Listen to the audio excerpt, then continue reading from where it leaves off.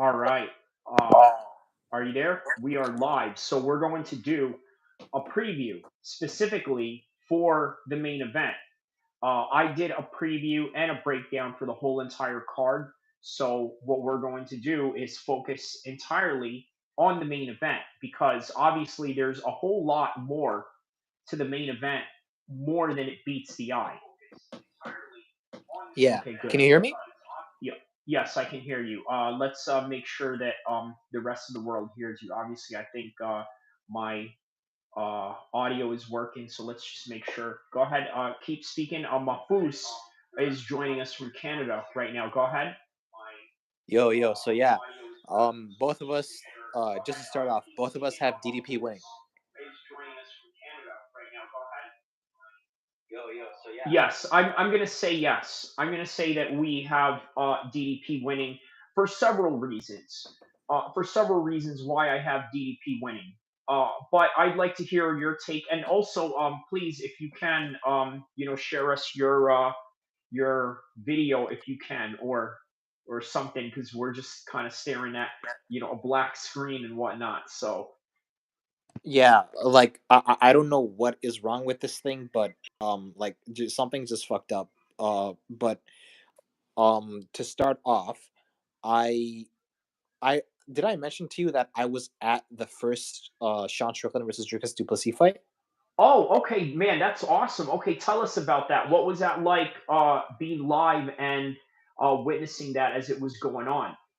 So yeah, the event was in my hometown of Toronto, Canada, and so like it's similarly to this upcoming card, it was the only like big fight, the only interesting fight on the pay per view card. Like without that fight, without their fight from last year and this current fight, the two cards that their fights are main eventing or main evented from last year, like they wouldn't be pay per view, like they wouldn't be pay per views because like every other fight on their undercard sucked ass like back then and now too. So yeah, so basically like the thing is.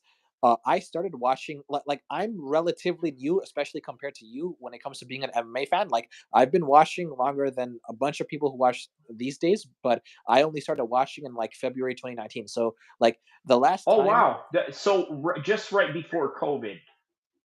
yeah, like a year before, almost a year before, yeah, or like just like a year before, yeah, because COVID started, like the pandemic and like the quarantine and all that shit started in March 2020, and I started watching February 2019. So yeah, like around a year before COVID started. But yeah, so like I was saying, I yeah, so like so the last time that UFC was in Toronto, Canada, before last year's event where Strickland and DDP fought the first time, it was in December 2018. So they like the last time UFC was in Toronto.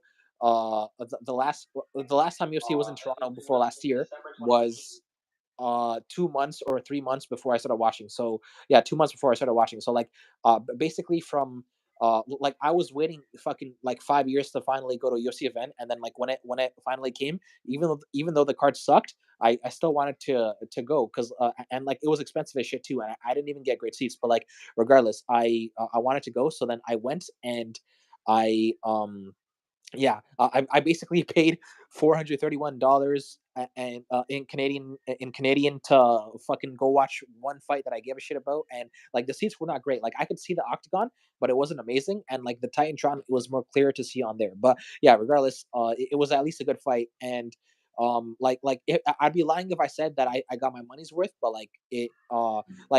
at least I got to go see see a fight, so whatever. But yeah, so anyway, I was a big Sean Strickland fan back then, and I liked him more. I wasn't really a fan of DDP. I kind of disliked him at the time. So yeah, I was biased for Sean Strickland at the time, and I thought watching live, especially with no commentators around, that I thought it was a robbery. Like I gave Sean Strickland 4 rounds, but like again, I was biased for him at the time. So the thing is, like, okay, you already know that I'm not a fan of like the like, I don't want to get into it too much right now because like I'm not I don't have too much time, but like I'm obviously not a fan of the Dagestani guys. And Habib, he was my favorite fighter in 2019, but after that, and especially these days, he's my least favorite fighter of all time. But after Habib, Israel Adesanya is my second least favorite fighter of all time. So like I hate Israel so much to where like when Sean Strickland beat him, I instantly became a super fan of him. Like I didn't give a shit about Sean Strickland before he beat Israel, but I just became a super fan of him after he beat Israel. So naturally, I was rooting for him to beat DDP, and like yeah, I didn't really care for DDP at the time,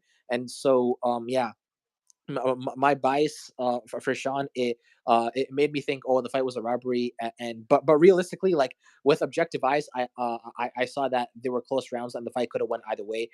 In my like subconsciously, like I knew better that yeah that the fight could have went either way, Yeah. but I Someone still had. said on oh real quick, someone said in chat, have y'all discussed the co-main event yet? I got Tatiana by submission. Someone commented, Colosseum was the guy that commented. So we haven't talked about the co-main event yet, but yes, we're going to get to that if you stay tuned. And I do like your pick on Tatiana by submission there. I disagree with that, but we're going to talk about it. But let's let Mahfouz continue. Go ahead. Thank you. Yeah. So, yeah. So, like I was saying, yeah. My bias for Strickland at the time, like yeah, I scored a 4-1 for him, but there were close rounds, I'll admit. And I remember when the scorecards were being read. So the thing is, when Bruce Buffer, like, like if he doesn't say right away, the judges score the contest. Like if he's saying the names of the judges, that's how you know it's going to go to split. So like if he's saying Saul Diamato, blah blah blah blah. Like if he's saying the name of a judge, you know that it's gonna be either like a split decision or majority decision. At the very least, you know that it's not going to Wow.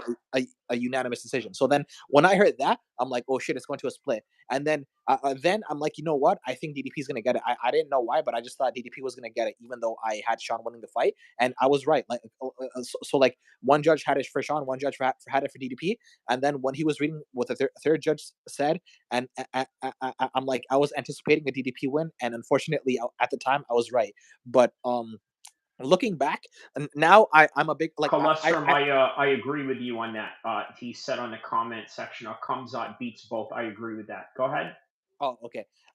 So yeah. So like I was saying, I yeah, like I was saying, I basically had a yeah. So yeah, at the time it sucked, but yeah, looking back, honestly, like I like both guys now, but Sean Strickland, I'm not as much of a fan as I used to be of him, and I like DDP way more now. So the thing is, as I said, my hatred for Israel Adesanya made me a fan of Sean Strickland, but like DDP beat a better version of Israel Adesanya, and he like made him cry, made him humble, made him tap.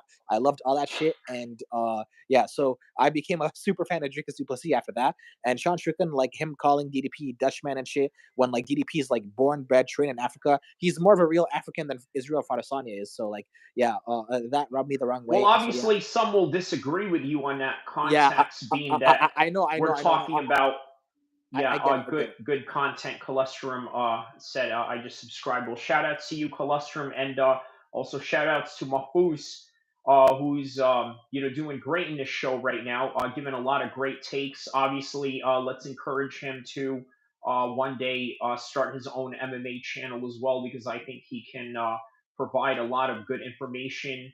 And also from a casual MMA fan's perspective, would that be an accurate assessment of how I could call you, like a casual fan, or Yeah, yeah, would bro. would you say So you're a little more than that? Yeah, yeah. So like, okay, like, because like there are casual fans who like literally just tune in to watch fucking like Connor fights and shit, but like, or sorry, or like, or just like the super big fighters. Like, I'm like, okay, I'm like in between casual and hardcore. Like, I would watch more. Like, I'm way more knowledgeable than like the regular casual. And I watch a little bit more than the regular casual would, but like I'm more closer to a casual than a hardcore when it comes to the amount of fights I watch and the amount of fights I care about. But when it comes to knowledge, I'm much closer to the hardcore side because like I have knowledge, especially when it comes to MMA history. I have knowledge on things that even hardcores today don't. Like people who watch fucking the first early prelim fight to the fucking main event. Like people who like I have more knowledge than those types of people on a lot of topics. Not you though. You're the most knowledgeable fucking fan I've probably met, or at least You like you top think top five. so? Yeah, Like, that's a very serious jacket, a very positive jacket, by the way, to throw at somebody. But that says a lot when you say uh, that I know a lot about MMA. for sure, top five. Okay, like off the top of my head, I can't think of anybody more knowledgeable. I can think of like several who are like as knowledgeable or at least comparably as knowledgeable. So yeah, I'll say your top five for sure.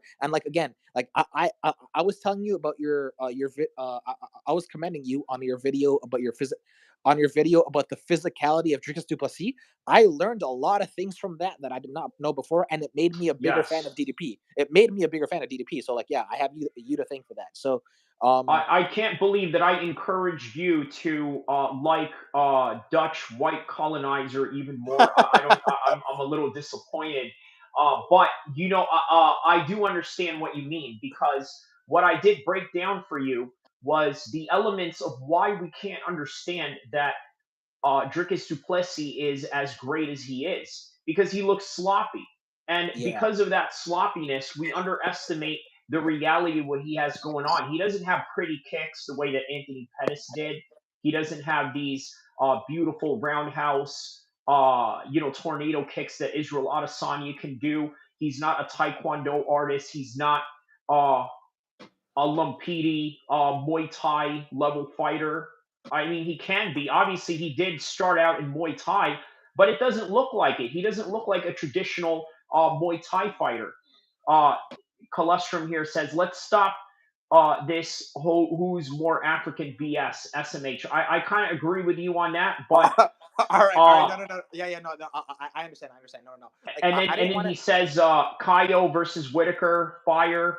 And then he says Fluffy is coming. I hope they ready.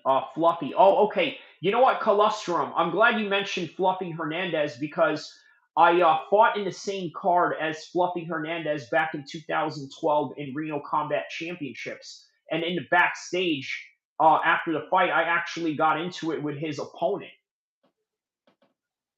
So a Interesting. little fun fact there, because his opponent didn't like the fact that I came in there with a Palestinian scarf. So then, as I Oh was my walking god. out to my fight, he was like saying to me, he's like, oh, dude, nobody's gonna die. No, you don't have to take this all serious. That the whole little dismissive white guy thing that he was doing. You know what I mean? The Yeah, the opponent of Fluffy Hernandez. But yeah, if you yeah. guys look up, Reno Combat Championships in July 2012, yeah, I was in the same card as Fluffy Hernandez. So shout out to Colostrum for bringing up Fluffy Hernandez because I got a little story on that.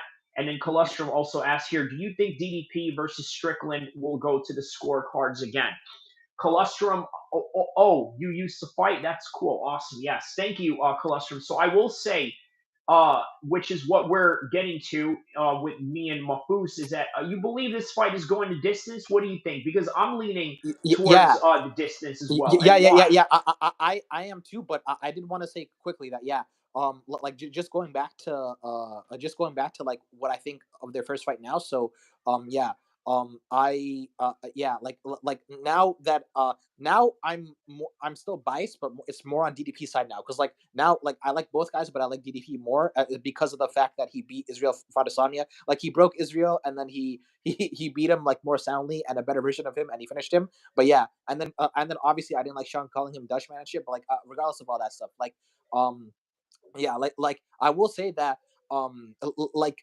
at the time I wasn't as knowledgeable about scoring, so people they go under the they were going under the assumption that the takedowns that Dricus got in the first fight were the one were won him the fight, and that's actually not true. So the thing is, Dricus Duplessis he got a takedown in round one, which he actually lost on all judges' scorecards, and yeah, Sean did take that round, and then round two, which he edged out. He got a takedown in there too. Not that it did anything. And then round four, he got two takedowns and he got a little bit of control time. But like you, and I'm sure the takedowns counted in that round, but he already would have won that round if it wasn't for the takedown. So the thing is, um, okay, round one, Sean Strickland definitely won, and round five, Sean Strickland stole it at the end. So I think we can say without arguing that Sean Strickland won rounds one and five, and then Dricus Duplessis definitely won round four. So rounds two and rounds three are the only rounds that were like kind of that are like debatable. You know what I'm saying? And so the thing is, a big thing about MMA judging is that Sean Strickland, like his style, it's not something that the judges favor. So like, and in the Jared Cannonier fight too, that's why he lost it, because they favor the power punchers over the volume punchers, and like Jared Cannonier and especially Dricuss Duplessis, they But the were wrestling as well. The yeah, yeah, first fight, the wrestling was, look, he had six takedowns out of 11 attempts, and Sean Strickland tried none. So I think that, as if you're looking at all well-rounded skills, you got yeah. to give that to Dricuss. Yeah, yeah, yeah. No, no. I'm not saying the wrestling did nothing, but people are thinking that the wrestling, like, even though he didn't do much with it, like they're thinking the wrestling was what won Dricuss the fight, and that the truth is, like, even in the Jared Cannonier fight too, like, I actually think Sean beat Jared, but like, regardless of all that, the judges gave it to Jared because he was aggressing more and because he had the more powerful shots. And Dricuss Duplessis in those close rounds and throughout the whole fight, even though he was getting outlanded, even though he took more overall damage, he was landing the harder shots round by round, and he did more damage round by round. So that's why he won the fight. Like, if this was Pride Fighting Championships, where fights were scored as a whole, then yeah, I'd see how you give the fight to Sean Strickland, like without a doubt. But like, based on UFC scoring, and MMA scoring today, round by round scoring, Dricuss Duplessis did do enough to edge that fight out. So I wanted to get that out of the way before going on to this, because yeah, I am biased the other way now, as opposed to being biased for Strickland last year. But like, even from like an objective viewpoint, like Dricuss Duplessis did enough to win the fight at the very least, and arguably did more to win the fight. So now that I got that out of the way, I will say that okay, if you look at both of their fights after their first fight last year, so like Dricuss against Israel Adesanya, like he like I said, he beat a more motivated version of Israel Adesanya, and a better version of Israel Adesanya than the one Sean Strickland beat. Because I don't think Israel, like, okay, Sean Strickland, like, he would have beat Israel either way because he's a bad style matcher for Israel. But Israel, he just didn't take Sean seriously, because Sean's resume up to that point was not great, and also like he lost to Alex Pereira. So yeah, Israel didn't think much of him. So like I will say that Israel was not motivated, but regardless, he would have lost. But yeah, Dricuss beat a motivated Israel, and he finished Israel too by submission. Israel's never been submitted before, so Dricuss just looked progressive. Like, he looked better in the fight against Israel. Like, I feel like champion Dricuss Duplessis is on a different level than contender Dricuss Duplessis. Like, he just looked Yeah. like he was on a different level as a champion. So he looked progressively better in the fight against Israel. And then Sean Strickland, he fought Paulo Costa the same way he fought Dricuss Duplessis. The difference is Paulo Costa is just inferior to Dricuss Duplessis. Dricuss Duplessis is levels above Paulo Costa. That's why Sean dominated him 50-45. Yeah, Like, and so speaking of the ranks in the 185 division, Colostrum asks, who's that's lower ranked in the division do y'all think is a threat to the top five? Well, Fluffy, for one, is a great example that you mentioned. Shout outs to Fluffy. Also, now Imavov, yeah. unarguably, No, Imavov no, no, is but right he's up ranked there. two now. He's ranked two now. That's the thing. Now, how high though after defeating a former champion like this? No, no, Of he's ranked number two. Oh, Imavov is ranked number two as a Yeah, result of that. yeah, yeah, Okay. yeah, yeah, yeah. Like, if it wasn't for the new rankings, then I'd be giving out names like Imamov, Caio Borrallo, but like those guys are already getting ranked higher. Like, they're I know Imamov's top two now, or Imamov, and Caio Borrallo, he's either in the like in the top five or like just outside of it. But like, I guess if he's not in the top five, then he'd be another name. And then yeah, those are definitely two names that stand out. I think Hamza's in the top five. Yeah, he's definitely in the top five by now. So okay, that's self-explanatory. But yeah, like, okay, what we were saying earlier. Yeah, I agree with you. Like, Sean Strickland, unless he can like outlast Hamzat, he definitely would lose to Hamzat in my opinion. And that's the thing. I see why you want, like, I don't want to talk too much about Hamzat, but like, I see why you think Hamzat would beat Sean easily. But yeah, going back to what I was saying. So like yeah. Dricuss Duplessis, he clearly progressively got better since the first Sean Strickland fight, and Sean Strickland, he fought the same way he fought Dricuss. He just fought an inferior opponent, and so like, based on their showings in the recent fights, it seems like Dricuss has gone progressively better while Sean stayed the same. And like, obviously beating Israel is more impressive than beating Paulo Costa. So yeah, like, I do think Dricuss Duplessis, regardless of how he wins, whether it be decision or finish, I think he wins more soundly this time. So I will say the fight going to decision, regardless of who wins, is most likely because these these are both guys who are super hard to finish, especially DDP. Like I can't see DDP being finished. Period. But like Sean Strickland's like unless you're Alex Pereira, it's not gonna be easy to finish him either. So yeah, so yeah, I will say DDP by unanimous decision would probably be my most likely pick, but I can also like I can legit see DDP by submission because like he's the first guy to ever sub Israel Fradesania, and he so like I think he could be the first, and like he was controlling Sean Strickland a lot as well too. So I think he in their first fight. So I think he could hypothetically sub Sean Strickland. Like I don't think Sean Strickland is like immune to being subbed. So I think if anyone can do it outside of arguably Hamzat, I think DDP could be the one to sub Sean, and I could even see Dricuss Duplessis knocking Sean out. Maybe not like a cold KO, but maybe like I don't know, like a TKO or something. Like I don't count out DDP winning by finish. Like I can like okay, I'm not gonna count Sean out completely, but I favor DDP for sure. Regardless of how he wins, like a decision would probably be the most likely, submission probably second most likely, and then yeah, I could also see a knockout, but I could also see Sean by decision as well. But yeah, DDP by unanimous decision is probably my most likely pick. But Yeah. I genuinely can see DDP Uh, just like yeah. Go ahead. Oh, Colostrum here says RoboCop is unranked. If he beats Jared, then he will be top 10. Who would be a good match for him if he beats Jared? Imavov, for one, would be a good matchup because then he would sort of earn that spot in that particular region, right? Because obviously, Jared Cannonier is also a former title challenger who, by the way, gave Izzy a very difficult fight. Um, Now, going back to what you were saying about the Sean Strickland and the DDP fight, right? I honestly think that I do agree with you about the decision. Although there is rumors going around about Sean's staph infection, and you got to think that that's going to affect him That shit's in built, some yo. kind of way. I'm telling you right now, that shit is built in excuses, bro. Like the Sean. Okay, and I was a Sean But a he Sean Strickland denies fanboy. it. Yeah, I was a Sean Strickland fanboy at one point, and yeah, bro, they're like these are his fans already coping for him because they know he's gonna lose. Like that's just bullshit. And yeah, like okay, so Sean Strickland, like first off, if he like okay, let's say hypothetically, which I don't think it's true, but let's say hypothetically it is true. Would you want to let the opponent know that and let them target like and let them have like that let them know in their mind that oh they have the advantage because you're compromised due to staff. But like the thing is, at the same time, it probably is bullshit. And assuming it's bullshit, Sean would not want to look like he's making excuse. Sean would not want to look like he's having a built-in excuse because then it's gonna look like he already thinks he's gonna lose. You know what I'm saying? So yeah, like either way, like DDP is just, in my opinion, he's just better than Sean. So yeah, like that's all I got to say about that. And Sean does not look like he's compromised by staff. Like he looks pretty fucking healthy to me. So yeah, like I don't know what people are saying, but like Sean Strickland's Fluffy fan base, versus Kaio, who would you pick? This person asks. I pick Kyle. Kaio? Okay. Uh, I'd go with Fluffy Hernandez on that one. Maybe a bit of bias on my part, but I think the well-roundedness of Fluffy would do that.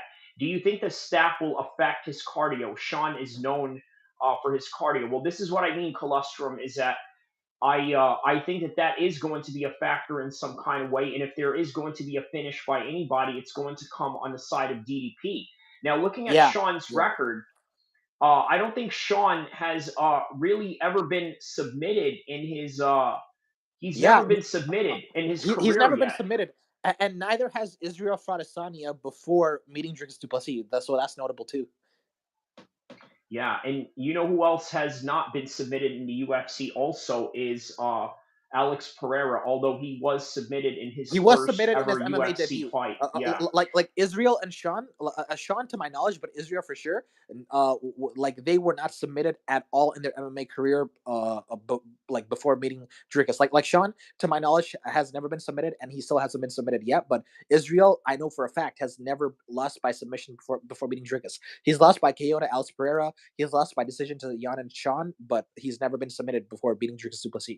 And yeah, so yeah, like when it comes to Sean and DDP, that's pretty much like I think I said my piece, but yeah, like there's a bunch of ways I can see the fight going, and yeah, I know that we both have the same guy winning, but you prefer Sean to win because you want to see Hamza be the one to beat correct, Sean. Yeah, correct.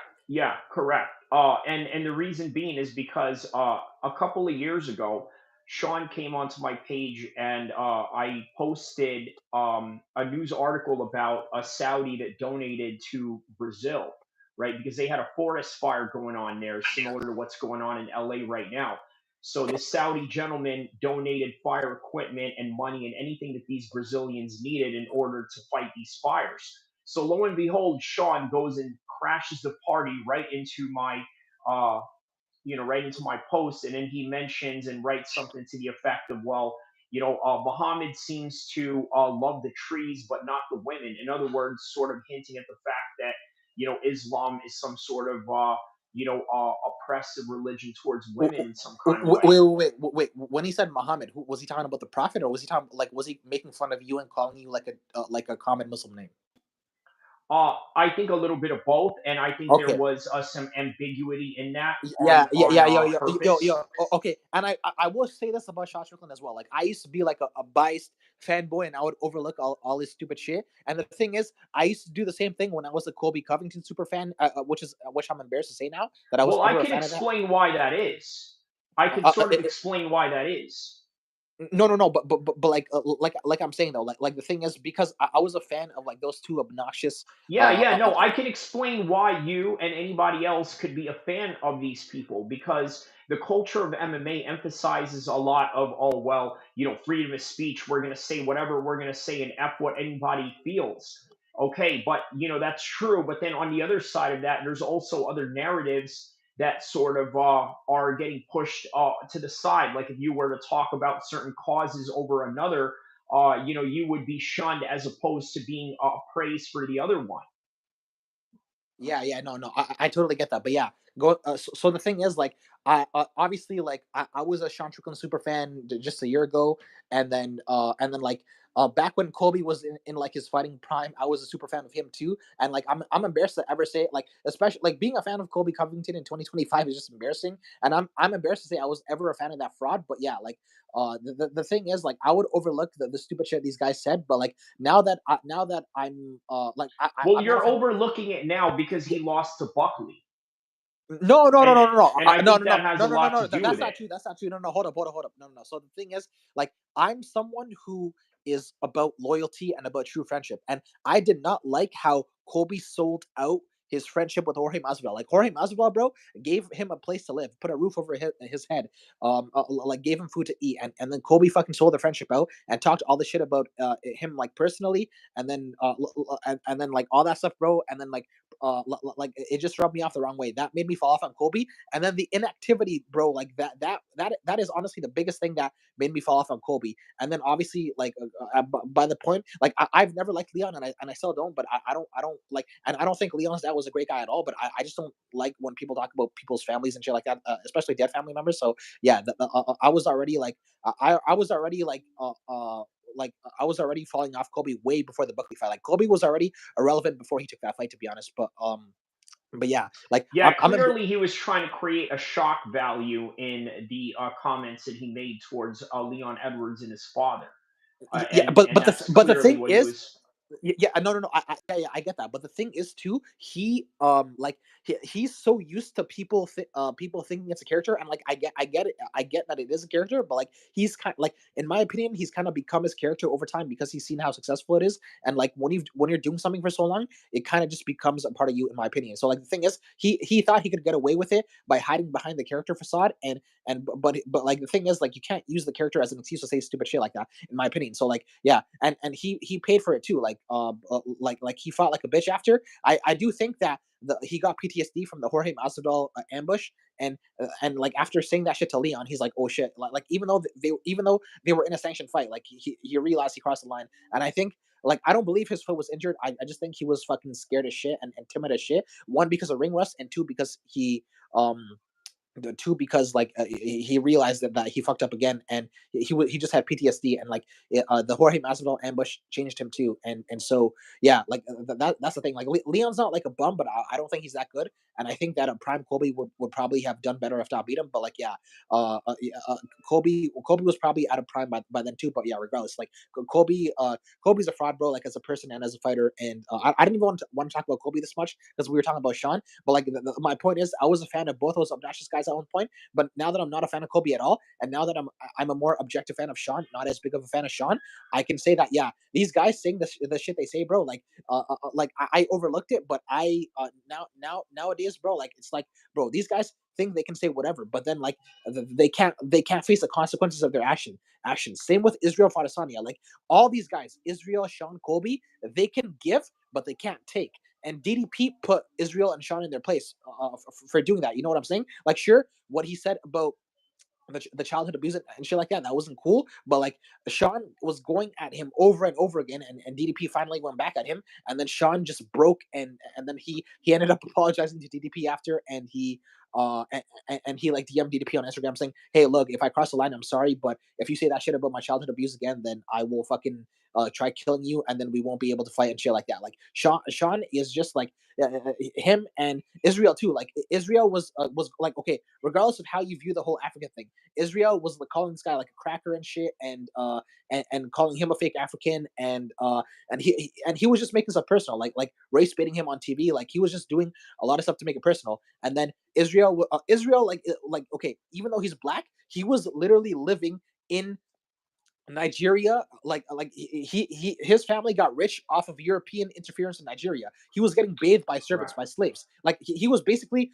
a European living in fucking Africa. You know what I'm saying? Like so like that's another reason I kind of view him as like a fake African, even if he has African ethnicity. Like Dricuss does not have ethnicity, but at least he's of African nationality because he's born there, lives Colostrum there. said, "If I ever need a lawyer, I'm hiring this dude." Are you talking about Mahfouz or myself or both? Let me know. But go ahead, I continue, think I think Mahfouz. both of us would make good lawyers. I think both of us would make good lawyers. But Well, yeah, considering yeah, we do live in two different jurisdictions and two different laws of the land. Being that you're Canadian and being that I'm in the American side, yeah, maybe we can start an international law firm of some sort. But yeah, shout out to Colostrum for that comment. But yeah, go ahead, continue.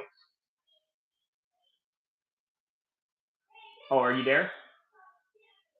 Hello, Mafus? The guy that's talking. Okay, so you meant Mafus. Okay, is Mafus on? Mafus, are you on? Mafus? Okay, he doesn't seem to be on. Okay. Okay. Mafus, are you there? Mic check 1 2 1 2. Okay. All right. Mafus is having a little bit of technical difficulties. Yeah, man. Colostrum.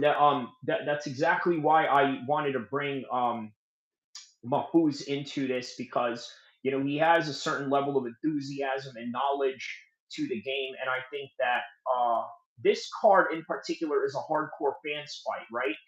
And I thought that if you're going to watch a hardcore fan fight, which is what we're watching right now, or what we're going to be watching tomorrow, uh, yeah, Mahfouz broke his microphone. Yeah, more than likely that's a possibility. We're gonna get some hardcore voices in here, right? That's what we're gonna try and do. And he is a hardcore voice. He has, I believe, a Facebook chat where he has all the MMA enthusiasts, all the UFC enthusiasts. His laptop went dead.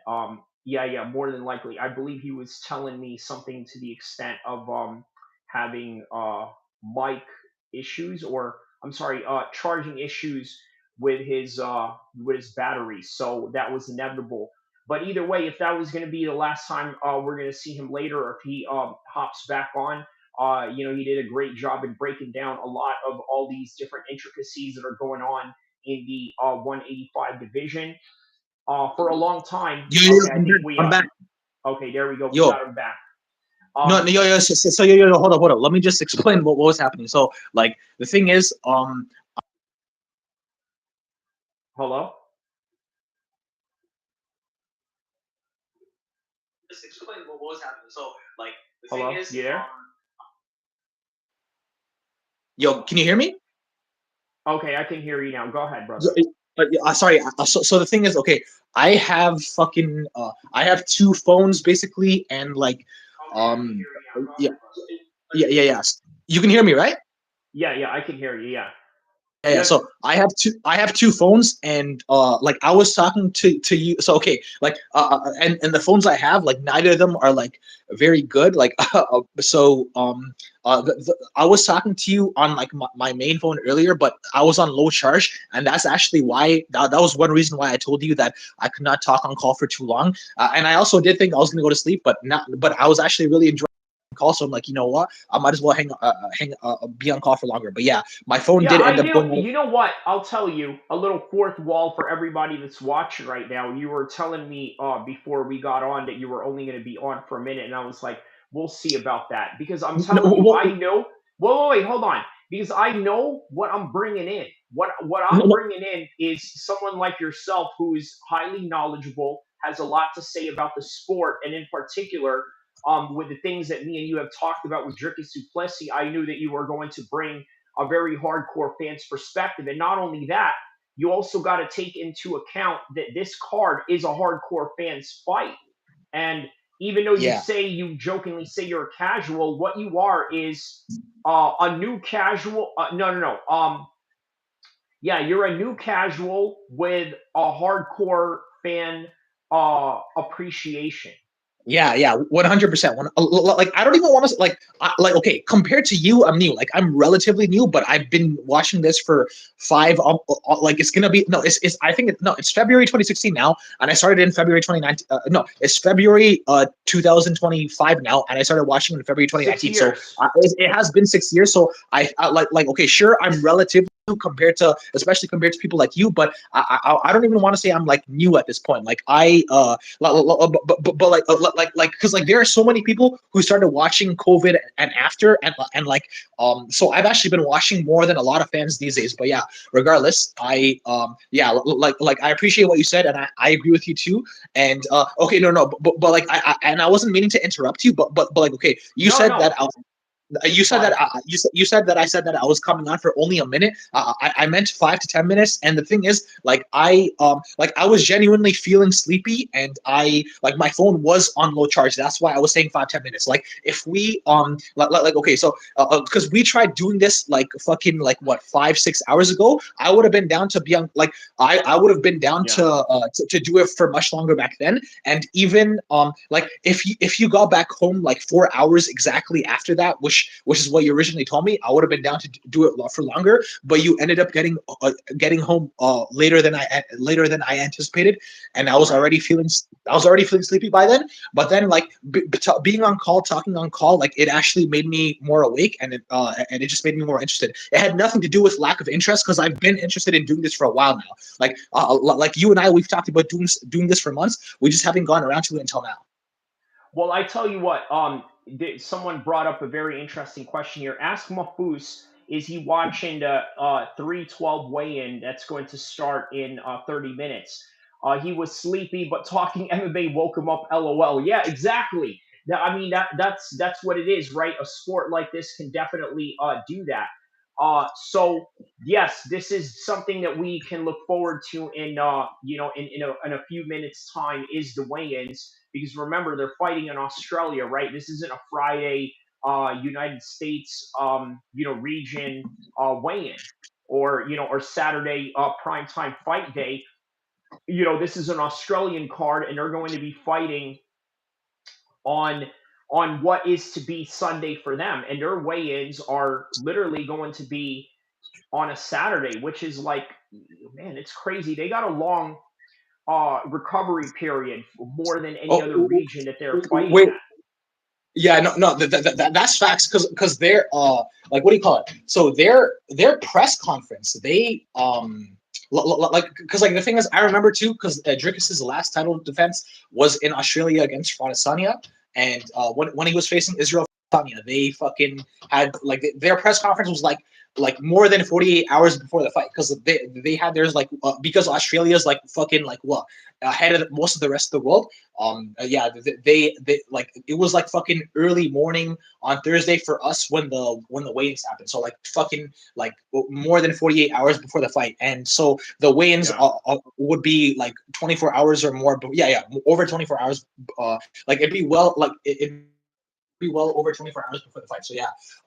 But wait. So the one person who said I want this guy as my lawyer, who was he talking about? Because the call went off Oh, before. you. He was talking about you, and and rightfully so. I mean, like I said, I knew what I was bringing in when I wanted to bring you in here, and Yeah. and lo and behold, that's what it is. So that's what I try to do too. I have a lot of friends that are from the streets. I have a lot of friends that are former military guys. I have a lot of friends that have very interesting stories, right? But sometimes, you can have the most interesting story, you can have the best accolades, but maybe you just don't know how to tell that story correctly. With you, I know that you're a great storyteller, and I know that you have a very intelligent outlook onto the sport, and a dedication of watching now 6 years straight. That's another interesting thing too, right? Is that your perspective on MMA is going to be very different from mine, right? And Yeah. I think that's what is going to be, a really interesting factor Yeah. in Yeah. bringing you in, for Yeah. this show and for future Yeah. shows that Yeah. we're I going know. to do later on. Because like the thing is like okay so obviously like these are not neither of these guys are Muslim fighters, so like there's not gonna be a ton that we disagree on when it comes to this, but like even then we've still had very interesting talks. Like we've obviously had very interesting discussions so Banter. far.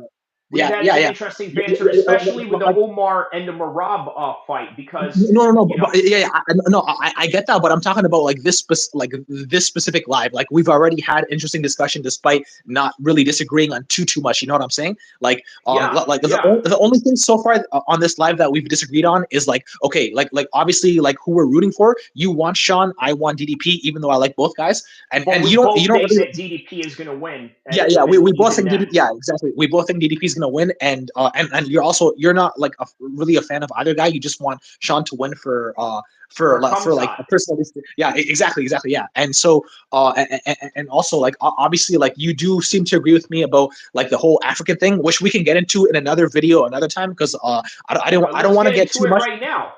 You sure? Let's get into, yeah, absolutely, because you know what, he's fighting tomorrow anyway, right? And you know what, and if he loses, then nothing we're gonna say after that would mean anything. Oh, It means more now. It means okay. more now that Okay. that we're talking about it, because Okay. it is an So interesting topic to discuss, and you can't discuss a South Africa, especially a white South African, without DDP. Okay, but yeah. first, before we get to that, right? I'm gonna mute up for a little bit because I'm gonna make coffee. And while I'm doing that, I want you to tell the fans around the world your journey as a new fan into MMA, because I think that's very fascinating, right?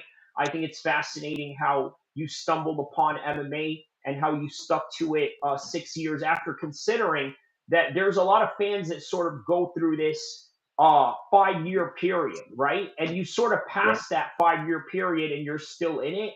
So while I mute up and I make my coffee real quick, please tell that story so we can. What did Mike Oslong here says? He says, "Will Sean Strickland shave the mustache fight night?" You know what? I think Nah. I don't think no, he I will. think yeah. I think he kept that for specifically for the fight week, and I think he's war ready, and he's going to deploy with that look. So he's going to deploy himself into the cage with that look. But I'm going to mute up. Tell the story about how you got into how you became a fan, and then when I come back, we're going to talk about DDP and whether he's really African or not, and then we're gonna get to the weigh-ins after. So Wait. But hold up. Wait. How long is it going to take you to make coffee, though? 3 minutes. Okay. Yeah, that's fine. Okay. I just didn't Okay, but want to be waiting too long. Okay. Yeah. no. You're good. You're good. So you're going to take the mic right now. You're gonna let everybody know who you are and your journey and how you started watching MMA in 2019 and how you stuck to it since. Be right back. All right, yeah, yeah. Just get back ASAP though, eh? Okay, all right, yeah. So I started watching MMA in February 2019. So I admittedly was a fan of pro wrestling since I was like fucking like what 8 years old, and so from like 2000 from like late 2008 to like fucking 2006, like end of like 2016, I was watching it quite a bit, and then it kind of got boring after that, but I would still follow it here and there. And so CM Punk, he was and still kind of is one of my no, I don't follow wrestling much now, but like yeah, like I was a CM Punk super fan now, mostly just because of how good he was at talking. So I was a big promo guy, and like obviously he came into the like he did go to UFC, and he did like have fights in the UFC, and I did not watch them, but like like uh, I I did start like paying more attention to UFC. And even before CM Punk, like there were guys like Brock Lesnar in UFC. So like I knew what the UFC was. I knew stuff about the UFC, and I obviously heard names like Ronda Rousey, Conor McGregor, and stuff like that. So so like because WWE and UFC, even though they're like different sports, like WWE is not like it's entertainment. It's not really even a sport. It's sport really, but like it is kind of like they both are intertwined, especially now that they're run by the same company. But yeah, so basically CM Punk, he had a shit career, but he so I followed some vlogs he did on YouTube. So I know he was teammates with guys like Anthony Pettis, Ben Askren, and Tyron Woodley. And so Tyron Woodley, I just happened to be watching a fight of his. Like I was just randomly on a TV, and it was not at my house, but I remember just randomly watching stuff on TV, and UFC just happened to be on, and and so I saw Tyron Woodley was on a TV, and I knew who Tyron Woodley was just because he was CM Punk's teammate, and so and so like he was facing Darren Till at the time, so this was UFC 228, and and I know that their fight was in 2018, but I was watching like a replay of it because this was February 2019 when I got into it. So this was literally right after Conor versus Habib. So not too long after that. So even though their fight was a month before Conor versus Habib, but like when I watched the replay of the fight, it was like a few months after Conor versus Habib. So anyway, like I saw Tyron Woodley put some work on Darren Till, and I'm like, oh shit, this guy's actually fucking good. One of CM Punk's teammates can actually fucking fight. I was surprised because like I knew how shit CM Punk was, and I didn't think that the people who were training him would be that good. Would be that good, but Tyron Woodley was very good. And Darren Till at the time, it looked like as a fan who wasn't familiar with the sport, it looked like he had a lot of heart in that fight. Although looking back, I don't know if that's the case, but like I was intrigued by how I was intrigued by the fight, and like it seemed like Darren Till tried his best, but Tyron Woodley was just that good, and so that made me that kind of got me set on watching the fights, and I obviously knew who John Jones was at the time. So like even before like watching that Tyron Woodley versus Darren Till, like I saw John Jones on the TV, and or sorry, I would just see stuff about like John Jones, Daniel Cormier. Like I knew who those two guys were, and I would just like over the years I would just look up certain things on like fucking Wikipedia and shit, like just stuff on the internet, and like so I knew who Conor, Habib, Nate Diaz, Jose Aldo, Frankie Edgar, TJ Dillashaw, Dominic Cruz, Cody Garbrandt, Daniel Cormier, John Jones. Like I knew who all these guys were, and obviously GSP, Anderson Silva, yeah. So and Chael Sonnen, like all these guys, like especially because like some of them were talkers, and I'm really into like talking, which is why I like CM Punk. But yeah, yeah. So Dominic, sorry, hold up, Chael, or no, sorry, yeah, John Jones. So John Jones is another reason. Like he outside of Tyron Woodley versus Darren Till, John Jones is the other reason I got into MMA. Like he's like the first fighter I was really invested into watching, especially because like right after I started watching, Tyron Woodley fucking lost his belt. So like the first fight he had after Darren Till, he literally lost his belt. So like yeah, John Jones was was my reason for like continuing to keep watching. And yeah, he was like he's the first super great fighter that I was ever a fan of, and then eventually I started getting more into the sport, and I became a huge fan of Tony Ferguson, Jorge Masvidal. I even liked Habib at one point, even though I hate him now. He's probably my least favorite. No, he is my least favorite fighter of all time now. But yeah, I just started liking a bunch of fighters, and I just got more and more into the sport. Like 2019, that was fucking a great year for MMA, and but like since then, it seemed to have gone downhill in the year since. But I still do kind of watch here and there to this day. Dricuss du Plessis and Ilya Topuria, those are two guys of this new generation who I actually find entertaining. But guys like Alex Pereira, I fucking hate. But yeah, Kyrie is back now, so let's Yeah, get to no, the I want you to know that I was listening to your story the whole entire time. Gathering mental notes as I was making my coffee, and then as I was walking right back up the stairs. I was also listening, having a sip of some coffee, and gathering everything. And what I gathered from that is, so you're a former wrestling fan that got yeah. into MMA, right? And this is very common, right? So I'm glad that Yeah, you yeah. brought this up. Yeah. Half of the MMA fan base these days are just like WWE crossovers, and then the other half just happen to get into it for whatever other reason. But honestly, a ton of the WWE crossovers are fucking retarded. Like I'm like one of the I'm one of like I don't want to say I'm one of the few, but like there aren't a fuck ton of WWE crossovers who are like intelligent. Like a lot of them have like stupid marky mindsets, but I have a more objective, more intelligent mindset into this, in my opinion, at Well, least. So look at my homie Eric, right? Talking about transition. Obviously, we have a mutual buddy, Eric, right? yeah, And wait, how do you pronounce his last name? Is it Trilagi or like how do you pronounce it? trilogy, Oh, it's Trilogy. Okay, yeah, okay, wow. like three fights, Yeah, trilogy, okay, three fights. interesting. So yeah, right. So if there's anybody that can get you ready for a rematch or a trilogy, it's Eric Trilogy. Yeah. Okay, you know what I mean? So that's a bit catchy there. So Oh, speaking of which, wait, wait, I was gonna say that he has a sorry. transition from from the MMA world and into the WWE, obviously because he's working with Logan Paul. Mike And Jake Oslong Paul here, too. right, right. Mike Oslong here says, "Do you have any fighting stories?" I have plenty. We'll get to that. Mike Oslong also asks here, a lot of people went from SmackDown to UFC. I think SmackDown is just one particular brand of the Yeah, WWE yeah. So in their division, WWE, but I know what he means. Like a lot of yeah, WWE pro WWE is wrestling comprised fans of into MMA. yeah. WWE is comprised of two shows, well, primarily two shows, Raw and SmackDown. Raw has actually been the number one flagship show since at least fucking 2005, and to my knowledge, it stayed that way. So, but I haven't watched much at all since fucking like I've watched a handful of times since fucking 2016. Like, since end of 2016, I haven't really liked it that much. But since like the thing is, obviously it's fake, but like at least it was entertaining at one point. It's not even entertaining these days. It's just like so blend and shit. Like at least with MMA, even though like MMA, obviously like the fighting is real, and like even if people are forcing characters and like and just faking trash talk lines, at least it's entertaining in a sense. But But you know yeah, what? When Jorge Masvidal rolls up at you at a steakhouse because you talked about his kids, now there isn't really much playing around to deal with any of that, right? I mean, there's no playing about with yeah, situations like that.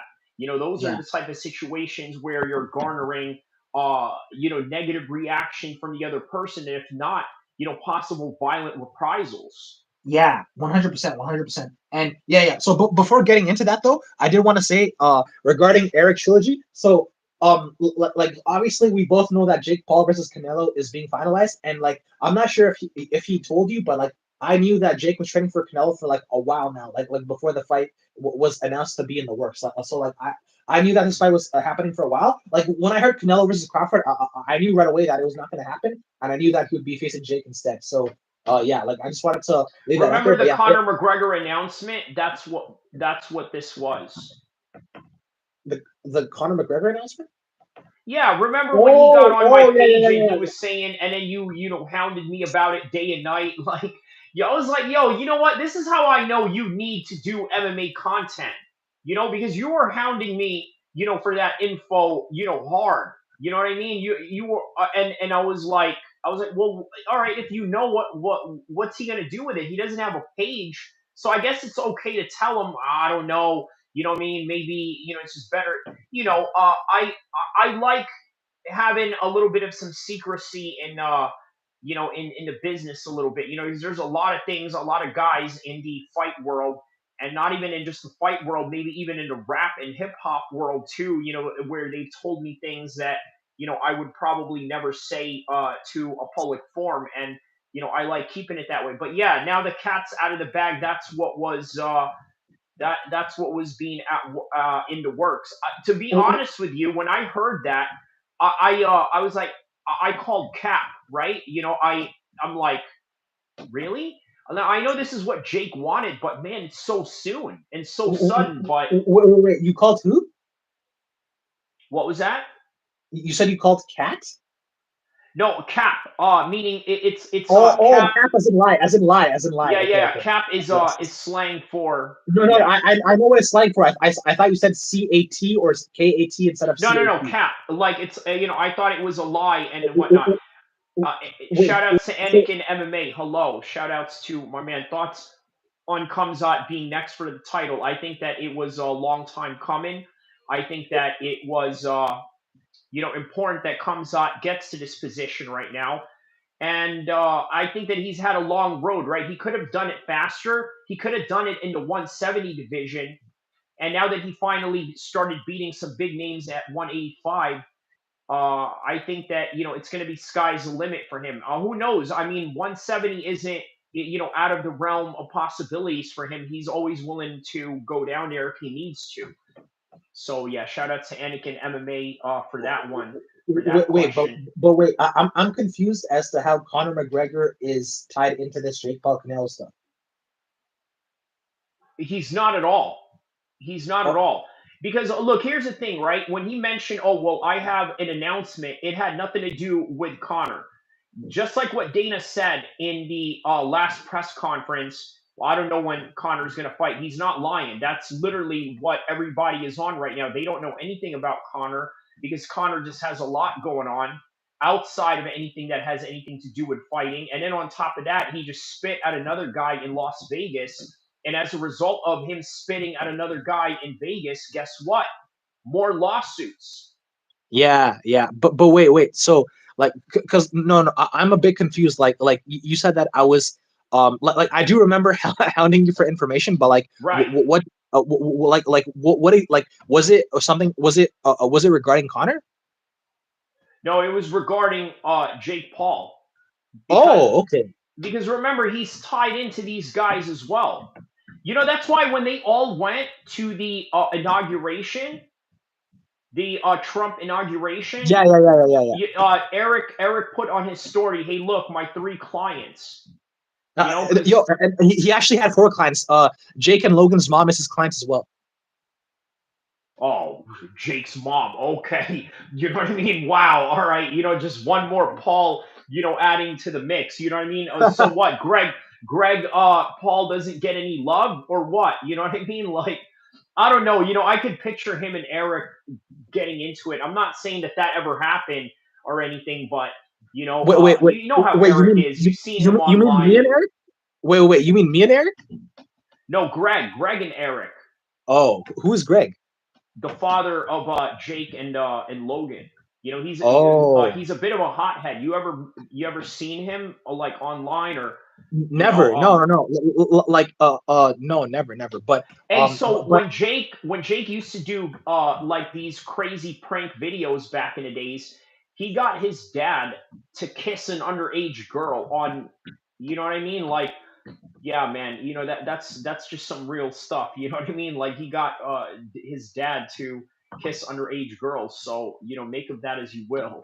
You know what I mean? Like true story. Yeah, I mean it's out there. Just look it up. Greg Paul kissing underage girls live on camera. They yeah, did like a here, blindfold. It was like a blindfold thing, and yeah, it's weird, here's a weird fun capper stuff.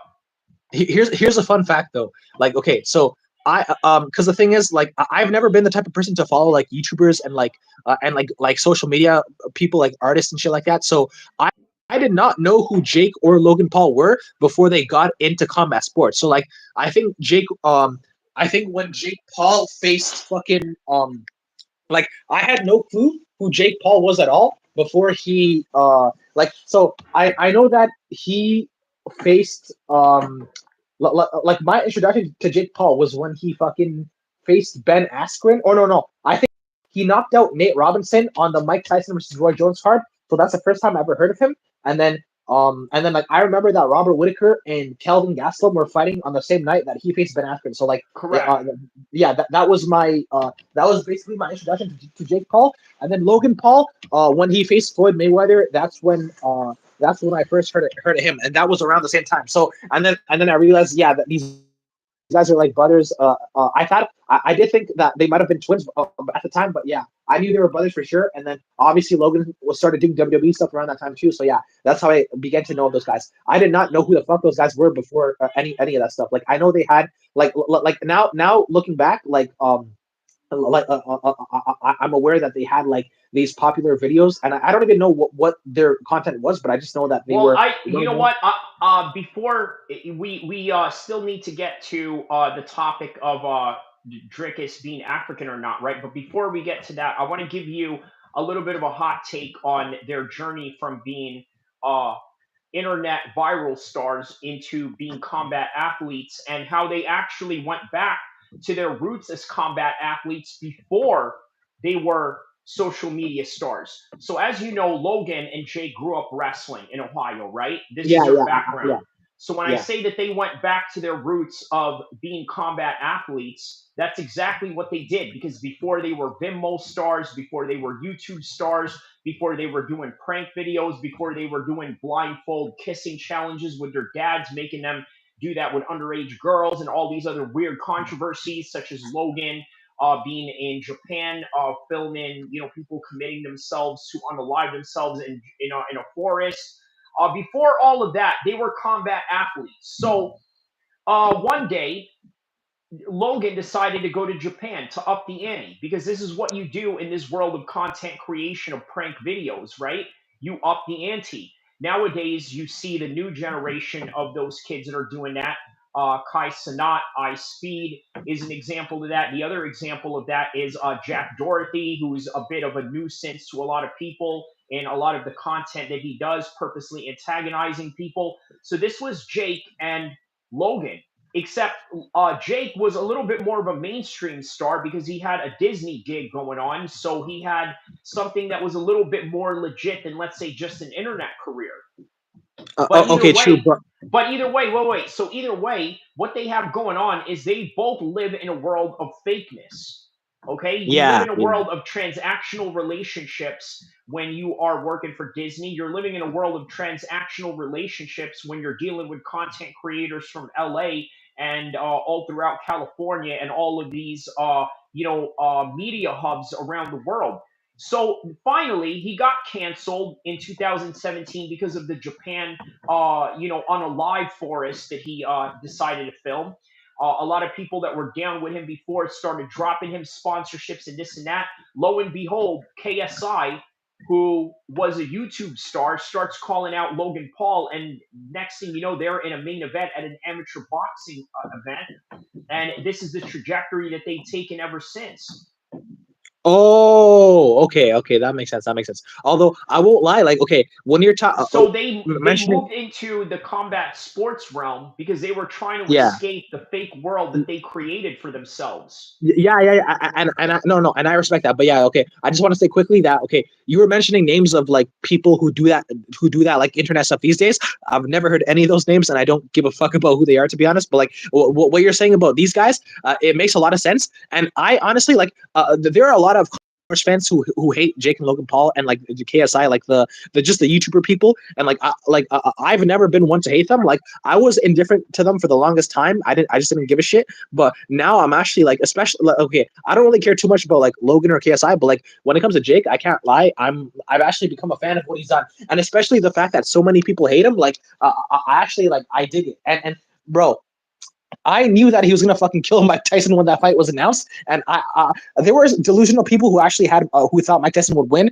and they just want to keep saying, "Oh, his fights are fake. Jake's fights are fake," like just as cope, you know. And I was just rooting for Jake the whole time. I'm someone who likes going against the grain, so I was rooting for Jake to win, and I was so happy when Jake beat him, it was just great. Like it was great to see people.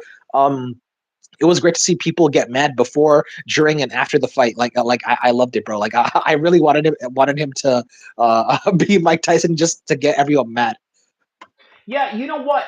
What people were expecting was an old Mike Tyson, the old Yeah, Mike Tyson that held it down, that won world championships and this and that. This is not the case here. yeah, This is yeah, not the case.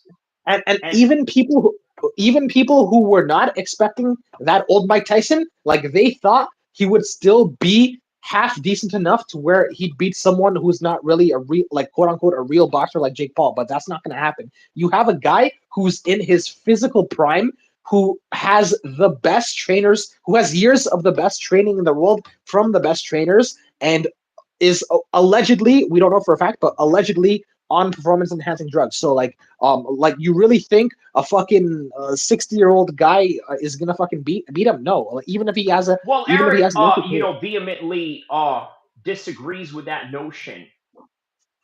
His nutritionist, he vehemently disagrees with that notion. But what are you going to do, right? That's his nutritionist. You take that for what it's worth. But his argument, What are you saying he disagrees with? Like, does he disagree with like does he disagree with what I said about Mike Tyson's age, or does he disagree with PEDs? he disagrees with the fact that Jake takes PEDs. Oh yeah, no. I was saying allegedly. Yeah. I don't even necessarily believe he takes them. But the thing is, okay, I'm like, I would not be surprised if he does or if he doesn't. So the thing is, when it comes to MMA, I am under the belief that all fighters, or at least 95% of them, who are fighting close to or at the highest level, take them. So like whether you're a champion or like a top challenger, like a top contender, whatever, I believe you are on them for the most part. Like, and there could be very rare exceptions to that, but I believe in MMA that's the case. And when it comes to the top boxers, I believe that's the case too. Like I am under that belief. So like Jake, like let's say hypothetically, if Jake was on them, that would not change anything of how I think of him, just because I think everyone else, or the great majority of other athletes, are on them. I just think there are easy ways to get around drug testing now. It was easier to get around drug testing in the past before you saw it, but like even today, like there's still ways to get around drug testing. You can just cycle shit out of your system easily, and um either way, it doesn't matter whether Jake is on them or not. It does not change. It does not change shit. But like I respect Eric a lot. Obviously Jake is his client, so so obviously like his what he says, it makes sense. But like regardless, like even like let's say that Jake could okay, let's just say hypothetically that Jake was on stuff. I would be under the belief that Mike Tyson would be on some form of performance enhancing drugs too. Like it's Oh, not like hands he down. Yeah, yeah, hands down, man. Look how cut he is at his age. And of course, exactly, given the fact that like he's a in it. lifelong athlete Yeah, as well. exactly. And okay, in his prime, there's no doubt he was on them. But like even now, like he still looks pretty good physically for his age. So like yeah, either way, like if you wanna, obviously it's not fair because it's not fair either way because you still have a guy in his physical prime versus a 60-year-old. But like if you wanna say Jake's on PEDs, like Mike was on them too. So like whatever, you know. But like yeah, like my point is like And Mike people. had to be. Yeah, and my point is though, like people who were fucking like people who actually thought Mike had like a significant chance, bro. Like that was just like delusion and like old fan nostalgia bias and just like cope. You know what I'm saying? Like, and Correct. Correct. I was just so fucking happy when Jake proved what I was saying right, and when he won, like it was just great to see everyone get so salty. Like there are non-combat sports fans who literally wanted to see Jake lose just because they wanted to be sheep. They just wanted to follow a trend, and that just like this fight, it transcended combat sports, like because it was on Netflix, and Netflix was literally broken because so many people wanted to watch this shit. So like yeah, I was just happy with the way it turned out. Like because Yeah, like it was just great, and Jake Paul, like he's doing a lot for combat sports. Like he got fucking Canelo to agree to him to agree to box him on Netflix. Like this guy's making moves. Like I rate him for that, bro. Like and Yeah. like I'm sure you and I are both privileged and honored to call Eric Trilogy our friend. Wouldn't you agree? Yeah, and being in the same training room with him, being in his presence in his house when he was living here, and the type of athletes that he had, and this and that, it really made me see what that next level is when it came to athletes, when it came to content creation, or when it came to networking in the world of sports management. That's what I Yeah. really saw out of him. So before we get into the weigh-in reactions, right? Let's get to Dricuss on whether he's African or not. So you say that he's African, and you say that he's not. What's your thoughts on that particular subject?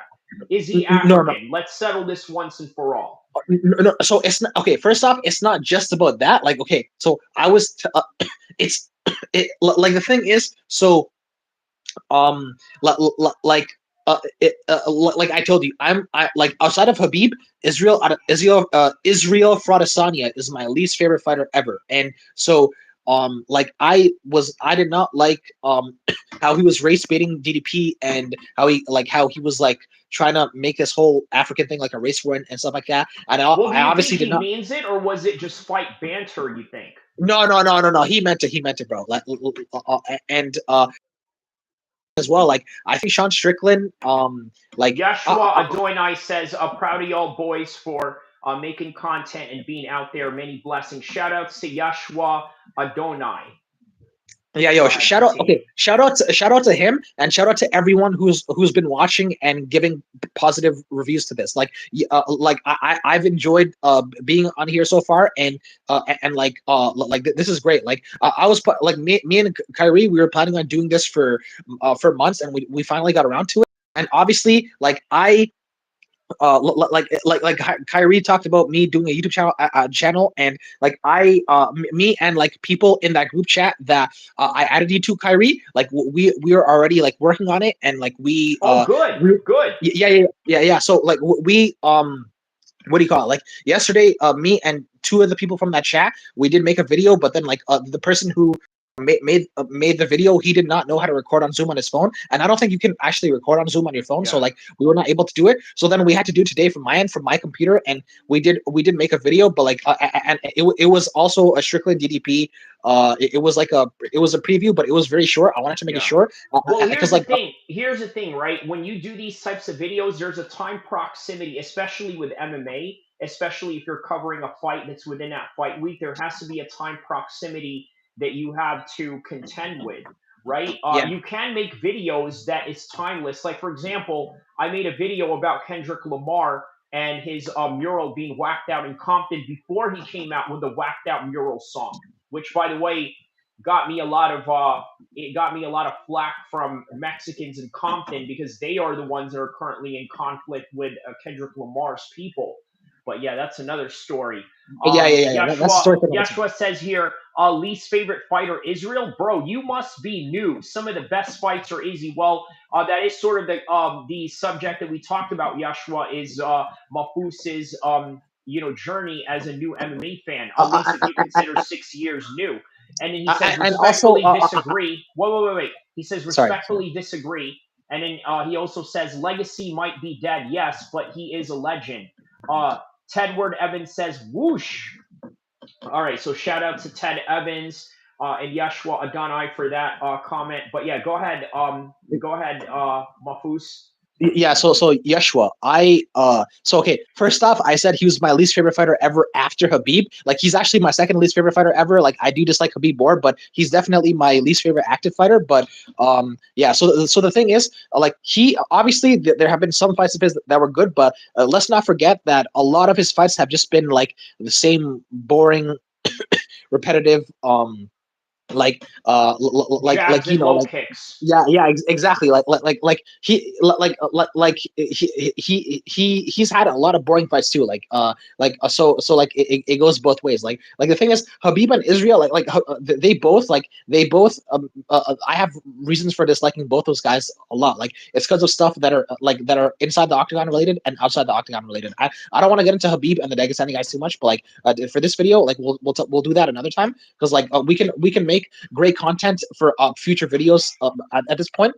But yeah, when it comes to Israel, like I have a lot of reasons. And yeah, going back to what I was saying about my me and my buddy starting the YouTube thing. Like, yeah, we wanted to make it short because obviously, like people in this day and age, they have short attention spans, and so we just wanted to do something quickly. And so yeah, we I did finally get our first video uploaded, but like yeah, I'll talk about that later on. But yeah, like so Kyrie, like in the future, I'm obviously like me and the people in my chat, we want to we want to like get more serious about doing an MMA show of our own, but at the same time I will definitely want to be coming for like not all the time, but for certain videos and certain topics for sure. I'll be coming on your channel more in the future for sure. And I'm gonna like that one guy Ali who we were on call earlier. He said he'd come on too, and I'm gonna see who else would be down to come on for your channel in the future. Because yeah, like your stuff is your content is fucking great, and like and you deserve more people and more for your channel as well. So like yeah, Thank you, and man. obviously Thank you. yeah, I yeah, appreciate that. yeah. And Go ahead. I was Go gonna ahead. say, and I really like the contribution that you guys are gonna bring too, because I noticed that a lot of the people in your chat come from different parts of the world, which I Yeah. think really is reflective. And I don't want to sound all DEI or inclusivity or anything like that, or all this other liberal stuff or whatever. But what I am trying to say is that it is sort of important because there is one narrative that is being pushed in the world of MMA right now, and it is the pro-Trump, pro-Republican thing, which I don't have a Yeah. problem with at all. But I think that also a lot of those voices, whether Muslims agree with a lot of the Trump narrative or not, a lot of them are just naturally going to be opposed with us, right? As Muslims, Yeah. naturally. Yeah. Yeah. So Yeah. Yeah. Yeah. so Yeah. having a counter culture, having a counter narrative to sort of add to the culture of MMA, I think is very important, and I think that you can be a strong contributing factor to that. Yeah. Yeah. And okay, I don't want to get into this particular thing too much right now because I didn't want to talk more about what I was talking about. But like that one guy Eric was arguing with on your post yesterday, like that is an example. Oh yeah, yeah, yeah. Osama Ali. Yes, yes, I remember. Yeah. Yeah, that was. I'm like, damn, bro. Eric woke up and chose violence, but yeah, I didn't want to get into that too much though. But like, so what I was saying about the guys that on my channel, yeah. So obviously, like, I'm determined to help you out more in the future, and by coming on your channel for more for certain videos and like certain topics and stuff like that. And also I'm gonna see who would be down to come on your channel. Like definitely people that are in my All right, people who are Dricuss from. Duplessis is the first person right now stepping on the scale.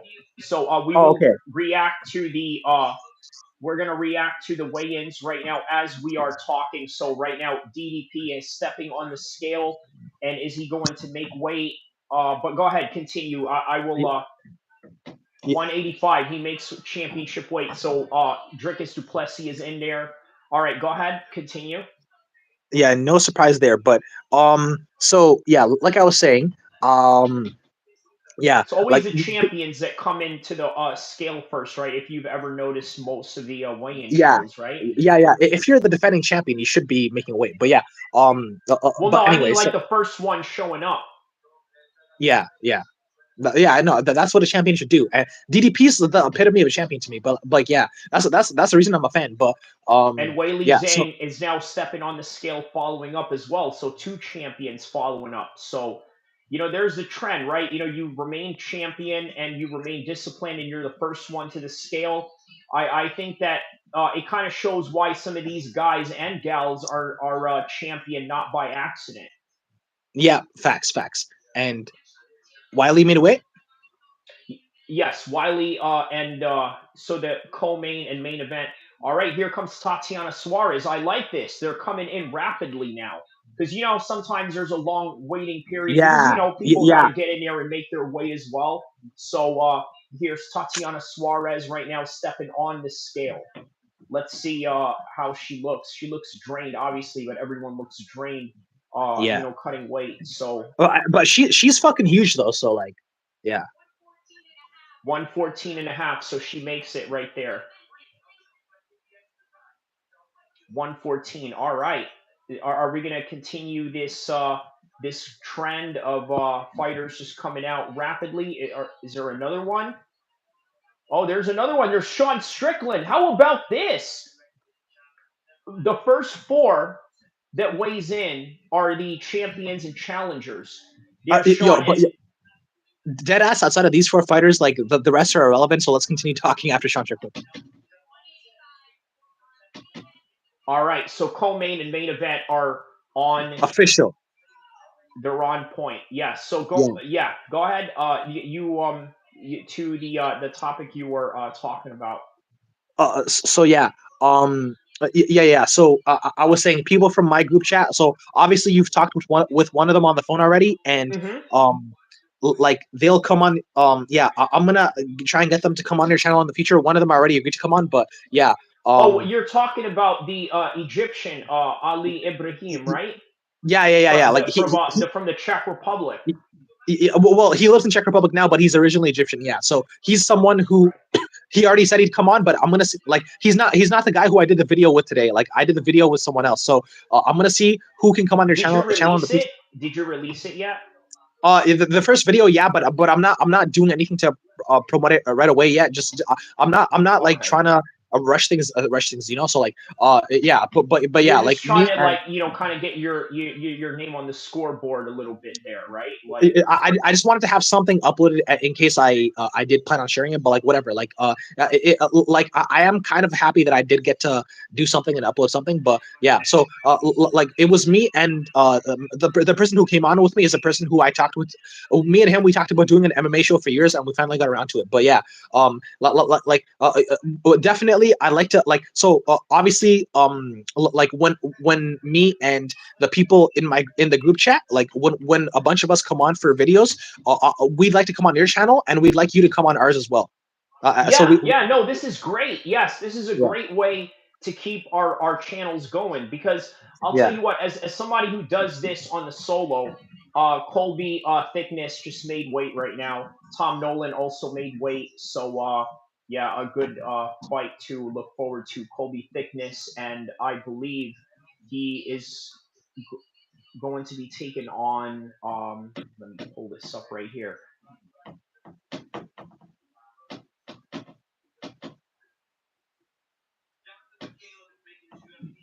All right, Jonathan Mikhailov is now stepping on the scale.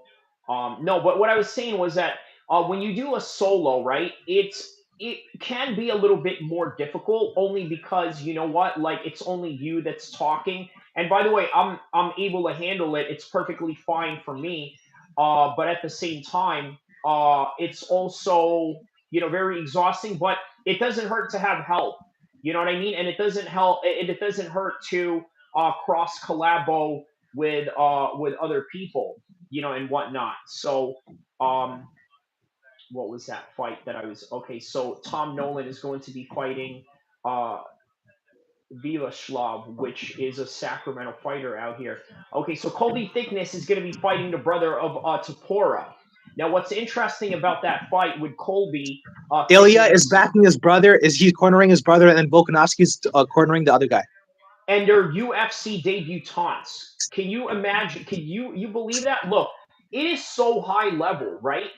I got a story for you because I know somebody asked somebody about a fight story, right? So I trained with Ricky Mendoza Penn, right, who's the cousin of BJ Penn. He lives out here in Sacramento. He never really had an MMA fight up until he was like 35 or something like that. He's very old by the time he had already gotten a fight. But in his first fight, they investigated him because it was supposed to be an amateur bout. And the fact that he had the Penn last name brought a lot of negative attention to him by the commission because they thought maybe this is going to be an unfair fight because you got all these highly professional former world champions training you. And at the time, remember, this is 2012. Nowadays, it's damn near common for everybody to train with a world champion. Like, if you're not training with a world champion, I mean, maybe you're not winning fights. You know what I mean? Like, that's just what it comes down to these days. So that's what this fight represents, is just the high level apparatus of these new generation guys that are coming in. Thoughts on that? Yeah, it is. It's definitely it. Like, okay, because the thing with me is, even though I haven't been watching for too long, um, the thing with me is I actually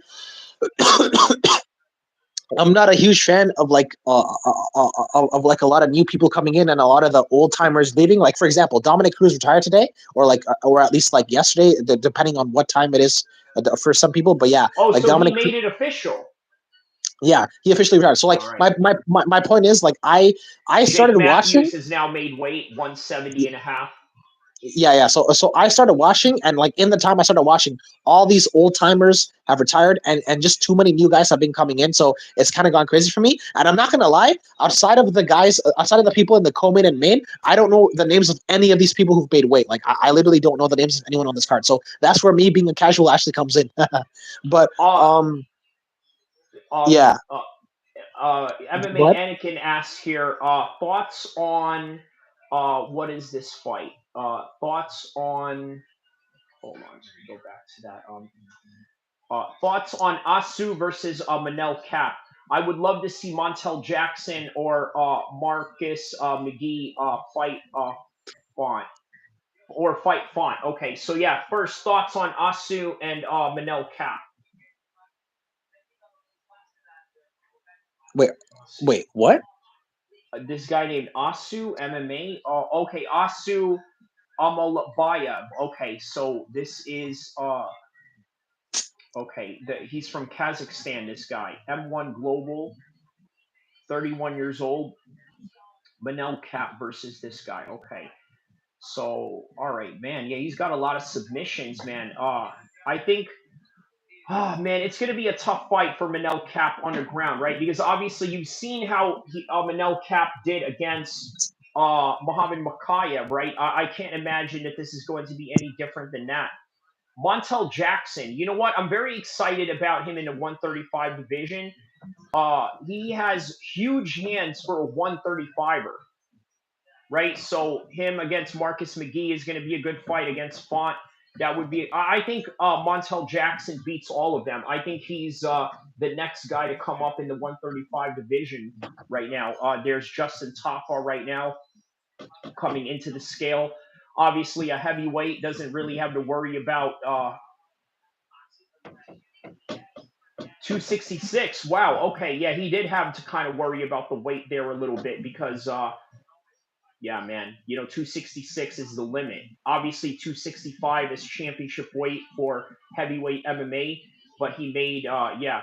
I can't believe Justin Taffa is the featured fight. Yeah. And you know what? Anakin MMA, he's also fighting a debutant. And this is like literally the fight just before the co-main event. And here's Alexandra Topuria right now, 5-1 record. By the way, I heard that he was even better than his brother. So if that's the case, my goodness, we are in for a treat. And then his opponent obviously trains with Bulk. So these are very high level debutantes that you are dealing with here. Sort of like Izzy when he first came into the UFC. He had already 100 kickboxing fights, 80 some odd kickboxing fights to be exact. And he was already highly experienced in world level fighting. Kevin Jouzet from France is now stepping into the scale.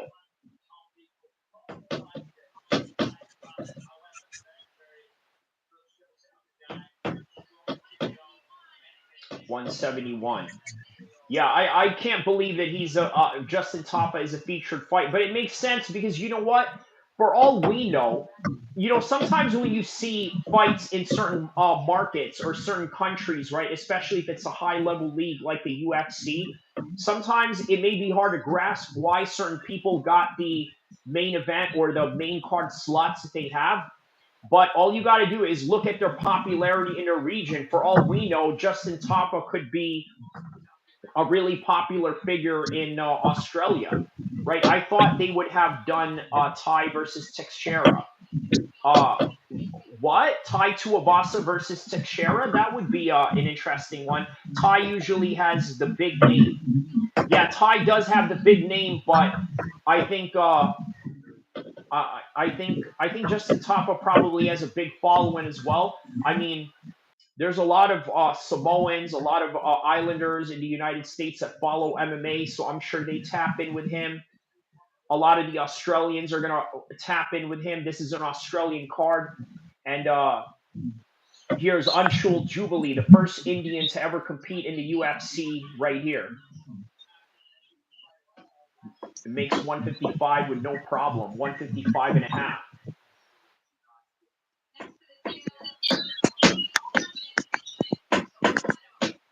All right, next one is Francisco Prado. Didn't Jubilee lose to Mike Brennan? Yes, he did. And so they're sort of giving him a chance on this one right here. Uh, Still a tough fight for him. Who does he fight here? He fights Quillan Skilled. Quillan Skilled. That's who he's fighting. He's a UFC debutant, so this is going to be his UFC debut. Francisco Prado just made weight. That he's going to be taking on Jake Matthews. By the way, shout out to Jake Matthews, new Muslim convert, by the way. And speaking of Muslim convert, what do you think about Conor McGregor saying to the Irish boxer that converted to Islam and called him a carpet licker? Thoughts on that? Like, is Conor McGregor losing it? Or, Wait, are you asking me that? yeah, he called an Okay, okay. Irish No, boxer I was who confused. converted Like, to Islam a carpet licker. I didn't know if you were reading a question from one of your subscribers or if you were asking me that. Sorry. Oh no, I was making that comment because I was transitioning it from Jake Matthews becoming a Muslim, and then it sort of led me to that story recently where Conor McGregor got at an Irish boxer for converting to Islam. Jake Matthews with the win over Prado may perhaps get him the top 10. Let me see what I said about the Jake Matthews fight here, because I look at so many fights and I may forget. Let me see what I said here. Let me see if I can. Jake Matthews. Did you guys know Jake Matthews has been in the UFC for literally 11 years of his whole entire career? If you can really put that in perspective. Can you hear the background or no? I can hear it. Yeah. Okay, so you can hear the audio of me talking about Jake Matthews. Correct. Yeah. Okay, good. Okay, wins a lot in grappling, good power, 73-inch reach. Can outbox the audio of it talking about Correct. Yeah. a little less well-grounded, less experienced than Jake Matthews. Likes to march forward and relies a lot on his chin, which I think if Jake Matthews decides to fight this very methodically, I think he's going to win by a decision on this one, edge this one out. I think the chin of Francisco is going to be too hard. Okay, so I basically said that I got Jake Matthews by decision on this one. And my reason being for that one is because he's just highly experienced. He's been in the UFC for 11 years. He was in the UFC when he was 19 years old. And I remember this because he was on the same card as Ronda Rousey and Holly Holmes and a whole bunch of other Australian all-stars that were in there. Jake versus Luque would be nice. Yeah. If Jake gets over on this one, I think him and Luque would probably be the next one, Anakin MMA. Yo, I thought Vicente Luque was like washed. I thought he was out of it, but then he had a good performance his last fight. Oh yeah, man. You can never count a guy out like that, right? Because you got to understand the way that he fights is very wild. So he's going to put himself in a coin toss 50-50 situation. And as a result of that, when you have these 50-50 situations, it's not always going to be indicative of how you're going to look in your next fight. You know who's a great example of that in boxing is Derek Chisora. Derek Chisora is literally a dark horse in the heavyweight division. He could beat anybody at any given time, but he leaves himself open to where he can be beaten by by chance sometimes, leaving leaving chances up to the air for people to capitalize on. But yeah, that's Vicente Luque in a nutshell. Very wild fighter. I mean, look at his fight that he had with Tyron Woodley, right? Tyron Woodley looked like he was very desperate in that fight because it was like It was his last sink UFC or fight. swim. Yeah, Yeah. it was his last UFC fight, and like he already lost it. Like, okay, so like he lost to Usman, then Burns, then Colby, then I think Luque was after Colby, right? Hmm. What was he after Colby or? No, no, no. Luque was after Colby. Yes. Okay, no, because I know for sure he Yeah. lost to Usman, Burns, Colby back to back to back, and then I'm not sure if he had one or two more UFC fights after that, but I know that Luque was his last fight in the No, promotion. Luque was the last one, and then he went on to fight Jake Paul. Yeah, and then he lost to Jake Paul. Yeah, I thought he had like 5 losses in a row before being cut, but I guess it was 4. But that makes sense Yeah. because the UFC didn't like they kept Tony Ferguson around for so long, but yeah, they hated Tyron Woodley. That's the thing. So, Oh wait, hold um, on. Let's hear what Dricuss has to say to John Anik right now. He's let's Oh wow, man, he looks absolutely drained. But he's a big guy, Dricuss. He's probably yeah, like 220 in real life. He said the weight fell off. I feel great. I mean, to be honest with you, he looks terrible. If you're watching the no, video of no, him no, right but now. no, but I saw the weigh-in for his fight against Israel Adesanya, and he looked terrible then too. But he was saying he felt great, and then look at how he performed. Hmm. Okay. Yeah. He's saying, I'm going to silence all doubt to show that I can do what I can do.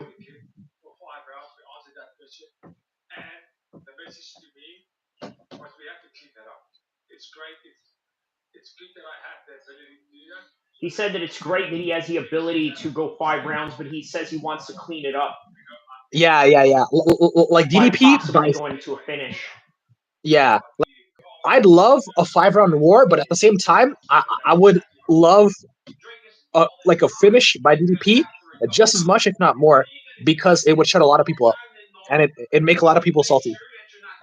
Yeah. That's for sure. That would absolutely make a lot of people salty for sure.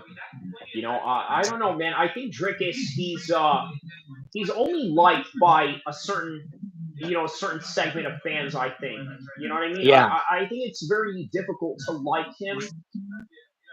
I think it has sort of like a Chris Weidman effect, if you remember, right? Because Uh, Chris Weidman beat a legend. He beat legends. He beat likable characters like Sean Strickland.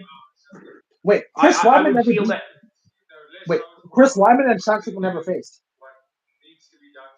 no, Chris Weidman beat Anderson Silva when Yeah. Anderson Silva. Yeah, So the thing with DDP is like unfortunately, Israel Adesanya and Sean Strickland, they both have ridiculous fan bases, like delusional fan bases. So yeah, that's a big reason why DDP's disliked. But also like Robert Whitaker has a lot of fans too. So yeah, that's like DDP. He just had bad luck from the start, having likable opponents to go up against, and he beat them all. yeah.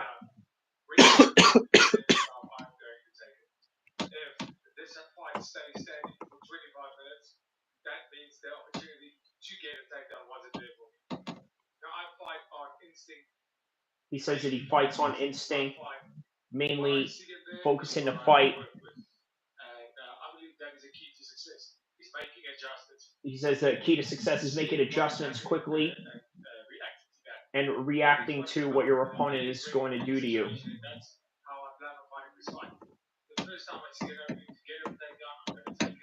He says the first opening that he sees to get a takedown, he's going to take it. So he's definitely not going to make that gentleman's agreement with Sean Strickland of standing up and banging.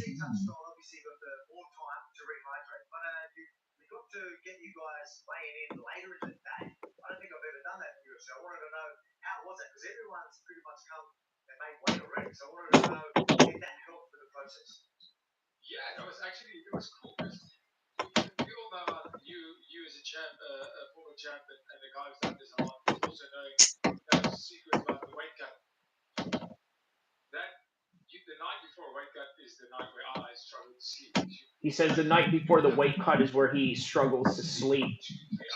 Yeah, I can see that. Hunger, it really is hard to sleep on hunger.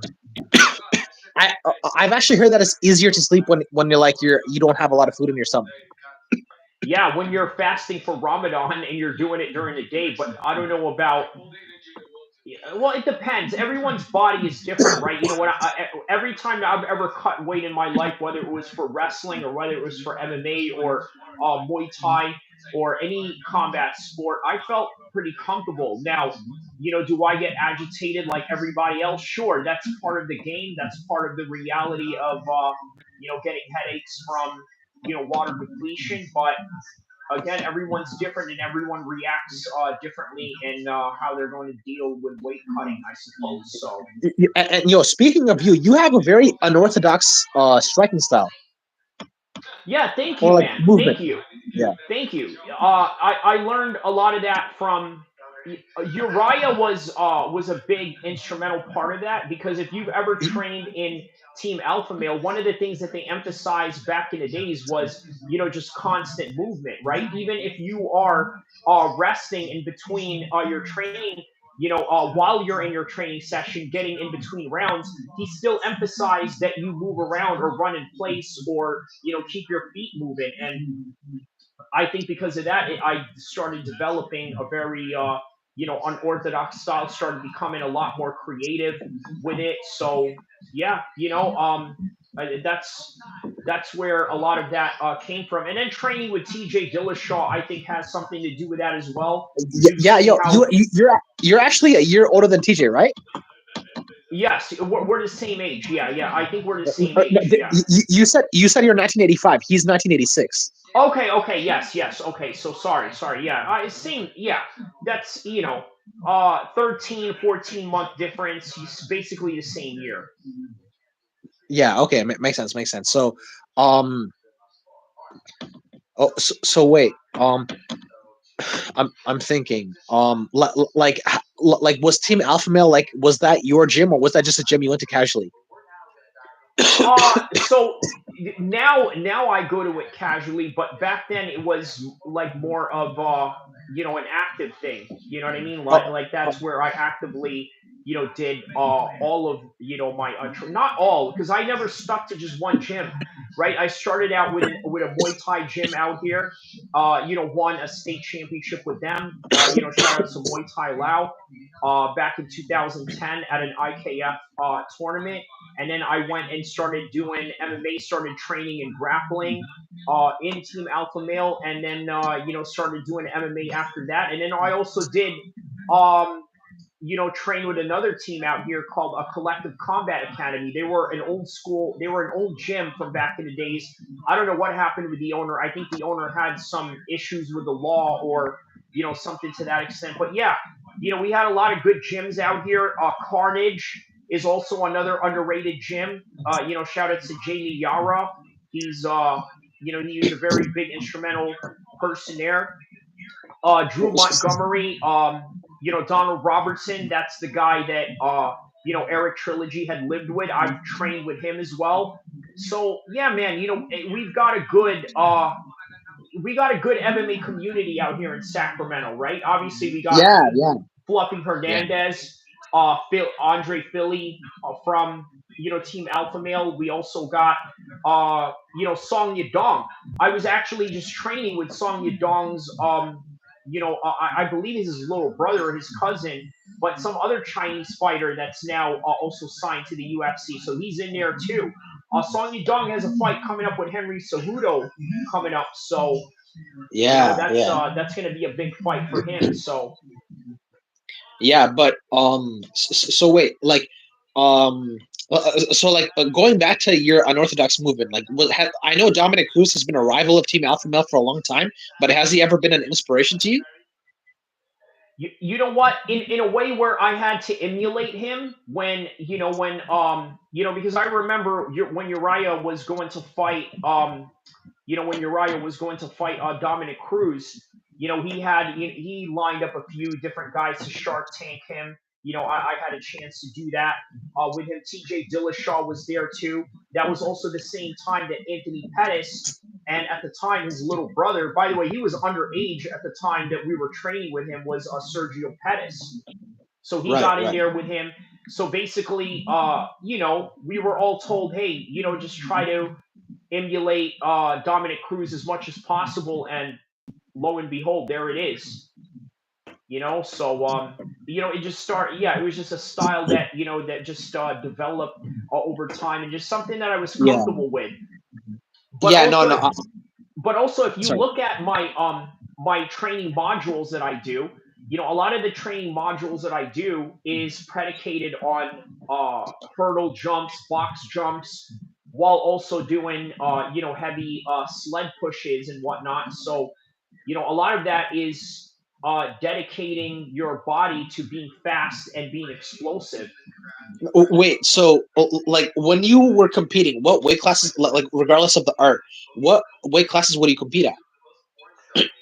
So when I wrestled in high school, I wrestled from somewhere between in high school, like maybe 180s to 190s, right? And then when Okay. I got into Muay Thai, I competed at 170, and then I did an MMA fight at 155. So the park fight Wow. got canceled. Oh, hold up, the park fight got canceled. Breaking news here. Hellbird says, "Want to hear a joke?" Well, if it's going to be appropriate, sure. But yeah, sure. Let's have it. So the park fight is canceled. Wow. Okay.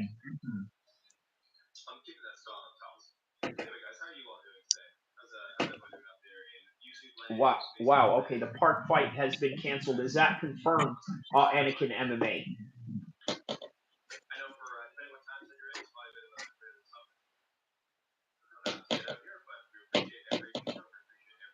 Damn, that's crazy. Why is that fight out? Hmm. Okay, so now so I think we're only waiting on two fighters now, right? Ranju and Villashaw, which is, by the way, Team Alpha Male fighter. Borishev and Borishev and Rangju are the only ones we're waiting for right now. Oh, oh, Rangju is set oh, to face Cody Steele, and Borishev is set to face Tom Nolan at 155. oh, So, oh, wait, so Kyrie, when mm, you competed, so like you've never competed like 200 pounds or above, have you? no, no, I Oh, okay, haven't. okay. Uh, No, uh, s- s- today, if I could probably do it, because a lot of guys at that size are very slow, and as you would yeah, imagine, yeah, that would and probably I be a was, very bad style yeah, for them. no, no, I was gonna say, based on what I've seen in your training videos, you move fast as shit for your size, bro. Yeah, yeah, Like and it's I'm right now at sitting at around. I weighed myself this morning. I'm at exactly 206. So and in most weeks, where I'm really ramping up my training, I'm like somewhere in the 190s. So yeah, yeah. I think training. I think fighting heavy is good, because look, here's the thing, right? A lot of guys emphasize so much on cutting weight that sometimes you're really depleting a lot of their athletic ability, don't you think? exactly, yes, and I noticed that you're not that type, so like. Yeah, man, good on you. But also another thing, like that I noticed is, so like there are like two types um of like so okay, like obviously there's like the boxing bag where like you hang from the ceiling and so like there are those types, and then there are like the stand up ones, like the ones that have stands on it. The one that you use is one that has a stand. Is there a reason to use that as opposed to one that's hanging from the ceiling? Yes, and reason being is because I don't think that hitting a bigger bag is going to really make my punches any harder, right? In which you can probably compensate for with training anyway. So with those standing bags, what it is that it's a constant bag that moves and hits you back, right? Like when you hit it, it goes to a different direction, so you got to constantly think about moving your head. So it's just basically to be aware of constant head movements coming back your way. Whereas with a heavy bag, it will come back at you a little bit slower. But do I work on heavy bags? Sure. If I want to work on, let's say, power shots, if you're trying to work on just power shots, then the heavy bag is great. But if you're just doing it to, do rounds to simulate what it's like to, be in, in a timed round fight, then I think the standing bag is great to, work on speed. But yeah, there's no quarrel on using one or the other, but it just so happens that it's the one that I have in my house. But I do still use the bigger bag as well, for various reasons. So, and that being, power shot training. Oh, um, so let's see. So like if like so like you also just like what do you call it? Like do you just like okay, I'm trying to figure out how to say it. So like do you just feel more comfortable with the stand up like with the ones that have the stance? No, it's just a different, training module for a different purpose. Oh, okay. I see. Makes sense. Makes sense. Because look, okay, so here's something about training videos that I want to emphasize on, right? I'm going to tell you what the type of training videos that I don't like. Uh, in fact, I don't like them, but it doesn't mean that you shouldn't do them. In fact, you should do them, but you should just do it behind closed doors because it's not really indicative of, your skills or anything like that. Like if I'm putting out training videos, it's to, either indicate a certain level of skill, that I have, and not a certain technique that I'm working on, right? I don't like training videos where people are hitting, a target over and over again in a stationary position. I don't like that because what you're doing is you're working on power shots, right? So, there's nothing really glamorous about it. It's just, you just get in there and you work. But okay, if you want to show people that, then all right. But I'd rather show a training video in, what I would realistically do in a fight. Like it's not realistic for you to be hitting, 10 combination shots like this, right? You ever seen boxers like do training videos where they're hitting mitts and they're just doing this? You know what I mean? Like in a patterned sequence of motion. Like you're Yeah. not doing you're who does this in a fight in a fight? Like that's not what a fight looks like, right? Like a fight looks like this. Like, all right, I'm gonna hit you here, I'm gonna look for you, I'm gonna see where you're going. Okay, boom, out of nowhere, there's an elbow, okay, and then I'm gonna, just throw these little voodoos at you to kind of like, then move my head and boom, there's another one, and then boom, there's another one. Like people do these training videos where they're like, doing these rapid motion punches or whatever, like Manny Pacquiao does. And I just don't think that's realistic. So when Manny Pacquiao was doing all of this in his training videos, where was all of that when he fought Floyd? Well, the thing with Floyd is like, okay, the two best guys he ever beat, arguably, Manny Pacquiao and Canelo Alvarez. Like Canelo was younger than I am now when they fought. Like he was green, that was before his prime, and Manny that was past his prime. So like that's like, By the way, how um, old are you, Mafus? I'm 24. How about you? Oh, well, no, okay, you would be Yeah, I'm 39 now. 39. You're Yeah, I'm 39, yeah, 39. because you're Yeah, 1985. Yeah, okay, yeah. So, Canelo was 23 when he faced Floyd. 21. He was 21. Yeah, 21. I I thought he was fucking 23. So yeah, he was even fucking younger than I thought, and he had to like go down significantly in weight too. So yeah, like Floyd, like people are 152. acting like he was like a wash bum at 36, but no, he was as good as ever, and he faced like yeah, the Canelo he faced was not that good, and then the Manny Pacquiao he faced was not that good. So yeah, like um, I do consider Floyd the goat though. Yeah, yeah, 100%. Right now, look, a lot of people don't like how he became the goat, but he is the goat nonetheless. And I think you would have to give the same respect to Khabib as well, and all these other men that were undefeated at some point of their No, no, no, no. But careers. it's not the undefeated part that I consider him the GOAT. It's the fact that he like he's beaten the most world champions. That's what I give him GOAT status for. I would have to agree with that. Yeah, I would have to agree with that. Like because the thing is like Habib, he did retire undefeated, but like admittedly his resume is not on par with like GSP, John Jones, and even like Fedor Anderson Silva. Like that's what like that's another thing about Habib that like he's the lightweight go 100%. There's no debate for me there. But when it comes to like all time pound for pound, I don't even really have Habib in my top 10. You're right, especially in comparison to like Ben Henderson, right? And you got to remember when Ben Henderson and Anthony Pettis were champions, Khabib was in that mix. He was close to getting a title shot uh with what's his name, Anthony Pettis, but it never happened because he had to rehab all throughout 2014. And then in 2014, that's when Connor was rising up the ranks, and then Connor, got the 145 belt. But then once Connor decided he wanted to go up to 155, then he started garnering the attention of Khabib in a very negative way. So, which leads me to the next topic at hand, right? What do you think about Conor McGregor and his lawsuit that he's going to have with Artem Lobov? Right? This is a guy that he fought Khabib for, that he Yeah, got into beef with Khabib because of Artem, yeah, yeah, exactly. And and so what? now What else? and now look at this. This is he Artem is now his number one enemy. Yeah, yeah. So okay, and like what I was saying about Colby and Jorge earlier, like the reason, like the first thing that turned me away from Colby is because he was fake as shit. Like Jorge is someone who did so much for him, and Colby just became a fake bitch.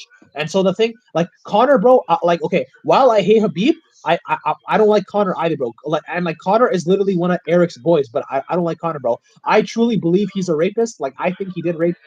Even if he didn't rape the woman recently, he's definitely raped someone at one point in his life, and he's just like a cokehead, just a piece of shit, bro. Like he's not a good guy at all. So I don't like Connor, and yeah. So well, yeah, but just the same, bro. Like Artem Lobov, he's an ungrateful brat. So like because of everything Connor's done for him, bro. Like I don't like Artem, bro. That guy's a fuckwad.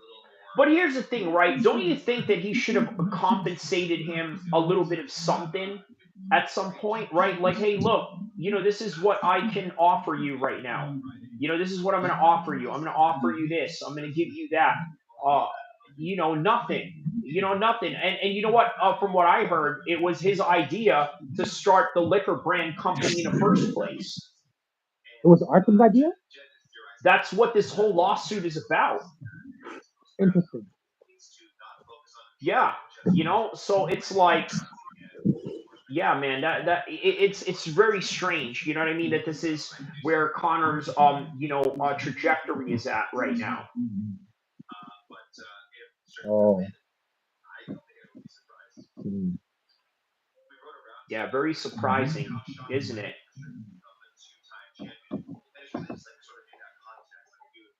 Hoyun Sun Park and Niam Gerald has been canceled. I don't know why. Maybe I think someone got sick.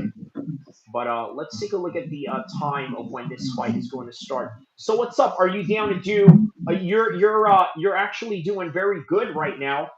Doing very comfortable on on the camera. What do you think about Saturday? Are you down to do this Saturday with me? I may have Uh, I may have a host of other people in here as well.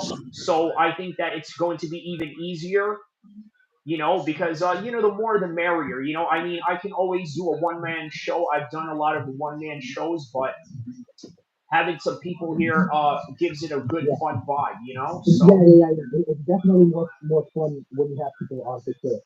Yeah. Okay. So yeah. Okay. oh, wait. Speak up into the mic a little bit. You're kind of muffling out. Hold up. Hold up. Can you hear me? Speak into the mic. Yo, yo, yo. Can you hear me? No, I can hear you. It's just a little less clearer than before. You still cannot hear me? Okay, better, better. Keep it right Okay. there. Go ahead.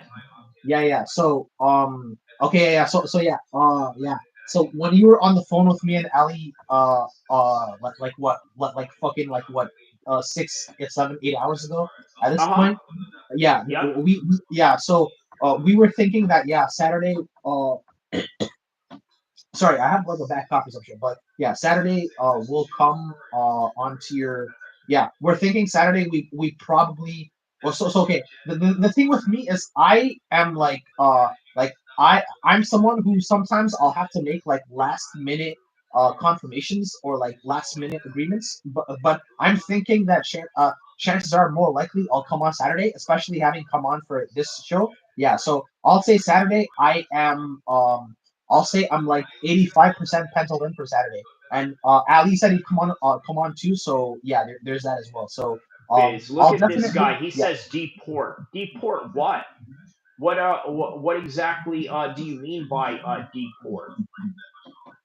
This Wait. guy Biz says deport. I don't know what he means by that. I don't know if you're trying to create some kind of racial tension, or you're trying to like say something provocative, or maybe you're trying to say that I need to be deported or whatever. Good luck with that, you idiot. If that's what you're trying to say, I don't know what you're trying to say, but when you say one word stuff like that, we don't really know what you're trying to say or what you're trying to convey. So please write another comment and let us know exactly what you mean. And if you say something disrespectful, I'm going to kick you out of here. Simple as. So, but yeah, go ahead. Just responding to a comment. No. Take your time. Take your time. Yeah. If that guy's actually saying to deport either of us, well, like I'm literally North American born and raised. I'm Canadian born and raised. So like, yeah, deporting me is Yeah. not So gonna deport where? He's in Canada. I'm in California, the United States. What do you mean by deport? But happen. yeah, And also, Kyrie, you were born in the United States, right? no, I was born Oh, okay. in Libya, but I am an American citizen. I've served in the U.S. Marines, so Oh, damn. yeah, Okay, not right now, but definitely talk about that another time. Like when we're not on, when we're not like yeah, on. yeah, yeah. I've put it on my community section. I've had if you look in my community section, I think I've posted a few pictures of me in in uniform and in and all that. So yeah, man, that was one part of my life, as well, and this is a different part of my life as well right now. Doing YouTube and MMA content creation. So How long have you been doing this for? MMA YouTubing. So on and off, like, so I started out at 2020. I had a Facebook page that got taken down in 2022 after 2 years because I believe I had one person that I was interviewing. He was, by the way, a lawyer who represented people that ran away to fight for ISIS. Yikes. So that I think that's ultimately what got that page taken down, right? His name is Mohammed Akunji. If you look him up, he's a lawyer in the UK, hated by Tommy Robinson. Um, but I managed to build a network in England and in the UK, and I got a hold of him, and we ended up doing a show together as a result of that. So Okay, true. So shoot. So okay, yeah, you've been So okay. what So do you you've been think? doing Do you this. think I should bring this guy in again to do an interview now that the MMA holes, MMA? Oh wow, the MMA holes. I like your beard. Hey, shout out to Is this the MMA holes? The famous MMA holes that just hit up my channel right now. So let's see. The top channels that have been hitting me up. Oh wow, it is the real MMA holes. Oh what? Shout out to MMA holes. Yo, they shouting me out in my page. This is awesome, bro. You're a legend.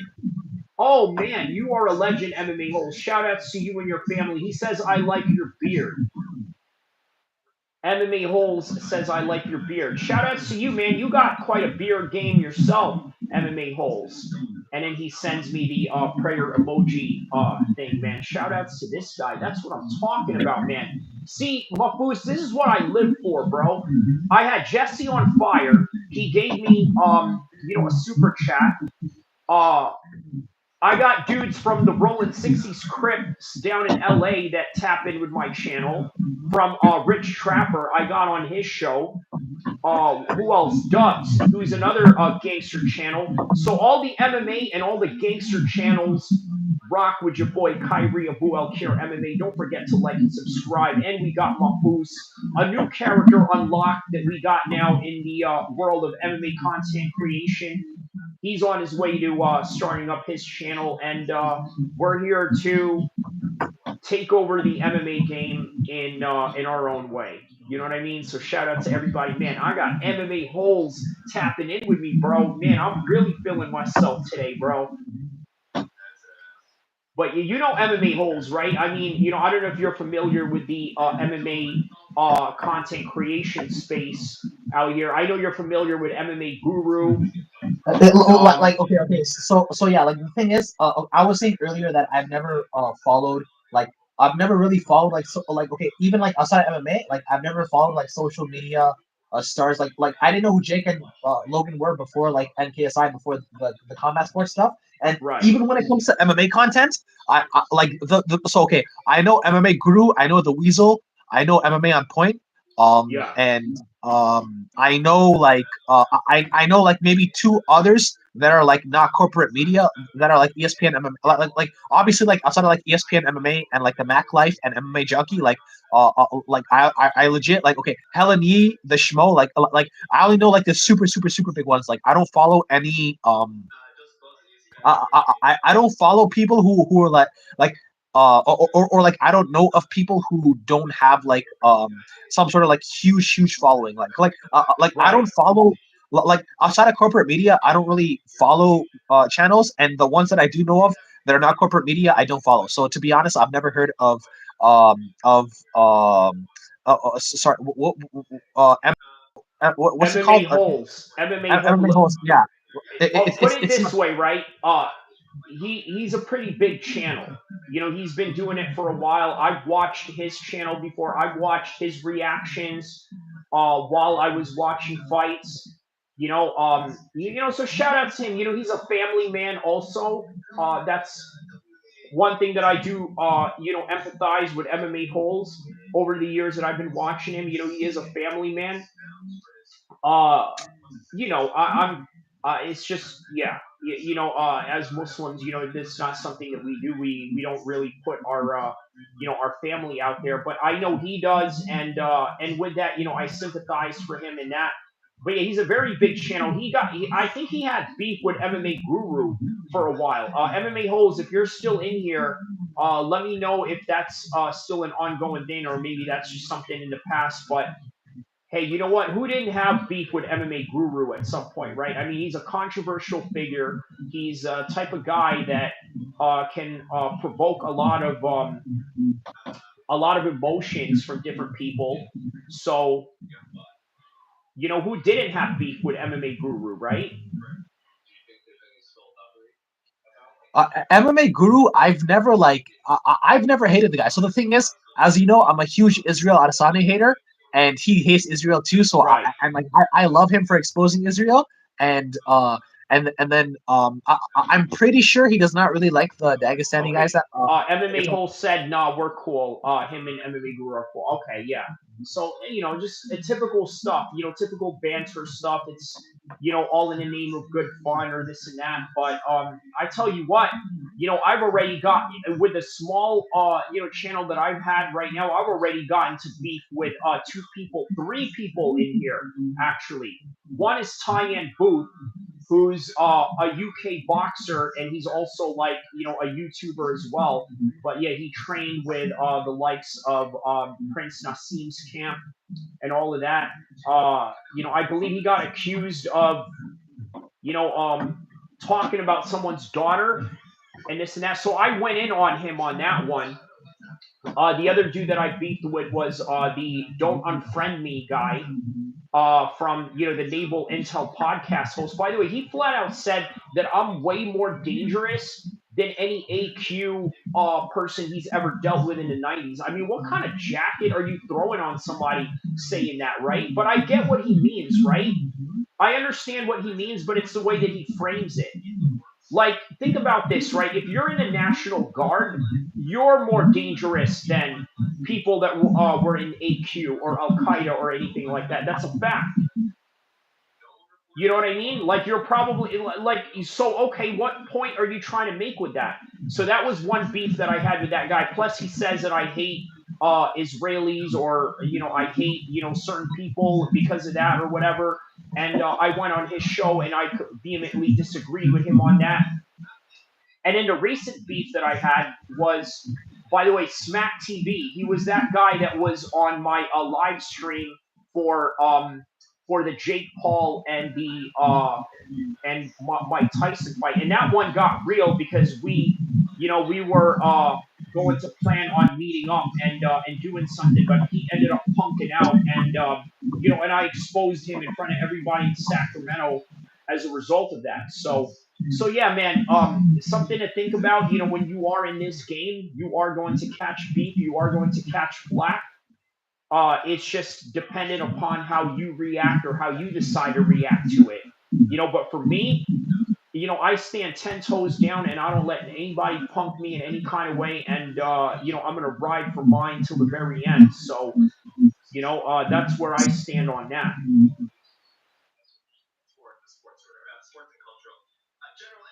And we're still waiting on. Okay, so Vince Shealy has already made weight 156. We are now just waiting on Ronzu, who is set to fight Cody Steele.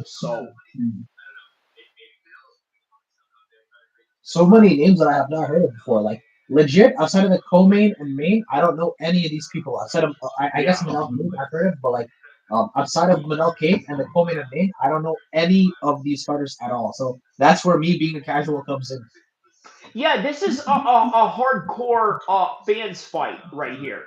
Yeah, this is a hardcore fans fight. So something to think about. Yeah, there's a like for example the Tapora and the Cody Thickness fight, right? I mean, think about how hardcore that is. You got two guys that come from championship camps as UFC debutants. So wait, Heidi, do you always watch from the first early prelim to the main event? Yes, I do. Okay. Yeah, I'm that guy. I'm that type of fan. Yeah, you know what I mean. Like especially now that I'm doing MMA content creation, you know what I do? Even before the first fight, I'll put on the live stream just to get it cracking, because people are. Here's the thing, right? You go on 2 hours before the show, you're already going to garner views before the fights start happening. So you know what I do? I do reaction videos before the fight. In the Islam Makhachev fight, I did a video where I reacted to a news of these guys in a LA car chase, because we got a lot of car chases in LA and in California all the time, right? People run away from the cops. People don't want to get their 3 strikes. People committed a crime or whatever. O.J. Simpson was, a famous example of that. But it happens every day in LA. So I was like, you know what? Why don't I do a Cali Crash Out stream and entertain everybody before the fight started? And guess what? It was taking place in LA. So it was great. It was a great, transition to the fight. And then on top of that, these guys escaped. They ended up dodging away the cops. You know that? They were on their motorbike. So welcome to America, Canada. Bro. You know what I mean? The wild America. The Wild West. Did you hear rumors about Canada becoming the 51st state? Man, come on, man. That is cap, bro. That's just Donald Trump trying to flex. I know, but imagine if that actually happened, bro. Oh my god. But you know what? Your prime minister, in all honesty, he's not exactly the most well backboned human being, is he? He's not exactly like he stepped down. There you go. Yeah. So Um, wait. Um,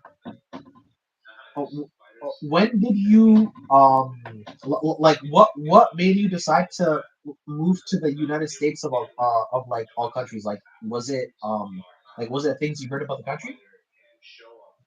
are you talking about when I was born and then? Well, okay. So obviously I was born in another country, right? I was born in Libya, but I I mean, I'm American raised, right? I was raised in I'm so American that I was raised on both sides of two major uh hubs of America. New Oh, York, New oh, okay. Jersey, and California. That's as Oh, okay. American as it gets. Because let's Oh, be okay. honest, right? No disrespect to the Midwest states or nothing like that. But when people think of America, they think of New York and LA, maybe Miami. But that's about it. America is New York and California to most people. Yeah. And I've lived both of those East Coast and West Coast lifestyles. So I mean, I'm as very American as they can be. It just so happens that I was born elsewhere. When did you move to the United States? 7 years old. Oh, okay, so like 1992. Hmm. Okay, Wow, makes sense. man, Makes your sense. math is on No, point, man. That's yeah. yeah, yeah, okay, okay. I'll say it right now. So, like in school, my two worst subjects were actually science and math. My mental math, like when it comes to like addition, subtraction, multiplication, division, that's been on point. But when it comes to all other areas of math, I sucked. Well, look, bro, I mean, think about this. You figured out I was 7 years old in 1992 in a quickness. I also like You I know what I also did mean? the Like comprehension. you did that math quickly. I mean, of course, I know how old I'm gonna be, but I didn't do the math for that. I knew I was 7 in 92. Yeah, yeah. I You also you just did it right now. Like yeah, boom. and also like it's 2025 now, but like it's early in the year, so I figured you'd be 39 now because I knew you're born 1985. Yeah, yeah, Yeah, yeah. no, I'm going to be 40 this year. Yeah. no, no, but like yeah, that's the thing though, because like I had a slight moment of hesitation because like I know you're 1985, but I didn't know the month, so that's why I'm like, okay, you're gonna be either Right. 39 or 40 because it's early in the year. I'm gonna say 39. Yeah, you're very observant, man. You are, yeah, you are Yeah, very observant. Yes, yes. Dangerously observant. Yeah, what I like that. I mean, again, this is something that I didn't expect any less out of you. This is why I wanted to, have you hop in here, and I was so adamant in getting you in here because I knew that you would blow this right out the water. Now yeah. look at the comment section. You've already made great impressions on people. On top of that, one of my favorite MMA content creators tapped in with me while you're on this show, and he's a certified MMA hardcore for sure. So Wait, and you said he's Muslim as well, right? MMA holds no, no, I don't believe he's Muslim, but Oh, okay, no, no, because he's you were saying something about being a family man and being Muslim. I never mind. Okay. well, he is a family man, but he's not a Muslim, and that's I mean. Look, let's be honest. That's the reason why he shows his family because he's not Muslim. Um, we just have a different trajectory in how we're going to go about our life. Obviously the way he's going to go. Oh, okay, no, no, no. Okay, that's what you were Yeah, saying then. I thought you were saying he was Muslim. I wasn't hearing properly. yeah. Because look at Khabib, right? You've never seen his kids, and by the way, this is one of the focal points of Conor McGregor's arguments towards him. Well, how come you never showed your kid or this and that? Show your kids. I don't know. It's kind of weird. Like, why do you care about Yeah, whether other Muslims want to show their kids? And in fact, this is I probably agree. the reason Yeah, why we don't show our kids is because yeah, yeah, there's a yeah. lot of filthy pedos out there. Yeah, and also it's just not people's business either. Like it's not Correct. the outside world's business. Like some people just want to be private, you know. So and that's fine. Like Well, that's why when I got into it with that, Punk Leon, out here in Sacramento, those were one of the things that he started mentioning, and it's like, well, why do you need to do that? And it's because, it obviously showed. I mean, the guy punked out. Look, I invited this guy to come to an area that had no cameras because, in yeah, the yeah, modern bro. world, Wait, wait. Yo, Curry. Hold up. Like before you tell me the story, like in the future, bro. I know you're badass and all, but like people who like are unstable to like pick fights, like unstable people like people like that could like bring weapons or like do some fuck shit, you know, like or Bro, like I'm the one who's unstable. I'm the okay, one who's unstable. okay, okay. In comparison to this guy, I'm the one who's unstable. And you know what? The text messages that we had on each other. This is he called, bro. He called me Osama. You know what I Oh, mean? He called me Osama, and there's a reason why. Like, I'm not trying to promote that guy in any kind of way or anything like that. But let's just say there's a reason why he called me that, and it was I beyond racial or religious insults. I used to be called Osama as well. Well, Like you know what? Uh, yeah, his point was trying to insult me, but then he found. Put it this way, right? Uh, most guys love their life, and that's perfectly fine. Okay, because I live a great life too. I understand that Leon lives a great life. I understand that. The difference between me and him is that I really come from an honor culture. Like he only comes. You know what our beef was? He got mad that I called Jay Z a nuts. Pedo. I called Jay Z a yeah, pedo. The British slang for pedo. Yeah, I know. Right. And he got mad at that. So he was upset that I called him, that I called Jay Z a pedo, which I thought was weird. But his whole idea of why he thought it was distasteful was because I was attacking a black man or whatever. You know what I mean? Because he's a black billionaire. Like, as if there aren't enough black billionaires out there. And somehow he wants to preserve the reputation of Jay Z for whatever reason he has. And and all this is that's a big reason why I just feel the way I feel about this whole fucking African thing with Israel and DDP. And just like black people just like get offended by like too much stuff, and like they play the victim too much. Like they like I'm not talking about all black people. I'm just saying like the ones who are focusing on like the racist stuff. Like they victimize themselves too much, in my opinion, and especially in the case of people like Israel, it's just very fraudulent and stuff like that.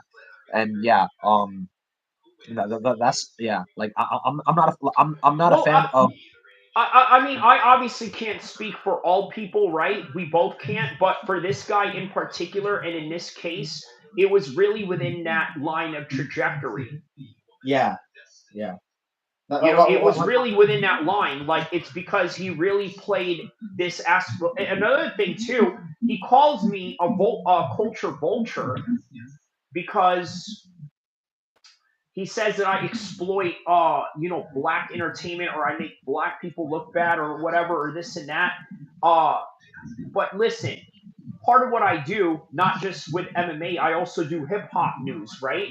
So naturally, of course, the subject matter at hand and the people that you're going to talk about are going to be of a certain group or a demographic, right?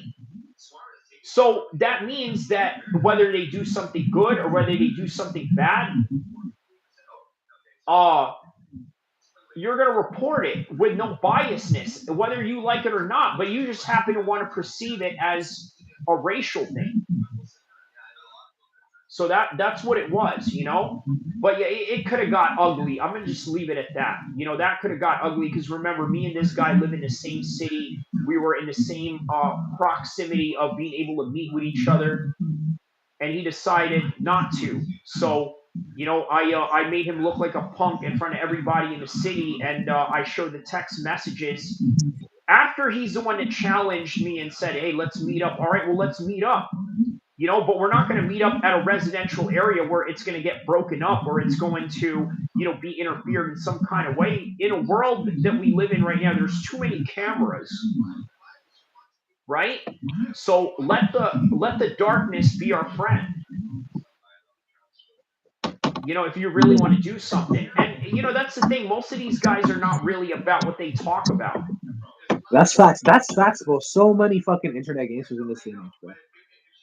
And he realized that I'm not. And I think that's the reason why he challenged me. Look, I'm going to tell you, right? I think the reason why I get into so much conflict with people is because, let's be honest, right? I kind of speak in a very gentleman-like manner, right? Yeah, yeah, and people will take that for granted, and they'll think differently of you when you're actually a fucking badass. And like you said, you're unstable. But yo, like what I was saying earlier though, like okay, like there's a difference.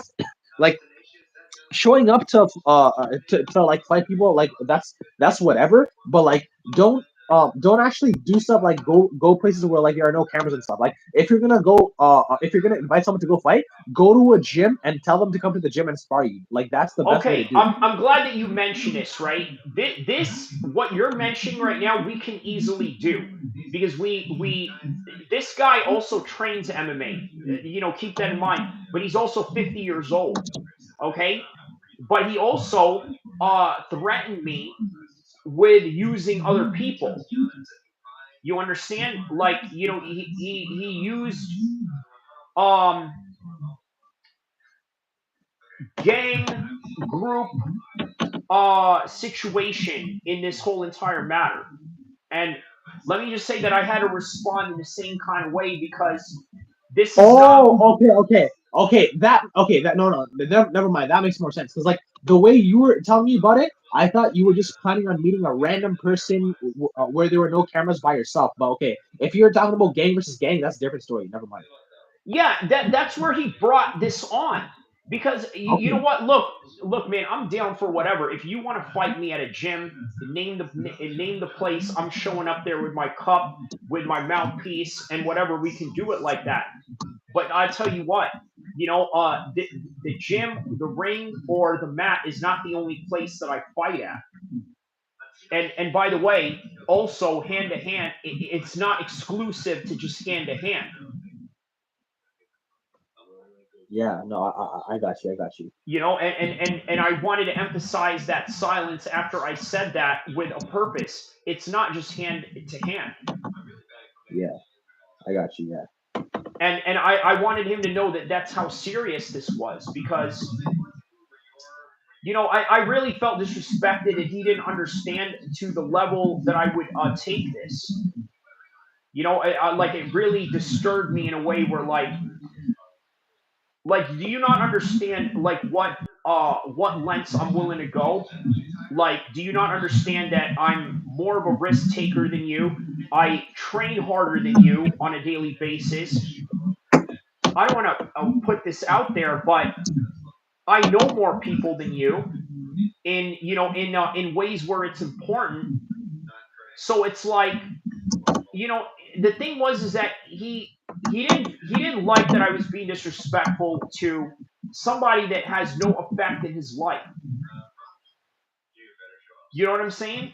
Like Yeah. Jay-Z has no effect in his life other than his idea of racial supremacy to the world or the proof of that. But my thing is that Jay-Z could easily be anybody that could run up in California and get ran up on because he has something that we want. That's the way that I look at Jay Z. I don't look at Jay Z as like, oh well, he's a legend. I'm gonna respect him. No, f you, man. If I catch you in a place and you got something that I like, I'm gonna come and take it from you. Like that's how I view it. I don't view this guy as as anybody that I should look up to or be in code with. So yeah, that was that. And then, so it was great, man. It was great that I humiliated him in front of everybody in the city. And and I'm gonna continue to talk about it until until he's mentally anguished by, the propaganda that I'm going to spew against him. Wait. So how recent is this beef? So look up, you know what? Look up Whack 100, a no jumper beef, right? Because you know what? The This literally happened on the same day and the same night that all of this had went down. And it was so ironic because the other thing that me and him got into it with was I said that I was the Whack 100 of MMA streaming, right? And so he said, "Well, you can't be the Whack 100 of MMA streaming." I was like, "Well, why not?" He says, "Well, because you're not black." I'm like, well, that has nothing to do with race. It has something to do with the idea that, you know what, I like conflict. I show up where the conflict is at. And if we're going to get down, we're going to get down to the fullest extent. He handles business. I handle business. So of course I'm going to take up that moniker. And he had a problem with that. Everything with this guy was about race, and you got to understand he's from Oakland. He's 50 years old, and this is where his mind is at. True. And he also didn't like that I moniker my channel Gangland MMA. But he doesn't understand that the reason why I call it Gangland MMA is because Mozzie, a very famous rapper out here, came up with the term gangland, right? And then Uriah Faber is obviously from Sacramento, so I wanted to combine both Sacramento legends, right? Like, Uriah, put MMA for Sacramento on the map, and Mozzie put Sacramento rapping on the map. So I wanted to combine it together, Gangland MMA. And if that has any gang affiliations or ties behind it, so be it. And he had a problem with that, because he says that it's negative stereotype for black folks. But what he doesn't understand is, black folks are not the only people that have gangs. Exactly. Yeah. Yeah. Yo, like this guy sounds like a fucking retard, to be honest, bro. Like, yeah. That's like I don't. This guy's just a fucking retard. He's a clown, bro. Oh, yeah, man, yeah. Please keep talking your smack, because I hope that he hears it. You know what I mean? Hey, if you want to hear our interaction and how I tore him apart, look up the Colby Covington and the Buckley live stream that I did, because that footage was actually from his live stream. I just happened to have taken it from him because he got his video taken down because he doesn't understand copyright laws. And instead of naming it Colby Covington Buckley live stream, he names it Kyrie Clout Chaser. So in other words, he's trying to use the idea that, hey, I'm getting a platform, I'm getting a little bit of attention, and he wants to use that. And on top of that, he has more active subscribers than me. He just hasn't been active on YouTube. Now all of a sudden he starts seeing me sort of gain traction. He's like, oh, now I'm going to make my YouTube comeback or this and that. Matter of fact, man, I'm gonna message him right now just to tell him that he's a punk ass biatch, so I could provoke him into something. I'm just gonna do this right now. Go for it. Yeah, man.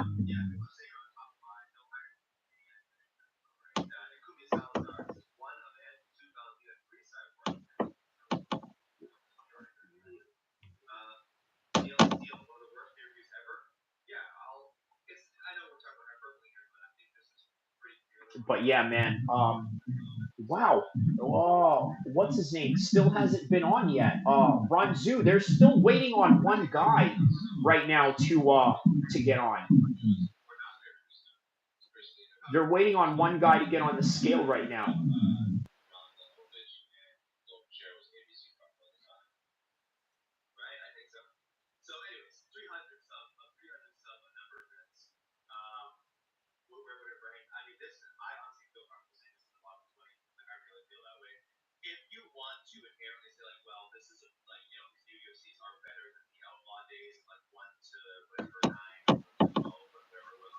Wow, man, Ranzu still has not stepped on the scale yet, man. He's literally the last guy. Usually it's the heavyweights that are the last guys, because, the lower weight class guys just want to get it over with.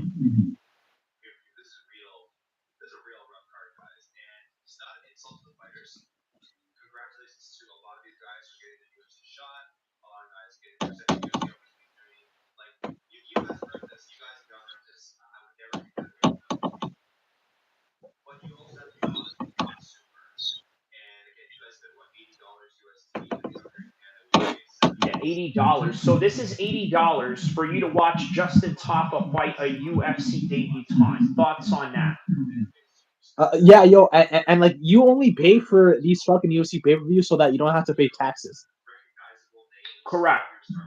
Yeah, Correct. so the taxes must be fucking horrible then, man. Yeah, man. For real. So wait, like by buying pay per views, like how much tax money do you get taken off?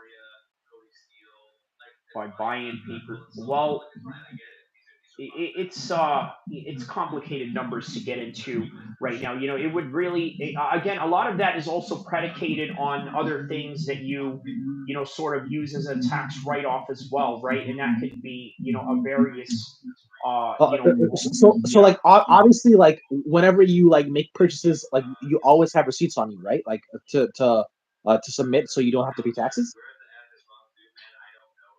Idealistically, that's what it should be. Yes, Okay, yeah, yeah, no, because like okay, yeah, like because I I can only neither found out confirm about. or deny that I buy all the pay per views, but Oh, okay, yeah, yeah, but for whatever fair, reason, yeah, yeah, I am in every single fight card streaming it. So yeah, yeah. Okay, fair. you know what Um, I mean? Like yeah. yeah, but yes, ideally you should do that, especially if you're a MMA content creator. You should do that. Ideally, Yeah. that's what you should do. Okay, fair. Um, man, yeah. Yeah. I'm gonna be honest. Hopefully, I don't incriminate myself, but the only time. Okay, so I've only. So okay, like I had UFC Fight Pass, and like it was like what? It was like $10 a month. In USD, so probably like what around like 14, 15 in Canadian. A month, and I probably had Fight Pass for like what?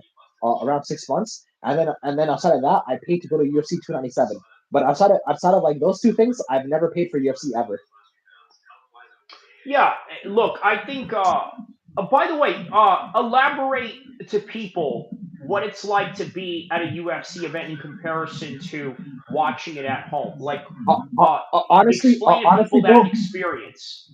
Okay, so honestly, bro, like the thing is like Strickland versus Duplessis, like so their fight that's upcoming, and then their fight last year, they were the only no like they were the only fight worth watching on the card, like on paper and like in terms of delivery, like they're the only fight worth watching. So like I did not get my money's worth, bro. I honestly did not enjoy it. Like, if the card was more stacked, it would have been better. But like the thing is, I paid fucking $431 in Canadian, which is more, and that's like in American dollars. That's still quite a bit. And then the people around me paid even more. They paid up to 600 CAD. But yeah, like I fucking yeah, like I paid a ton of money. I did not get amazing seats. Like I was able to see the octagon, but I wasn't able to see it too well. And it was easier to watch on the Titantron. The So yeah, I was Titantron, doing a right? lot.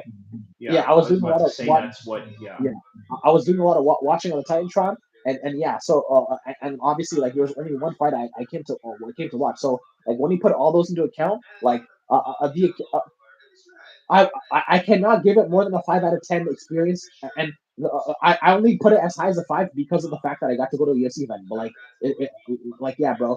Honestly, like I've had much better experiences. Like a lot of people who've been to UFC events, they'll tell you it's the best experience of their life. But my personal experience, bro, like yeah, I would just give it a 5 out of 10 just to say I could, just to say I've been to a UFC event. But like, yeah, for the reasons I listed, it really wasn't all that. So this is probably a unique perspective, but I've talked to other people who say they prefer watching fights from home or on the TV as well. So I'm not the only one who feels this way. yeah, yeah, man. Because look, I think that it's a different experience. Like watching at home is the full true UFC experience.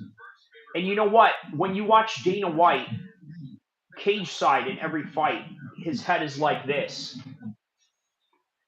right? Like looking down. While he should like this is me watching the fight in the cage, right?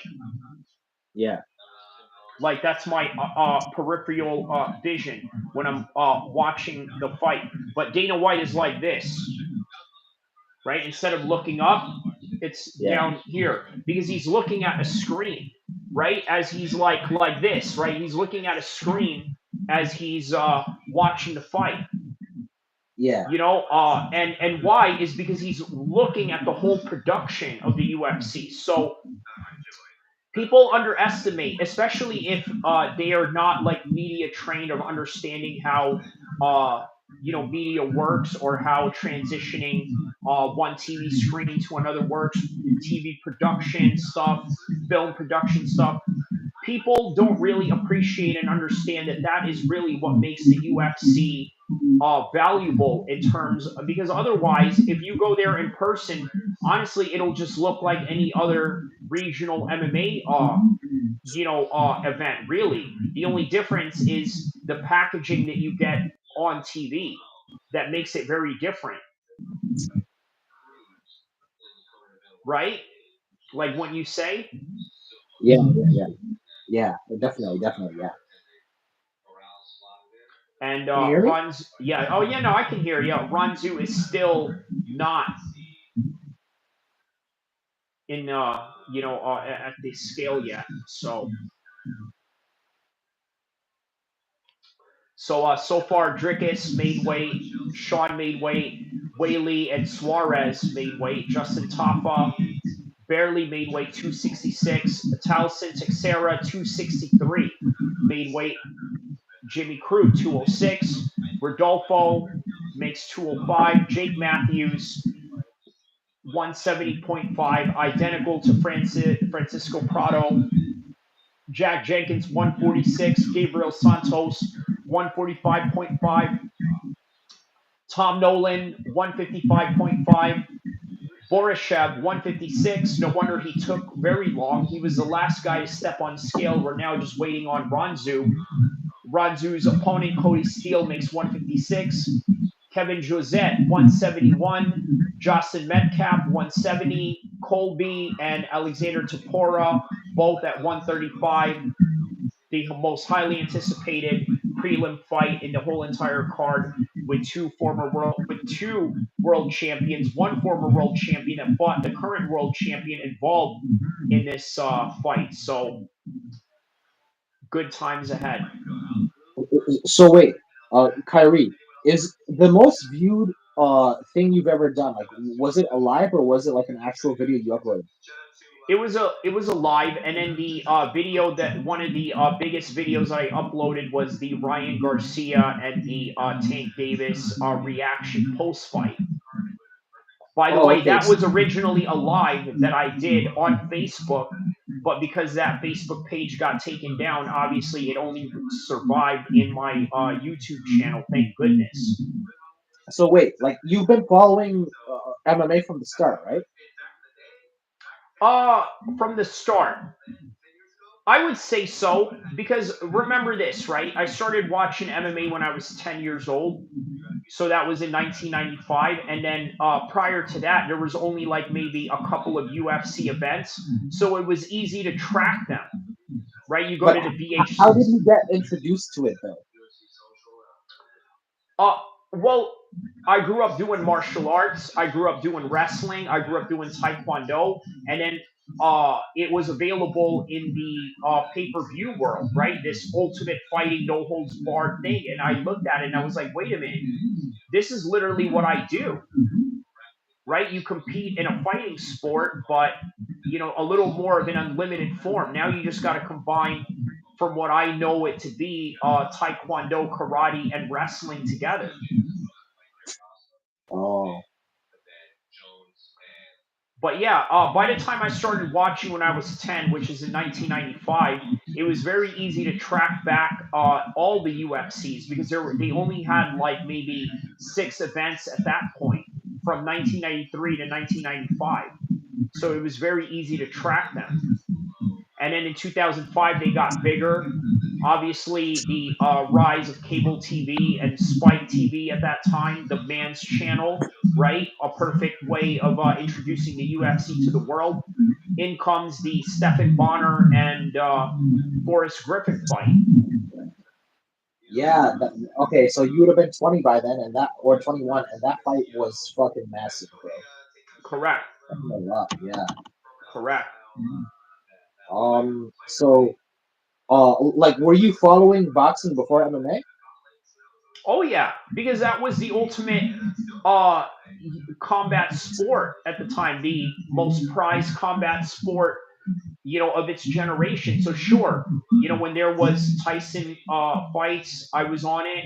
When there was fights for Trinidad and Oscar De La Hoya, I saw that live.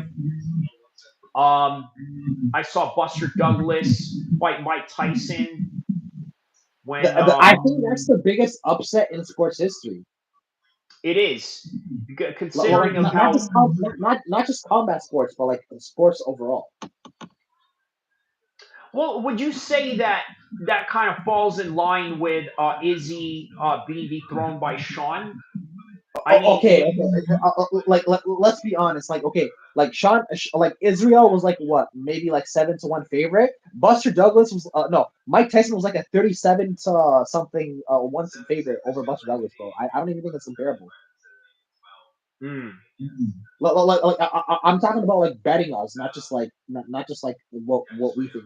Like realistically, I don't think counting Buster Douglas out to 37-1 would have been a smart. Like even though I wasn't watching, like I wasn't even alive when they fought, but like even then, I think that would have been a bit too much. But like maybe to someone like me, I do think that the gap in odds with those two with Izzy Strickland and Douglas Tyson, like I think the gap would be similar, like to someone like me who's not like a better, but like when it comes to betting odds, those fights are not even close. Like is like we're talking about 7-1 to like 37-1. okay. Yeah. Okay. Well, Yeah, you know what? I tell you what, those are actually one of the things that I don't understand about MMA is the gambling aspects of it for yeah. Being obvious Muslim and all, reasons. yeah, being Muslim and all, yeah. That's the thing. Like I don't bet, like I don't bet either. So, but like I just this is like just like based on research and shit. Like But uh I had a homie, from England, Zayn Musa Boxing Dosage. I don't know if you know him, but he's been on my live stream quite a few times, a lot of times in fact.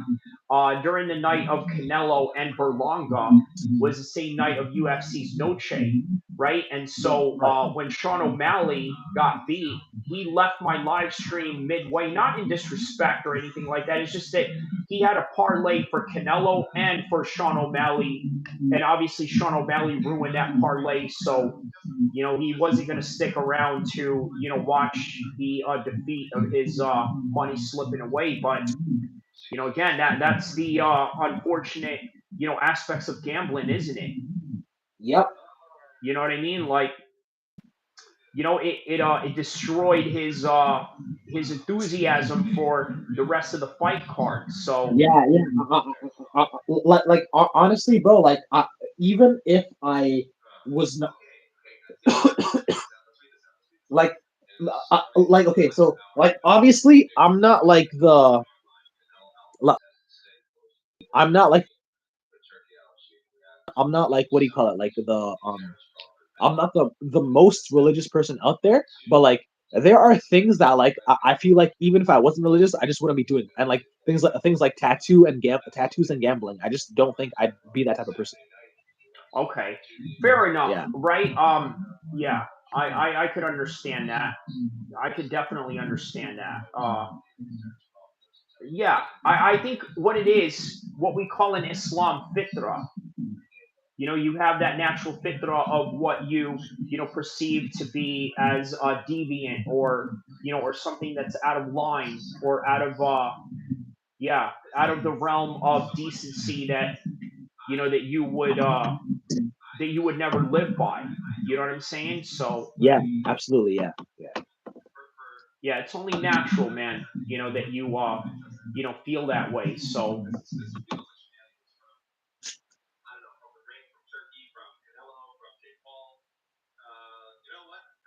Yeah. So what do you think about the Canelo fight with Jake Paul? Right? Like, do you think this is a good idea for Canelo because Jake Paul could absolutely hurt Canelo?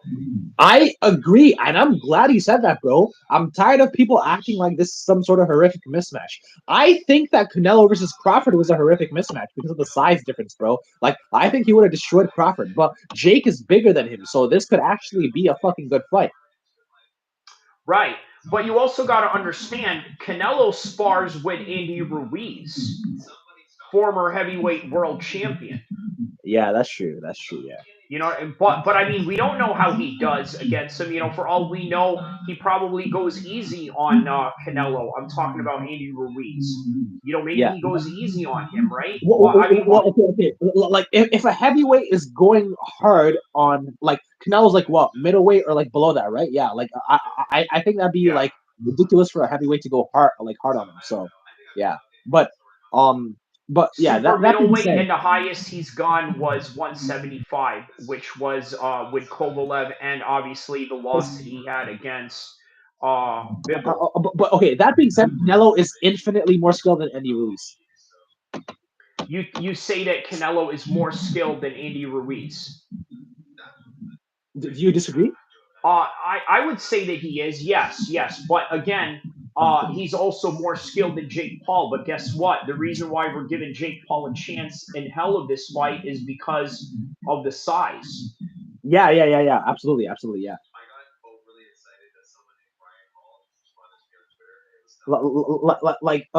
Like yeah, because honestly, like skill, like if the size is just like okay, so what I'm saying is like people like I don't even think Crawford is more skilled than Canelo, but there are people who will argue that he is, even though I do not think that at all. But like okay, let's say hypothetically he is. There's no way that the skill gap between them is that big to where it can make up for the size difference. There's no way. But like Jake Paul and Canelo, like okay, let's be honest, like we both got Canelo winning, and I don't really see Jake winning this. But that being said, Jake has Well, a why way not? better chance. Why not? You think that he's going to get outpointed or what?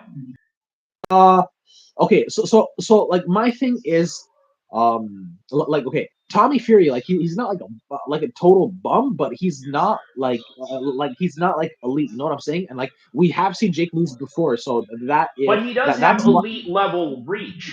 He may not be elite per se, but the reach is quite elite. Interesting. Okay. You know what Um, I mean? Like that's one thing that makes him, extremely dangerous is the oh, reach. okay, so who do you favor in this fight? Hmm. Uh Jake Paul. Interesting. Okay, no, I'm actually glad you said that, just because I'm tired of people acting like this is a horrific mismatch. I'll say right now, um I'm like 60-40 Canelo. Like, but like honestly, like giving Jake a 40% chance is more than fucking 95 to 99% of combat sports fans. Like, you're probably like in the 1 to 5% that uh, you and I are in the 1 to 5% that are giving Jake Paul a chance at all. You know what Yeah. I'm saying? Yeah, like because Yeah. like okay, like um so yeah, like bro, honestly, bro, I like Canelo. He's actually one of the few one of the few real boxers that I like to watch, that I like tuning in to watch. But I actually want Jake to win because it's just fun seeing fans get mad, like the haters get mad, you know. So um yeah, Oh yeah, I'm this is not going to make sense to a lot of people. yeah, and they're just gonna cope and weep more and be like, oh, this is rigged. But yeah, no, it's not rigged. It's just that like things are just not the way you want it to be. So yeah, but um, it would break the internet though. Like Jake beating Canelo, that break the internet. And you know what? That would be a great way for you to launch your channel, right? Because whenever there's a shocking event, listen to all those would be content creators out there in the combat sports space. Understand this. This is what you need to do. Hop on an event that is gaining traction in the clout, right? Kiona Hiller says, wanna now. You wanna now. That is Vanderlei Silva reference. Shout outs to that guy. But yeah, that's the best way to really build your channel is yeah, you know, going on at a time where there is a big event going on, like if let's say Jake Paul was to knock out Canelo, yeah, you got to be on there, on the scene, and covering it. So, swoon. Keanu Hiller says swoon again. Vanderlei Silva references. So, do you see any of these jokes that they make of Vanderlei Silva where they make fun of him going, wanna now? Wanna now? I wanna now. That's when he tried to They're streak with Chael referencing the Sonnen. Chael Sonnen thing onto the Ultimate Fighter. Yeah. So okay, so you do tap into all these older stuff that that you have not seen. I was mentioned. Okay, so I've never followed the Ultimate Fighter, but I mentioned to you that when it comes to MMA history, I know more than most people who watch full fight cards. Now, is it because you went back before and just dived into a Yeah, black hole of like like just Yeah. you know So the thing is, I've watched a lot of old fights, but I also just did a lot of reading on history and shit like that. And okay, I could okay. name you like okay, I could legit name you every single male MMA champion, no, male UFC champion from 1993 to now. Okay. Yeah, Okay. That's pretty impressive. yeah, yeah. And honestly, there's even a chance I could do it for female too, but I would not be 100% on that. But male, I'm confident I could do every. Um, Yeah, yeah. Where does BJ Penn place on on his where does BJ Penn place on his top 10? On his top 10 or everyone's top 10? I would say that on BJ's top 10, he would be number 1. But the way that I see BJ, I mean, he's one of the guys that has won 2 titles. So wait. Is he talking about top 10 like overall or top 10 lightweight? maybe top 10 of all time. Obviously, Okay. this being that Top BJ 10 Penn of is all time. yeah. Honestly, that like okay, I can see a small argument for BJ being on there, but I think it's very arguable. Hmm. No, because no. Oh, Don't top get me 10 wrong. all time, he said. Yeah, top 10 all time. Okay. So I can definitely see BJ in like in the like I could definitely see an argument for him at like number 10. But okay, I'll give you my top 10 right now for like in order. So okay, number one all time, I have John Jones at one. Like I don't want to give I don't want to give like explanations right now. I just want to list my order. So okay, number one, I have John Jones. Number two, I have George St. Pierre.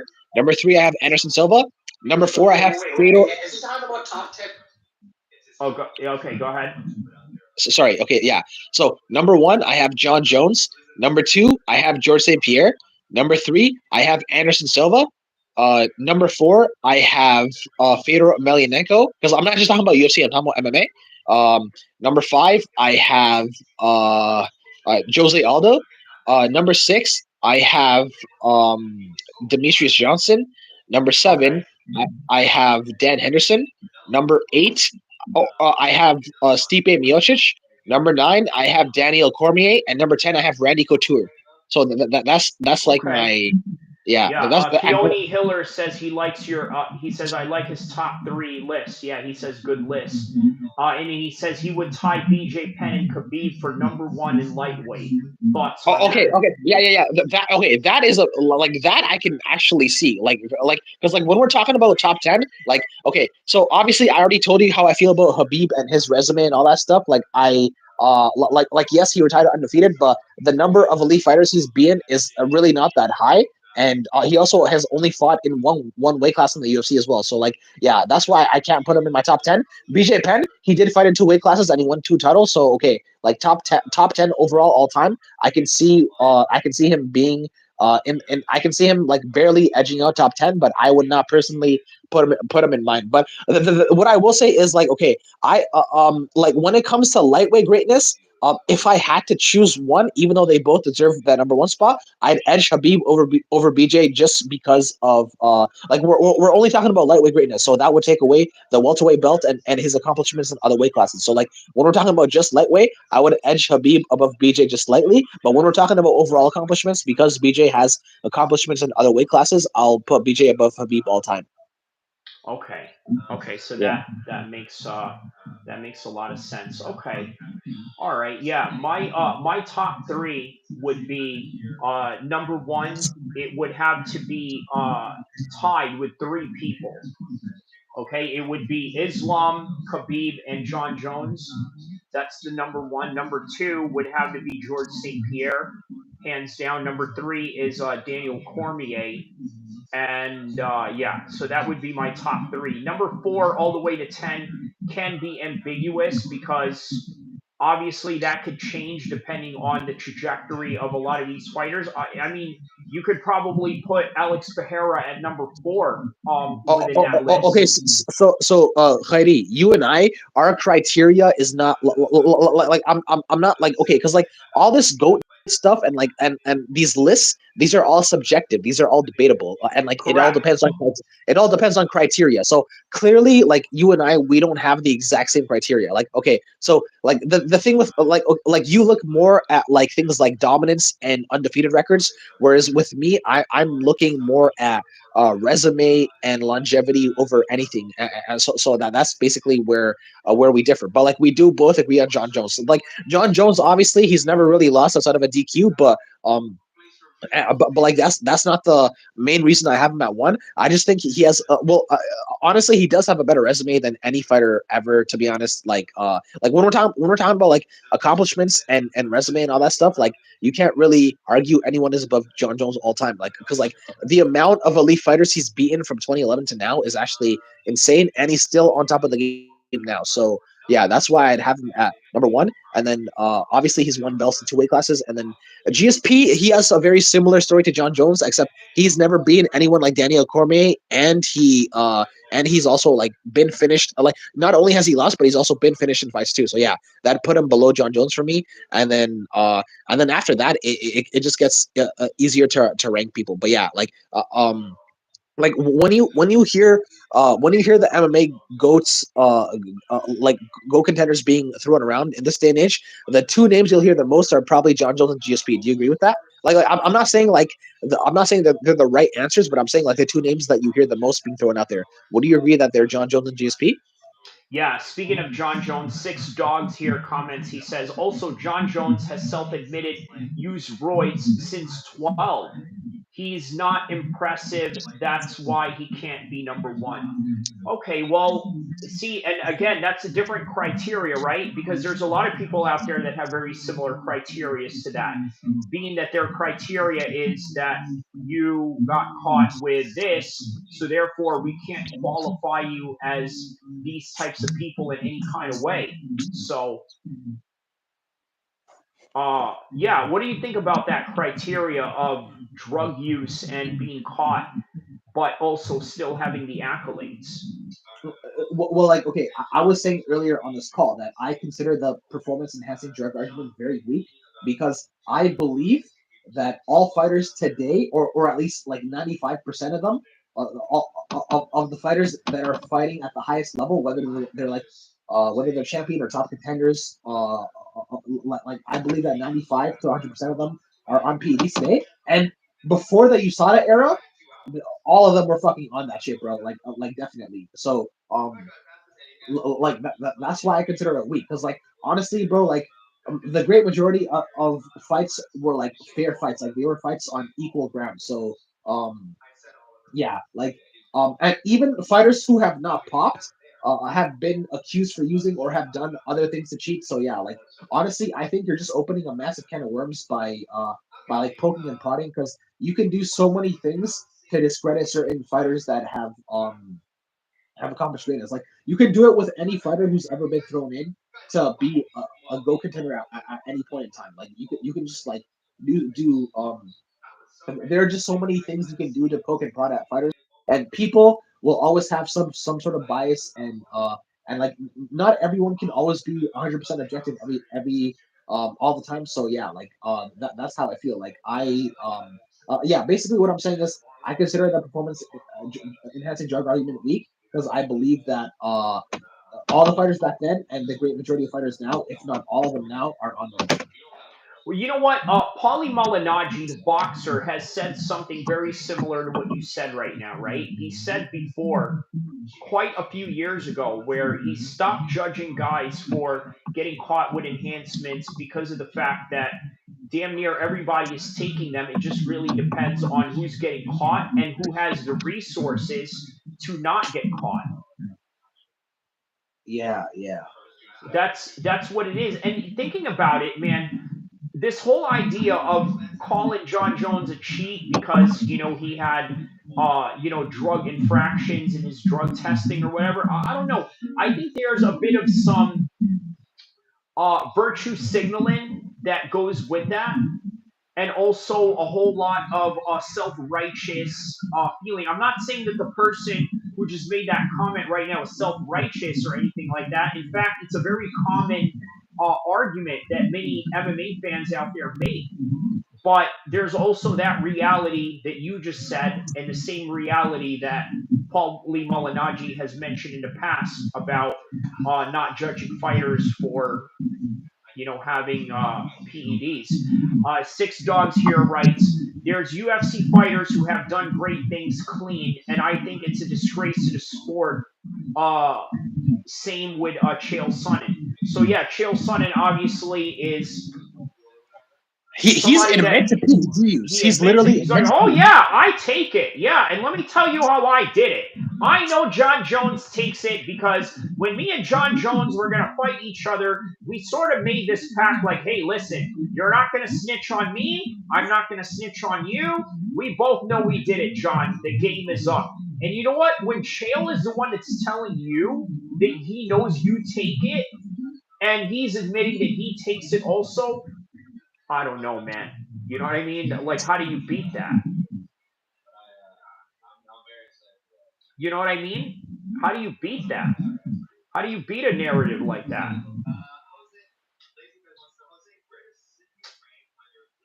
Wait, so this person was using Chael as an example? Yeah, because Chael obviously has admitted to using, and he also says that, hey, you know what? I see one. I know one when I see one. When he's describing John Jones. Yeah, bro. I don't know who this guy is, but like, yeah, he definitely sounds. At the very least, he sounds very biased. He might be like a new fan, and But no, you know what? What Six Dogs is saying here is really not that unique from what a lot of fans are saying. And you know what? Like, there's enough people that actually really do feel this way. Chael and John are so awesome, but they use it. But they use it kills me. It's like are they kills me. Like, are they really even impressive?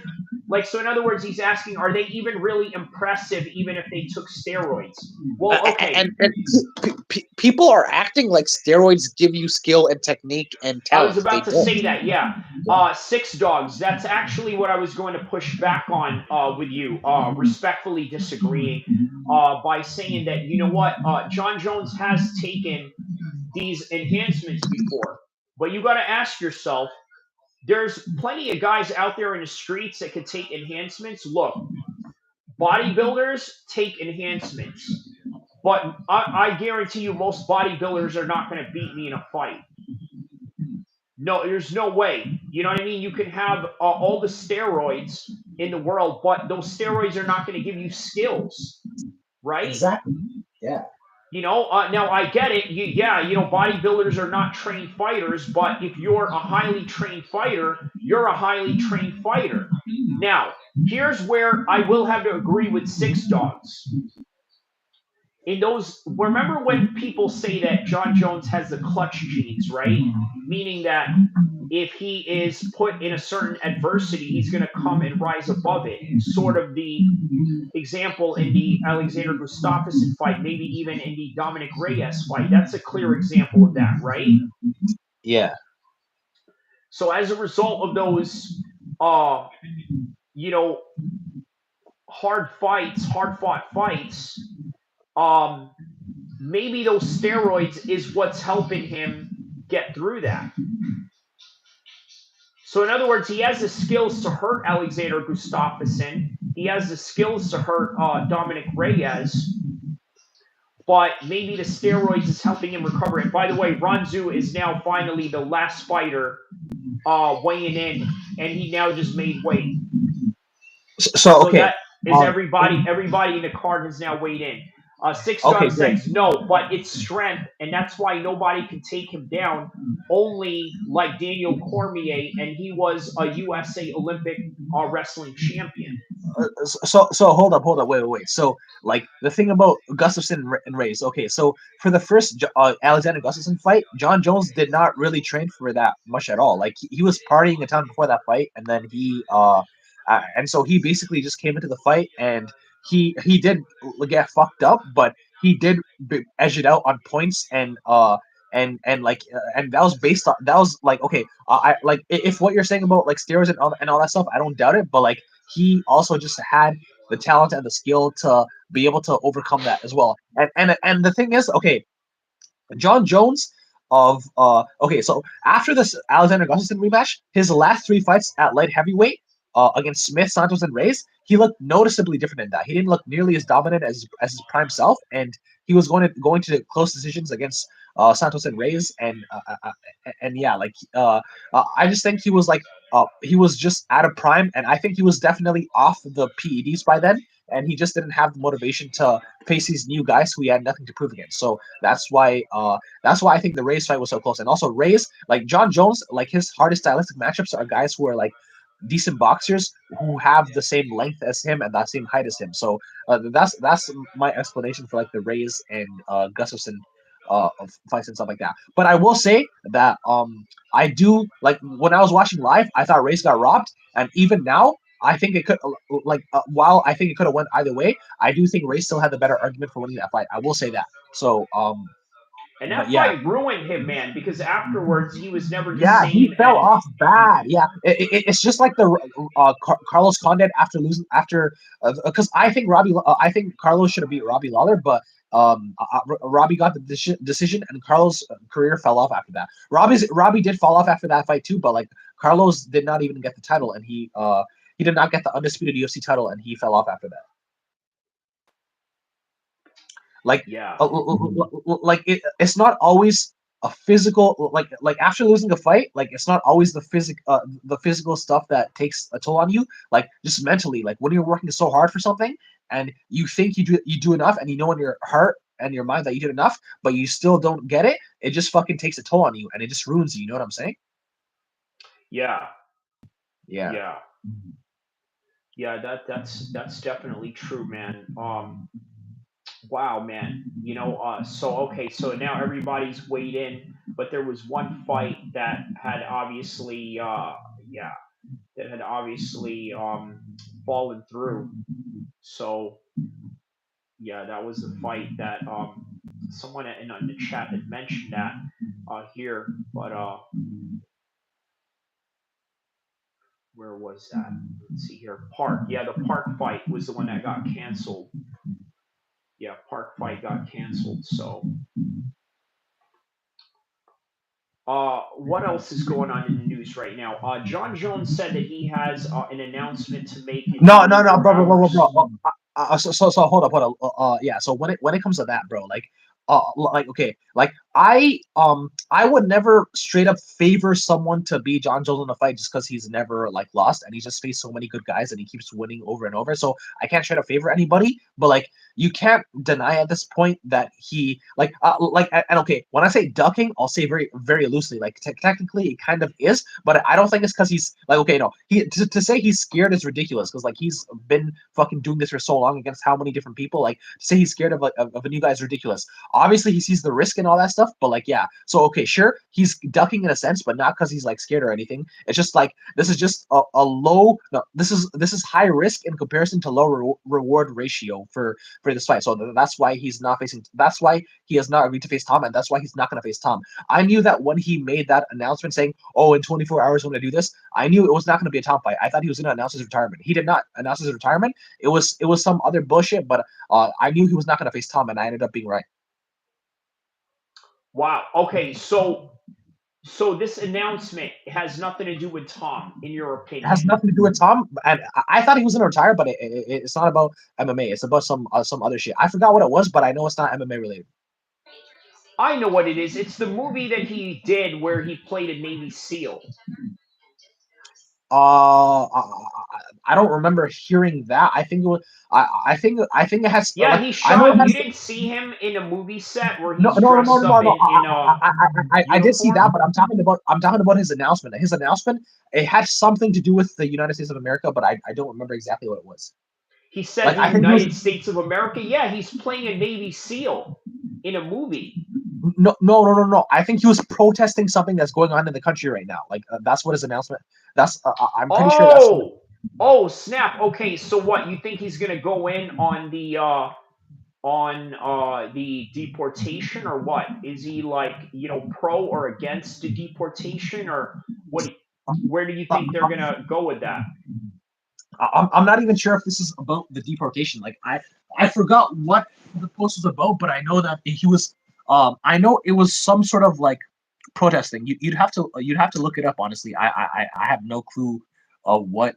Yeah, I honestly have no clue what that shit was about. But yeah, like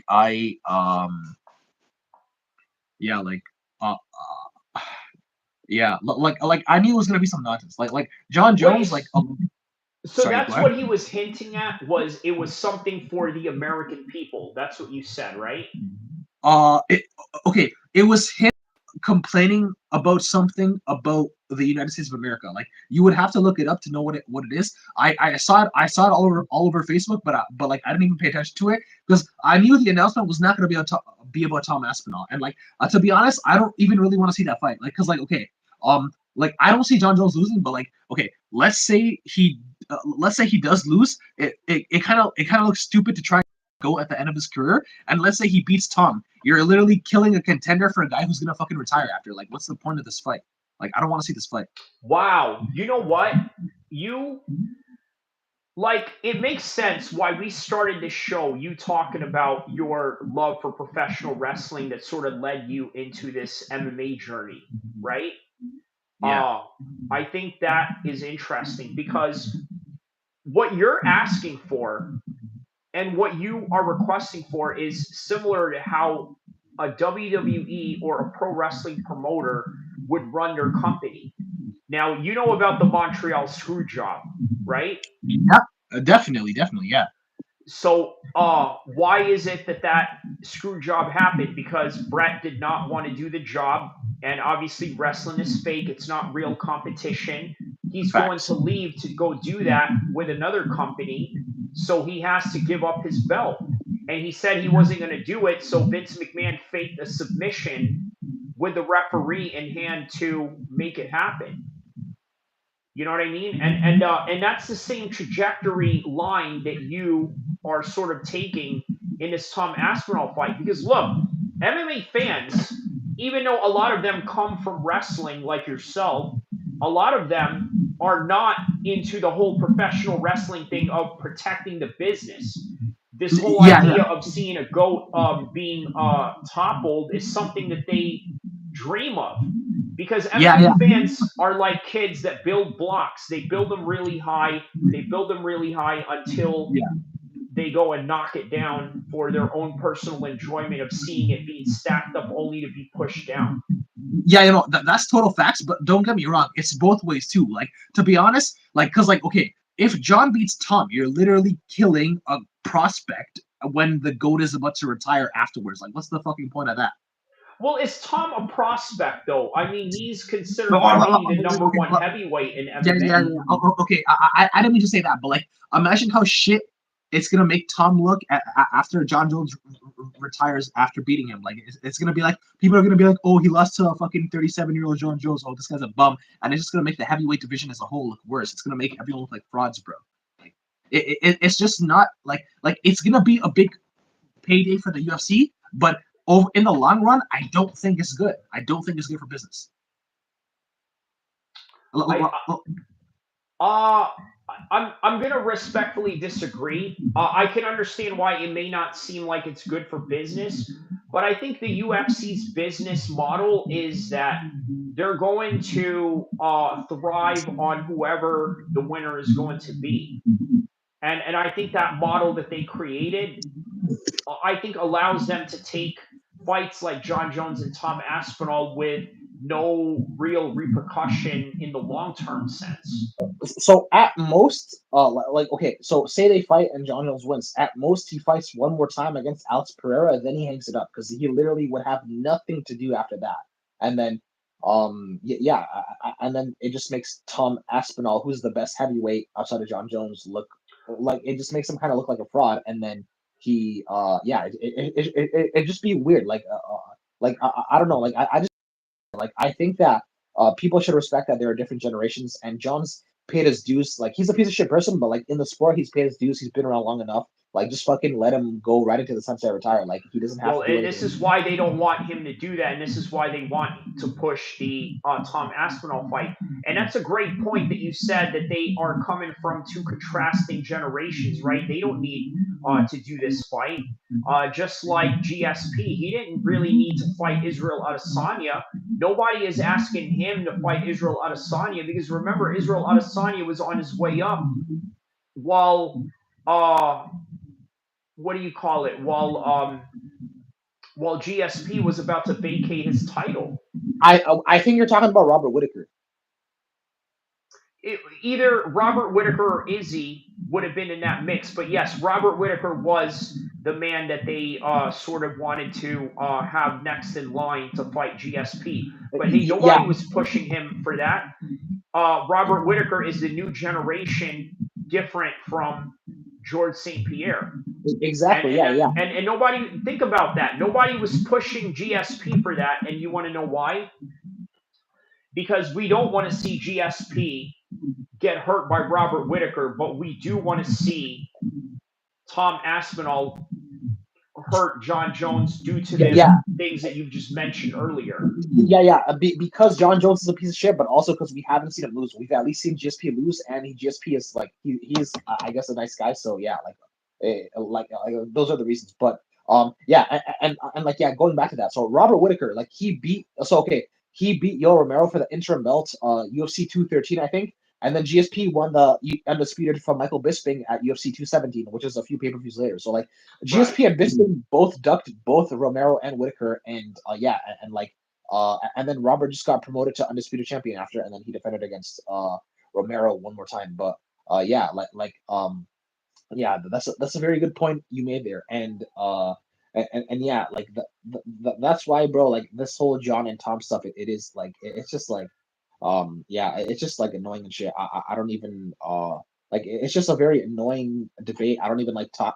It's just annoying to talk about. I don't really care about this fucking sure, it's a big fight, but I don't care to see it happen, and a thing with me is MMA. I'm sure you see a lot of the comments I make on pages and different groups and posts and shit, and a lot of it is just negativity, and sometimes it's just straight up rage baiting without meaning anything, not all the time, but sometimes. But yeah, but isn't that normal in modern MMA culture though? Don't you think? I mean, it's pretty standard. I mean,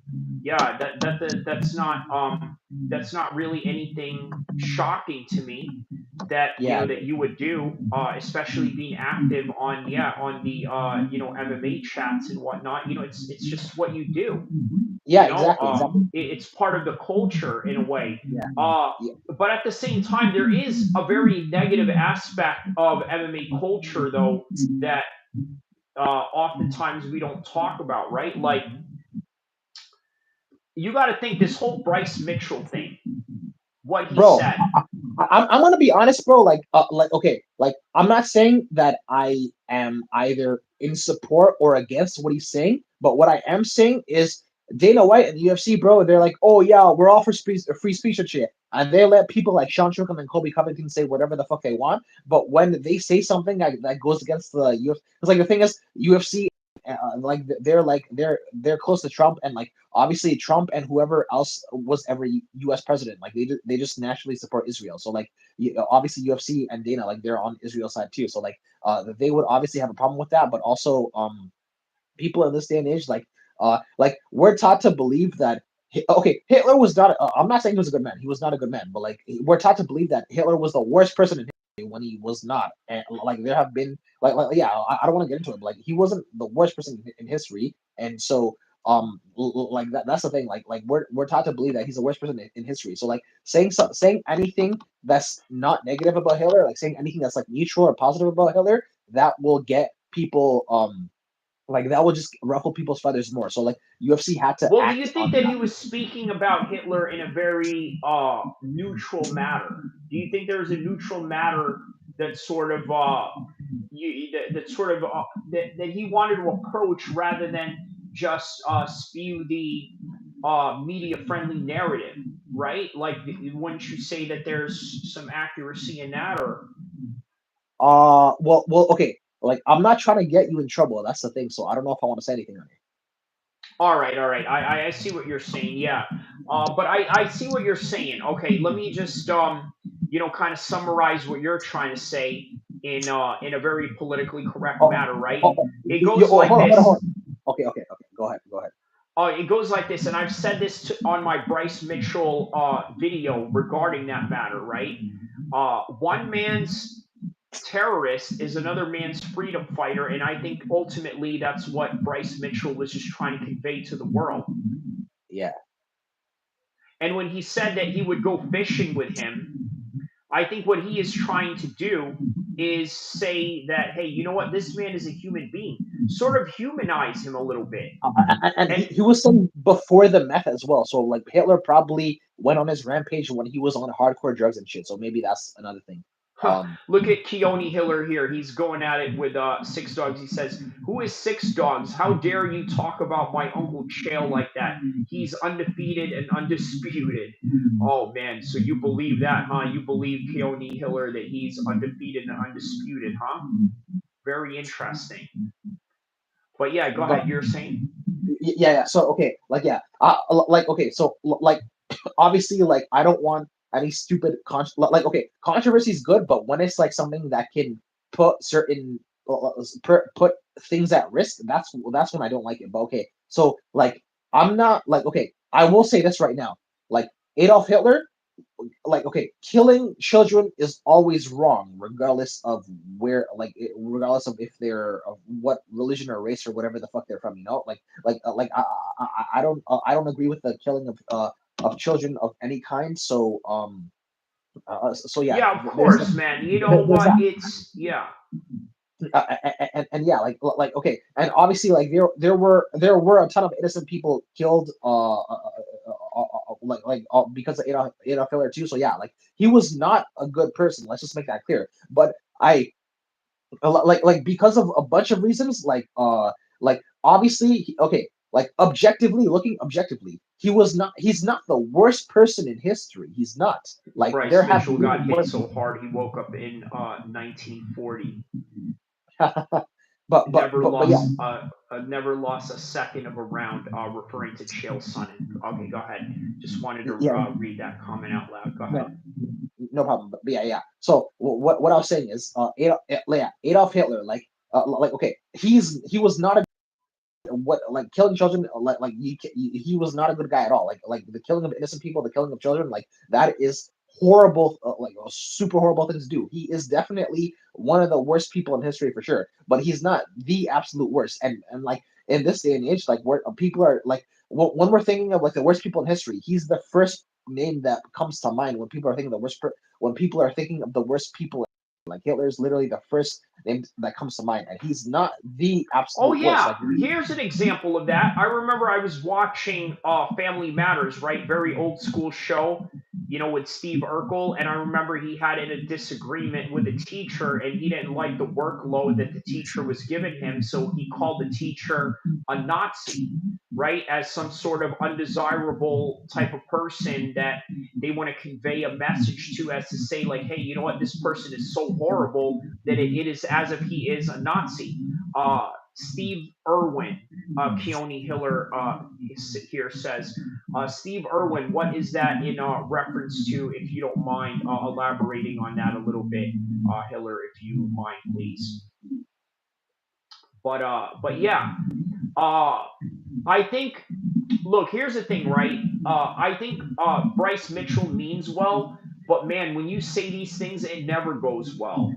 Yeah, that's facts. That's facts. And so and yeah, that's what I was tying into earlier too. Like okay, like yeah, I don't agree with what he said, at least not fully 100%. But like again, Hitler is the most over villainized person in history just because of a bunch of reasons. So okay, first off, like while what he did was wrong, while he was a bad person for killing innocent people and children and shit like that, he there like throughout history, like there have been worse dictators than him for sure, and I don't even have to fucking name people right now. But like there objectively have been worse people, and also like okay, I will name some people. You know what? Fuck it, I'll name some people. Okay, like fucking Mao Zedong, for example, fucking Pol Pot, fucking like Joseph Stalin, bro. Like those are just a few names right now off the top of my head. But like and then like okay, so And he said he thinks the world is flat. Keone Hiller says he thinks the world is flat. This guy was never known for being the smartest person in reference to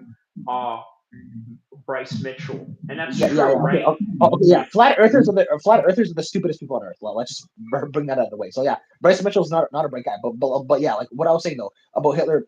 So okay, like I'm just and I'm not trying to paint this guy in a positive light, but like he's not like the. I just want to say he's not like the worst. He's not like the worst ever. So okay, and then obviously like Hitler is obviously okay. So not so okay, Zionists and Jewish people, they're not the fucking same exact thing. You know what I'm saying? Like, not all Jews are Zionists and shit like that. Like, just like not all Muslims are terrorists. Like, there are you can't associate certain bad people with the whole religion. You know what I'm saying? So you understand what I'm saying, right? Yeah, and also taking into consideration that there are many Jews out there that fight for Palestine, in Exactly. Yes. in a Yes. political matter.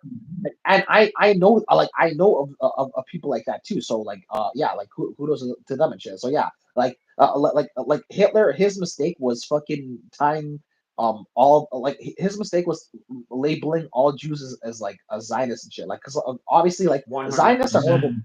Yeah, Zionists are like fucking horrible people, bro. Like obviously like we have knowledge of the war of like Israel and Palestine and shit like that. Like the Zionists are fucking horrible people, and like this world, it is run by certain people. Like it's run by a certain group of people. You know what I'm saying? Like without getting too into it. So like yeah, like Hitler has he just has a very like he didn't have like the most like while he had a bad mindset, it wasn't the right mindset. It wasn't the most backwards mindset ever, and he's not the worst person ever either. So the thing is, Bryce Mitchell, he's a retard. He's a brain damaged retard, and he obviously believes in flat Earth. Like nothing, but like I agree with you. Like he's not someone total piece of shit person. Like he seemingly means well. He just doesn't have the right idea. He's just a bit extreme, and yeah, that could be because of like a brain damage, but a bunch of other reasons too. Like he's like and like even fucking like his boy Sean Strickland. Like Sean Strickland was brought up a neo-Nazi as well. Like people just have different views. It all depends on your upbringing and like a bunch of other things and like things you go through in your life. Like that's how people develop these certain views. So yeah, and but yeah, like now that I got all that out of the way, like it's just UFC talking about being all for free speech and then fucking forcing Bryce Mitchell to apologize, because there's no way Bryce Mitchell did this out of wanting to do this, bro. Keone Like Hiller says, "I'll say it. He's an inbred." yeah, he is. Well, No, he literally is an inbred. yeah. Look, I don't want to say the wrong thing, but I think you know what it is. You know, you come from a certain demographic or a certain part of the United States. You have a certain Wait, accent. are You you know what talking I about me? mean? It's what? Wait, who are you talking about? Me or No, no, no. Sean Strickland, don't say it. oh Yeah, yeah, don't say it. oh He said Keone Hiller says don't say it. Yeah, no, no. I'm not trying to say it, but yeah, I'm just saying what you're saying about inbred and all of that. It's not out of the realm of possibilities because this is just who this guy is. yeah, no, absolutely. Like you can't like you can't count it out. Yeah, like he definitely could be like for all we know he could be inbred and that would explain it as well. But like, yeah, there's a bunch of different factors and yeah, he is from the south where some of where like inbreeding is known to happen to say the very least. So yeah, Yeah, like there's yeah there's just a lot of there's a lot of things. So yeah, like people hating on Bryce Mitchell, like it's not like this is a 100% fully functioning like a fully mentally functioning human being. You know what I'm right. saying? So like And yeah, also, with the inbreeding thing, one will also argue that maybe perhaps it is a reason to enhance his performance. Kind of like what they say, R word strength. You know what the right, R word is, right? They say they yeah, have that term yeah. called R word strength, Yeah, right? yeah. No, I got you. But yeah, like that's the thing too. Like, if they're gonna okay, like while I don't agree with what Bryce Mitchell's saying, I still believe in his freedom. Like, if UFC are gonna be able to free speech, I believe, and especially if USA, the country is Yeah, going the back to free MMA speech. guru Yeah, Dagestan theory. Correct, Keone Hiller. That's sort of where I'm getting it from. But I knew you were getting at that as well. But yeah, like what? Yeah, like since USA is going back to free speech under Trump, and since UFC's always been about free speech, I think what they're doing with Bryce Mitchell, like what they made him do, I do think it's wrong based on what they have been pushing. So like while I disagree with what Bryce has been saying for to a certain extent, I still believe in his freedom to say it because of what the UFC have been pushing. But before all this stuff, you know what I'm saying? So like that's what I'll say on all this stuff. But um yeah, man, like it yeah, like um yeah, I think you already made a video about this whole Bryce Mitchell stuff too, didn't you? yes, the one with him and the German guy on the thumbnail. I don't know if it was a good idea to put the German guy on the thumbnail, but at the same time, uh, that's the main subject topic at hand, right? But I don't know if the algorithm isn't pushing it based on that. But if you guys are watching this, yeah, check out my uh, video on Bryce Mitchell and the German fella. I think you guys will get a kick out of it. I think there's some interesting information that I've laid out there. So yeah, go check it out, inshallah. But yeah, here's the thing with Bryce Mitchell, right? The type of conversations that you have behind closed doors, this is one of them. The majority of the world, I swear to you, they they cannot grasp or understand the reality of uh, rough talking. Okay, because ultimately, what Bryce Mitchell did with these statements, this is rough talking at its best. That's all it is. This is just rough talking, right? But that's Yeah. the problem. You can't talk rough or have a rough draft of a conversation outside of the outside of your home, or outside of your privacy, because people are going to pick it apart and they're going to use anything that you could say against you. Yeah, that's facts. That's facts. Yeah, so that's where all of this is at. And I just think that Bryce Mitchell doesn't have a filter. And I think that's really where it comes down to. He doesn't have a filter. And many people are not. Like, look, think about this, right? Think about how reasonable this conversation sounds. Well, you know what? Larry is such a bad guy, according to a lot of people, but Larry is also a good guy because he does this. That's a normal conversation people have on a daily basis. Yep. Now you remove the word Larry and you replace it with Nazi or Adolf or Hitler. Guess what? Now you're in a different ballgame. Yeah. Yeah. You know what I mean? And Now okay. you can't talk objectively good about him. And here's the thing, right? I think that Hitler has done so much damage to the world that speaking good about him in any kind of way is traumatizing to people. And I've seen this happen in close and personal interactions. Like, for example, if the person suffered PTSD from another person, let's say maybe some kind of domestic abuse or something like that, right? Like that person is not going to be looked at favorably by that other person or the people that are in the party of that victim. That's Yeah. kind of the effect that Hitler has in the world. Yeah. No, you're Like not think gonna. about it.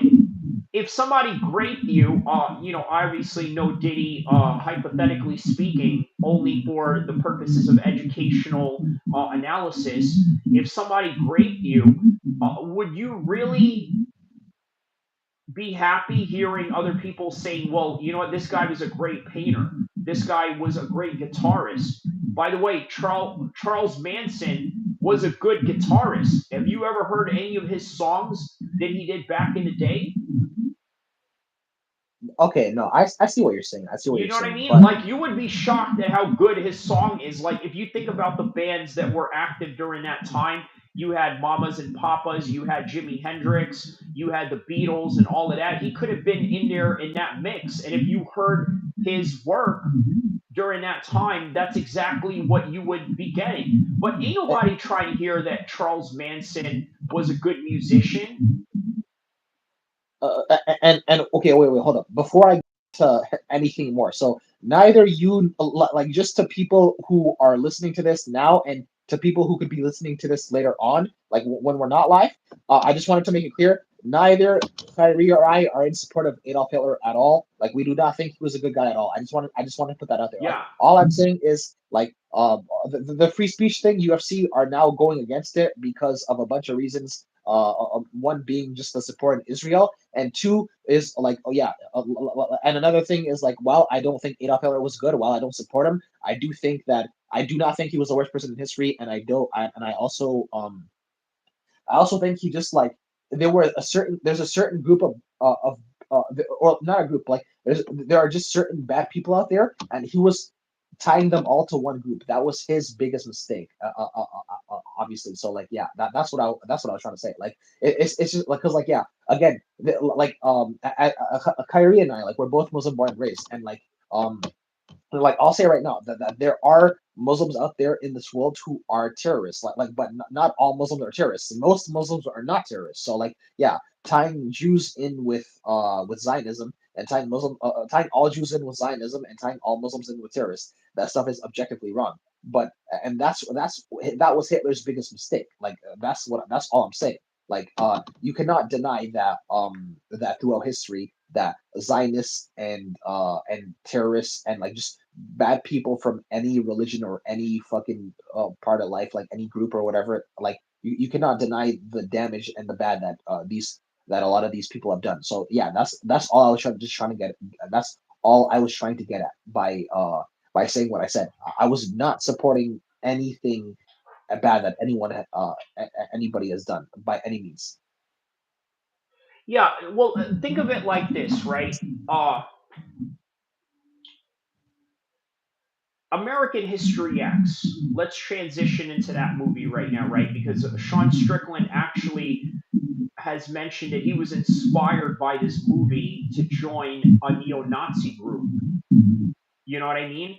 Um, American History X is one of the biggest American movies ever, right? It's one of the biggest gang movies ever. It's one of the biggest action movies, one of the biggest drama movies, whatever category you want to place that particular movie in. It's one of the biggest movies of all time. So, in other words, people can't tolerate Hitler, but people can tolerate the ideology of Hitler. Think about that.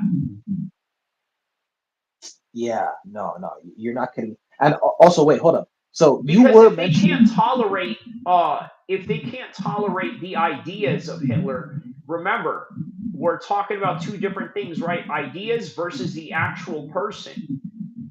I yeah, think yeah, there's a lot of Americans that are sympathetic to Hitler's ideals behind closed doors.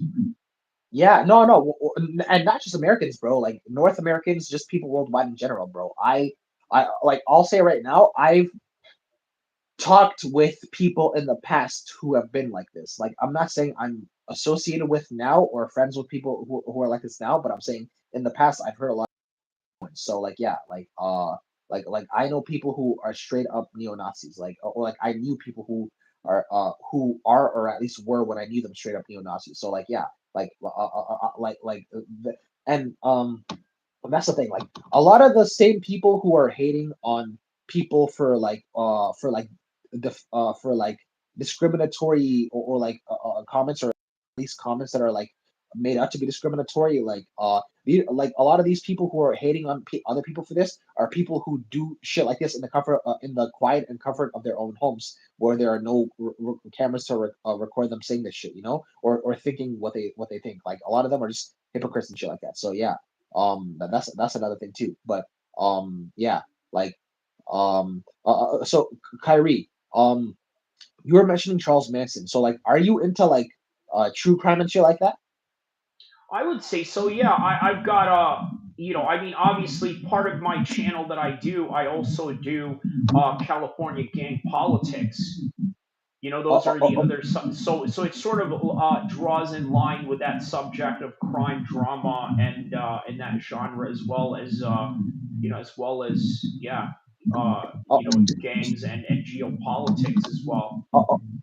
okay, but like outside of like specifically like gang related stuff, like and like cults and shit like that, like when it comes to like unsolved murders and disappearances and like cold cases and shit like that, like do you have an interest in any of that stuff?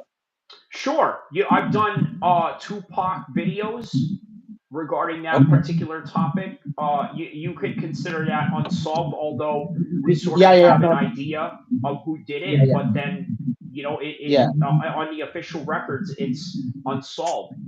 Yeah. So okay, no. So the Tupac case it does count, but yeah, he is a celebrity though, so like that's like a very well known thing. But yeah, so like I'll say right now, outside of MMA, true the genre of true crime that's like my biggest hobby slash interest. Like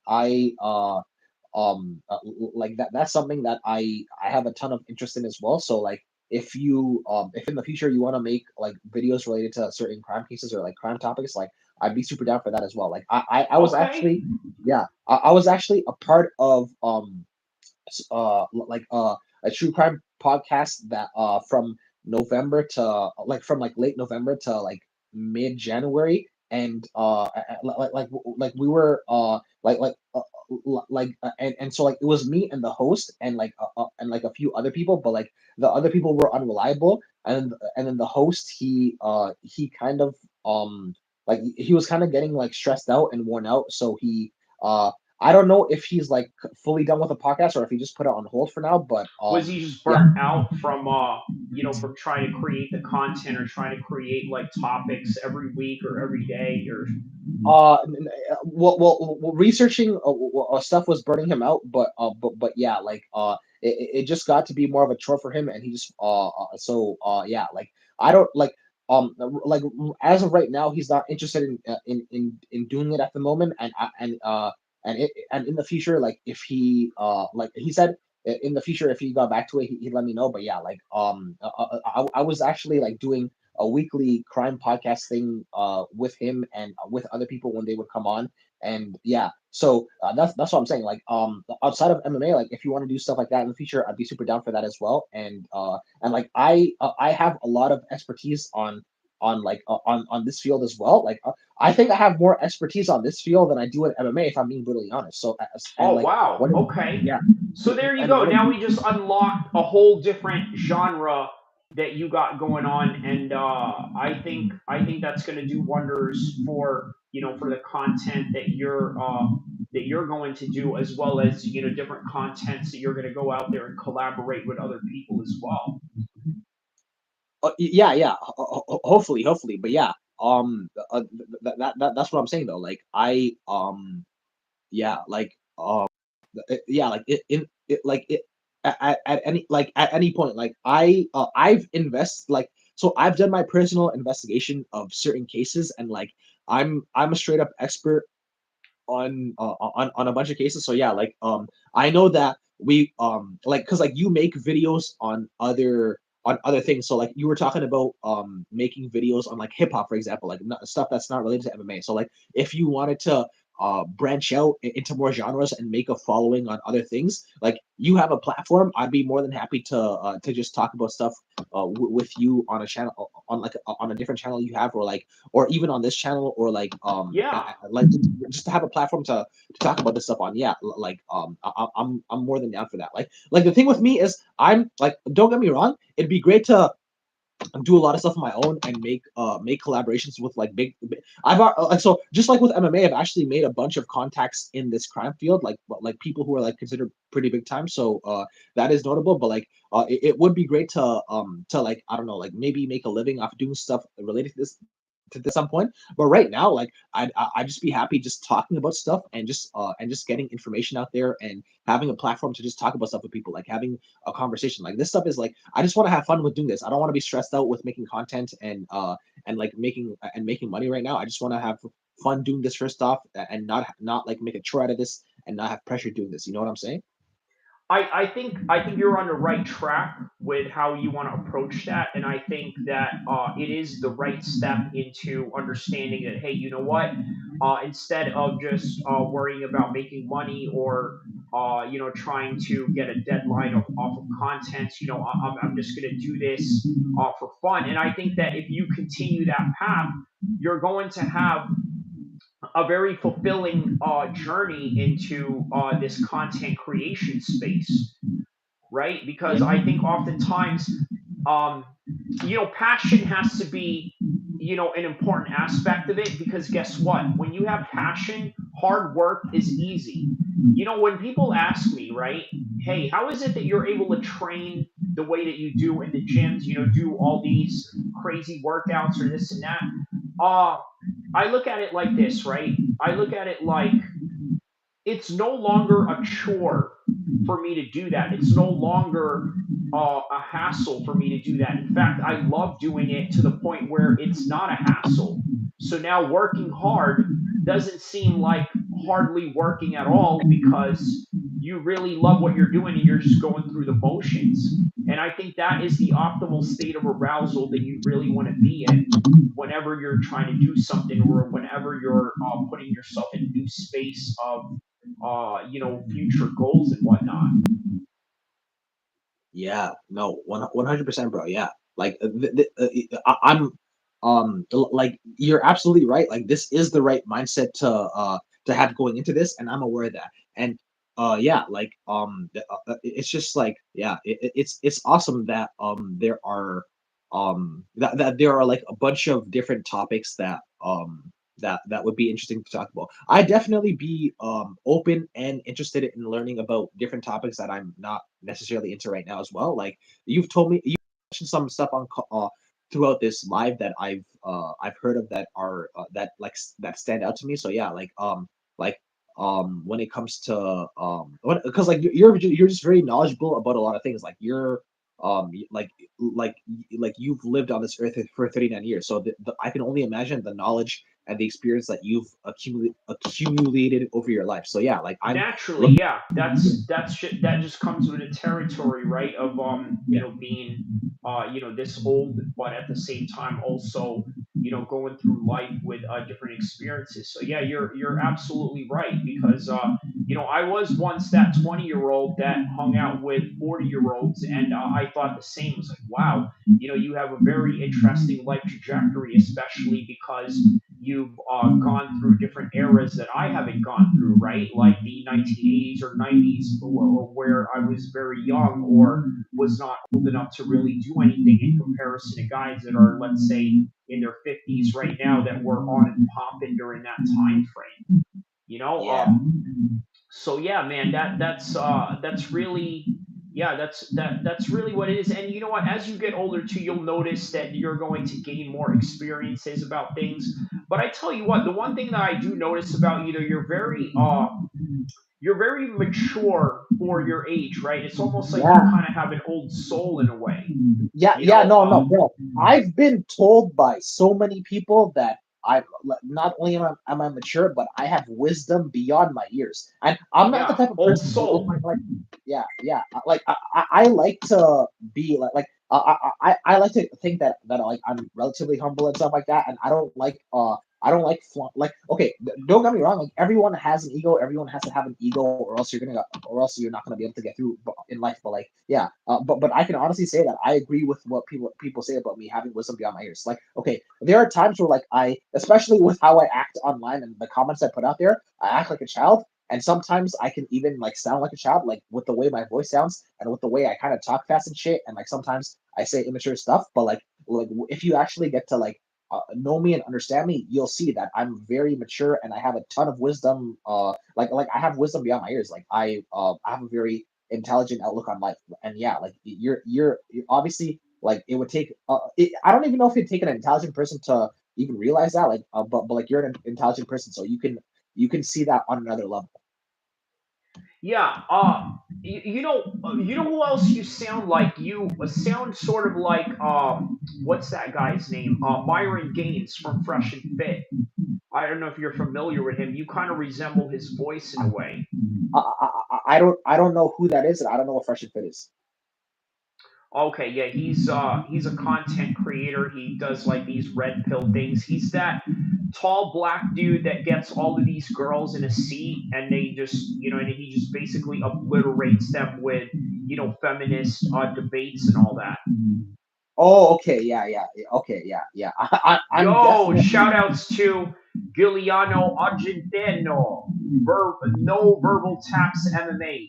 That's one of my biggest allies in this YouTube space right now. Shout out to him and congratulations to you in your 50,000 subscriber. I think he's now up to 52,000 subscribers right now. So shout outs to Argentino, no verbal taps MMA, my fellow California brother. He's also a former tri-state guy who moved to California. So shout out to him on that. Thank you for tapping into my live stream. So yeah, man, I got some big streamers tapping in with me today, man. I had MMA holes tapping in with me. Argentino, no verbal taps, MMA tapped in with me. And we got a future star character unlock right here, Mahfouz Abdallah, who is going to, start up his own channel. And you know what? And I like a lot of the knowledge that he has with MMA, with the amount of time that he's been watching MMA since 2019. I thought that he would be a great addition to this preview show. And we sort of agreed this morning or this afternoon that, hey, you know what? We're going to get together and do a preview of this show. We were just going to originally do the preview to this show for the main event, but then here we are. We got caught up in different tangents, which is great because we just literally created great art out of this whole entire facts, segment facts, right now. So, uh, facts. Argentino says, "Sup, Kyrie? My prediction videos for three featuring good noodle MMA is dropping in a couple hours." All right. So for everybody that's tapped in, check out the prediction video for Giuliano Argentino, No Verbal Taps MMA. Look for him on the comment section of this live chat right now because I'm obviously doing this live chat on my phone, not on my StreamYard, so I don't know how to pull up his comments right up here. So, but yeah, it's right on the comment section, so you guys can check out his channel and whatnot. I also got a prediction video as well that I have the full entire card. I have timestamps in it, so just look at my video section. UFC 312 full card, whatever card or whatever fight you want to see right there. It's going to have timestamps for all the fights. So if you want to look at all the fights, it's there. If you want to look at just an individual fight, I have it on. Yeah, I have it right on the timestamps for every single card, top to bottom, starting from the first fight all the way down to the last fight and the main event of the evening with Dricuss and Sean Strickland. So yeah, shout out to everybody that's tapping in. So now, what did you think about Conor McGregor mentioning that Irish boxer was a carpet licker? Yeah, I think we were going to talk about it a little bit more earlier, but we got into different tangents. But Yeah, just to focus on this a little bit, what did you think about the comments that Connor made right there? Like, obviously, go ahead. You did get into it a bit by just saying, yeah, this guy is just like he just crashed out. Like he's not the same person he once was when he was actually motivated to like be successful in life, because like he's already reached a point where he already got what he wanted. So now he's just like it's obvious, bro. Like he's just a fucking like rapist cokehead who with like a ridiculous ego, and he just like he'll just fucking say anything now, like regardless of whether it's for attention or whether he actually thinks it. Like he's not someone who like even though okay, like you and I were not really he doesn't even know who we are. Like we're nothing compared to him, but I still don't even care to even give someone irrelevant like his attention. Like people like Connor and Colby, I've talked about them too much. Are for like they're both shit in this day and age. Like I've talked about them more than I wanted to. Like I talk about like these irrelevant people more than they deserve it, to be honest. Because yeah, like these are guys who should just fade into obscurity. Like Yeah, and I think Connor has already overstayed his welcome in MMA. Don't you think? yeah, but by far, yeah, bro. And the thing is, okay, so with Eric trilogy, so okay, obviously Connor's one of his boys, so like, but so I knew like before, like, so him when him and Chandler was scheduled to happen, like I knew before the fight fell through that they were not going to fight, and that was because of Eric trilogy. So yeah, I knew, and I knew the fight was not going to get scheduled again after that, and that just like that made me lose all respect for all the little respect I had for Connor by that point, because I'm like, bro, like what the hell, like you're gonna fuck Chandler over to this extent? Because bro, like Chandler, he like say and think what you want about him, but like he's someone who's like worked hard for everything he's ever gotten in life, and he deserves more than he's gotten. He's always got the short end of the stick, and he just fucking like bro, yeah, bro, like it just like just thinking of what Connor did to him, bro. It's just a shame. Like Chandler deserved that fight, bro, and yeah, like it's just like man, Connor just a fucking scumbag, bro. Well, now Connor has a fight with Armin Sarukian coming up. No, Chandler does. Chandler. I'm sorry, yeah, I'm sorry, yeah. Chandler has a fight with Armin Sarukian coming up in April 12th. By the way, that's 1 week before I Is that believe. official? Is because I don't think it's like I think it's in the works, but I don't think it's official yet. No, that's official. That's official because Armin wants to hop in there straight away, right? No, but I haven't seen like ESPN MMA or like a UFC page post about it. That's what I'm saying. Yeah. They will announce it. Post fight tomorrow. Watch, they're gonna announce it. Okay, yeah. You're right, because I remember. Yeah, okay. So they usually wait until people used to announce big fights. So and also, because they don't want to take the focus away from this fight yet. Yeah. And the fight is still tomorrow, so yeah, they don't want to take away any focus away from it. They want to give it the proper attention that it deserves. But yeah. And also, yeah. Go ahead. Sorry. You want to say Oh something? no, go ahead. I was just going to mention something that Chael Sonnen said here, but go ahead first. So okay. Fuck. Um. No, just say what Chael said. Just say what Chael said. Okay, so Sean Strickland apparently sparred with a fan at UFC 312 press conference. I'm not sure if that's the press conference or the open workout. I think the open workout because he's wearing a completely different shirt here. Yeah, no, he's talking about the open workout because I know that for a fact because I saw it. But why did he title it Spars fan at UFC 312 press conference? I think because I'll be back in 30 seconds. Yeah, sure. Okay, so no problem. I'm gonna play this from Chael real quick, just on audio form, and then I'm gonna react to this video as we. Ready for those ultras? Well, they're quite a high level. What's up, fight fans? We're heading all the way to Sydney, Australia. What's up, fight fans? We're heading all the way to Sydney, Australia. Versus Sean Strickland. Let's Let's break over. Hey, Sam, do it right for same game parlays. Down all the fun with Dricuss. Use the promo code SUNNIN. Train a fan on stage. Did you guys see this? Every dog gets one bite. Every dog gets to make a mistake where you let them know. You can't do that. We don't do that here. We don't bite. Needle break. Okay. I gotta be told. What LA? Oh wow. Okay, so there's actual footage here. All right.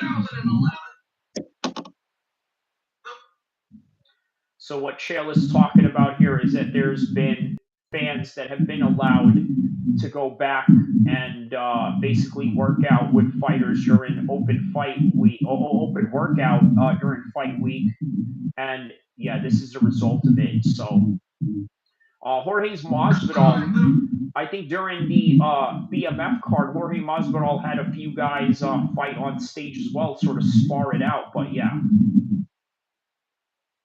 I gotta be told. What LA? This has been going on since 2011. The first time that a fan got welcome onto stage into Let's Spar. And I had this happen to me. If you saw this video, it's very important that you saw the video because this fan is going hard. This fan is not smiling and laughing. But you can imagine the pro fighters up, his face is lit up, he's smiling, he's moving at a slow speed, he's not really coming back, he's just blocking. Okay, so what Chael is concerned with about this whole thing is that this guy is dead serious when he's sparring Sean Strickland. Now, you think about this. This is sort of like his big moment right here, right? He's a fan. He doesn't really train on a normal basis. Doesn't really understand the etiquettes of sparring in a gym, right? Like, you can't go out there and really try to hurt this guy or anything like that. But for whatever reason, this guy is going way harder than what Sean Strickland would be expecting. Well, let's carry on and continue what Chael has to say here. The thing that you got kind of moving around a little bit, you're getting this experience, and whatever this is, and whatever we're going to do with it on social media, to make this make sense for the marketing team to allow this person Yeah, I'm here. stage I'm just reacting to Chael. Whatever it is that we're going to do with that, which from 2011 to present time is a grand total of nothing. There's not one ticket that you've ever bought because you saw a marketing piece where dude was on stage. There's not one show that you know the start time and the date. You happen to watch it, called your friends over because what got your attention? A fan sparring a fighter. From 2011 till now, they have never done one successful thing with that footage. But goddamn, they've done some bad stuff with it. I can't believe it's happening. When it happened to me in 2012. The gentleman was challenged. This was supposed to be like a... So Chael Sonnen said that he's done an open workout back in 2012 with a fan, and I think the message that he's trying to convey here is that it kind of went sour. So let's find out what that is. Bro, Chael Sonnen, bro, like... It was for me too, and I was very... What was that? The thing with Chael Sonnen is like when I and this is actually tying to my introduction to MMA because like I told you I'm not exactly a WWE crossover because I didn't start watching directly through WWE, but like if I wasn't a WWE fan, I wouldn't have been an MMA fan. I know that, but okay. So Chael, he obviously was like a talker and stuff. So like he's actually one of the he's one of the first things that I found entertaining about MMA, at least when it comes to the talking side. But like over the years, he's just become so clickbaity and rage baity, and he's just kind of like a troll and like he just becomes so unreliable that I just stopped caring about anything he said. Like I honestly found I honestly started finding Chael annoying, but I like can't say that I blame you for that. But I think one of the main features that Chael has going on with his content is sort of like a shock jock type of vibe. If that makes any I get sense. that, but when you do it over and over and over again, the shock value it loses its edge. Like Yeah, yeah. I think at some point, right, you got to start reinventing the wheel in a different way. yeah. But let's hear more what he has to say on this real quick. All right, go To for it. go in and do it. But we got to a position where he wanted to do it a tight clinch. And I can't remember if somebody was talking to him or even if I said, hey, give me this. Let me show you this position. Okay, so the open sparring session that Chael is describing here, he said that this guy had put him in a tie clinch, and let's see where that goes from here. Can't quite remember how we got there. I just remember when we got there, he began throwing knees at my face at full speed. Oh, wow. So the guy was throwing knees at Chael's face at full speed. So this is what I mean, right? A lot of these guys are getting a little too excited. They never trained before. And by the way, here's another thing, right? A lot of these guys don't think that they can hurt you because you're a UFC fighter. He could take it. Kind of like little kids, right? If you've ever, had a kid or if you got a son or whatever and you're playing around with them, you at least you don't think that they can hurt you, right? Or at least for the most of the times they can. They certainly don't think they can hurt you, so they go full speed and blast on you. You know what I mean? And that's sort of what's going on here with Chael. Back and forth, just like you would. I must have been a really good coach for whoever told him to do this. This guy was a good listener. He's around the neck. And he starts throwing knees at the face to where I'm having to block and come in and defend the whole thing while smiling and laughing like I'm not putting out an effort. At least you don't think that they can hurt you, right? And when that happened, and when I looked over to the team, they did nothing. They did not stop this. They didn't know fighting well enough to know what they were looking at. Yeah, so in other words, when that fan put him in that tie clinch, they didn't know what they were looking at. So, all right. They didn't know yeah. what looked like that guy just kneed our main event in the face was actually him kneeing our main event in the face. Like, not for nothing, but this is what happened. And then you get the guys that come on and they're not playing around. Like, this isn't something fun. This is their ego. The guy that did this with Strickland, first off, was going very hard. He was going inappropriately hard, which you will do if you're. Chael is showing footage of showing the open workout with Chael. I'm sorry, with Sean Strickland and the fan. This fan looks like he's probably like 5'4", very short guy. Looks like he's Middle Eastern, probably Lebanese, I would assume, because there's a huge Lebanese population in Sydney. So, and here's another thing, something that I know about Arabs and Lebanese, bro, they are aggro-aggressive, right? So, I don't know, man. I don't think it was a good idea for Sean to be sparring with some random Arab kid who probably doesn't train MMA, and he's going at a full blast, not understanding. Sean's just a fucking retard, bro. Like, he's a clown, bro. He's just a bro. This is another thing about Sean Strickland I didn't like, because like he was at one point he was like, okay. Like the thing is, I mentioned to you that I was a Kobe Covington fan at one point. So like Kobe, like obviously all that stuff, but I thought he had like some sort of. I thought he had heart, was kind of a good guy. I thought he had some sort of authenticity to him, and then I realized the whole time, and then I realized later on that he was just a total fraud the whole time. And Sean Strickland was someone who called out Colby on his bullshit, and I actually thought Sean Strickland was like like the authentic version of Colby Covington. And then like later on, and Sean was real at one point, but then after he beat Friday, he just his popularity skyrocketed, and he basically essentially became what he hated, and he just started becoming like this fucking person who collaborated with influencers and just did whatever he said and did whatever he could for attention, bro. Like he's just someone he's just a clown, bro. Like that's another reason why I want Dricuss to beat him, just so he fucking like fucks off and fades into obscurity after. Like I'm tired of this clown, bro. Like I still like him, but like he's just kind of a clown now. Like he's kind of the fraud that he calls like even if he's right about the people he calls frauds, he's a fraud himself. Like that's how I feel about Sean Strickland. Yeah, But there's a lot of hypocritical aspects of Sean's, methodology and how he looks about the world, right? And there's just a lot of inconsistencies. But also keep in mind, I mean, the guy grew up in a very abusive home. He's yeah, clearly damaged.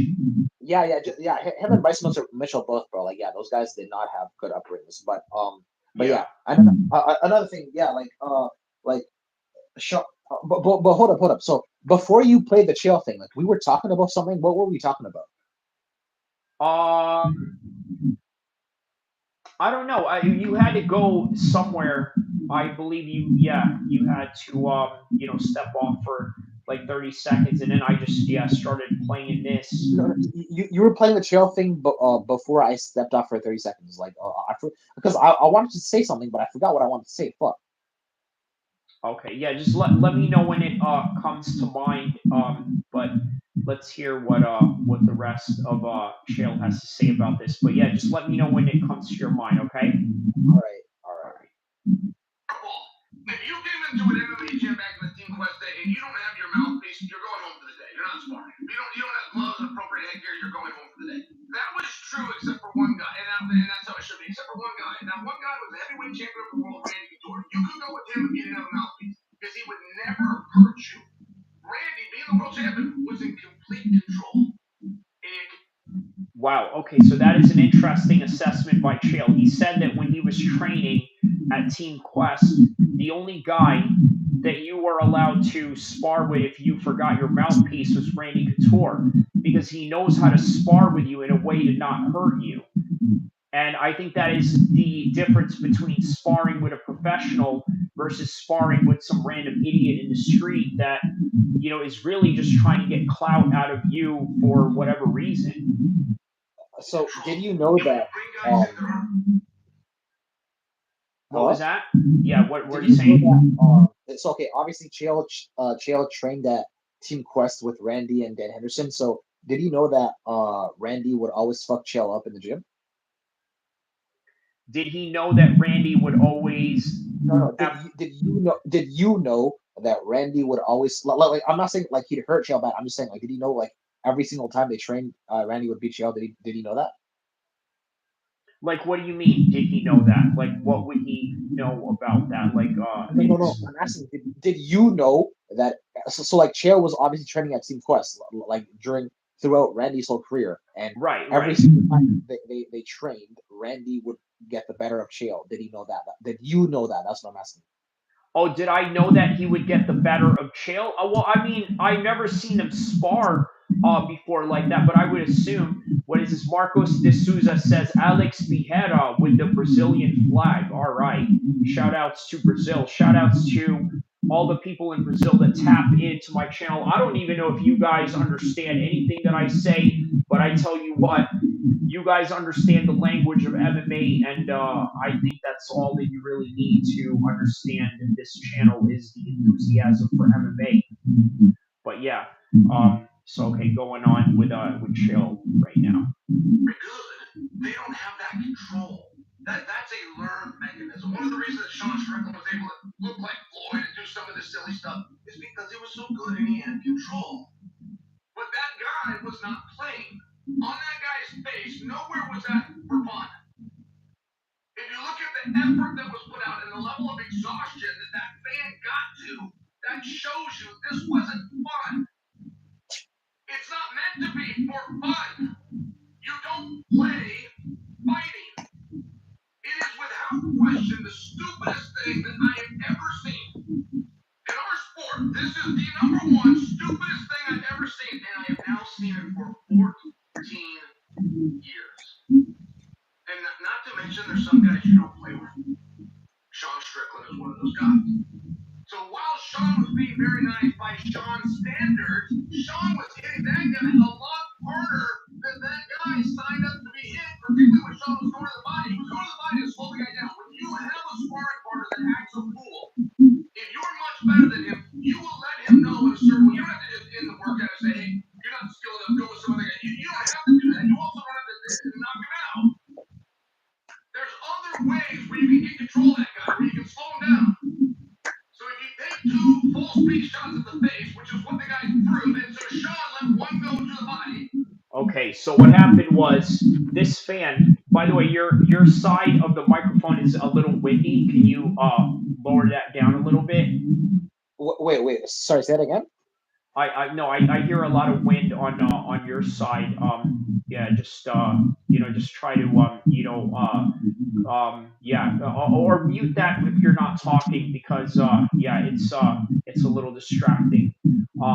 Oh, okay. I don't hear wind. That's weird. No, not when you're talking, it doesn't come on. But when you're not talking, I hear the echoes of the wind. Are you outside?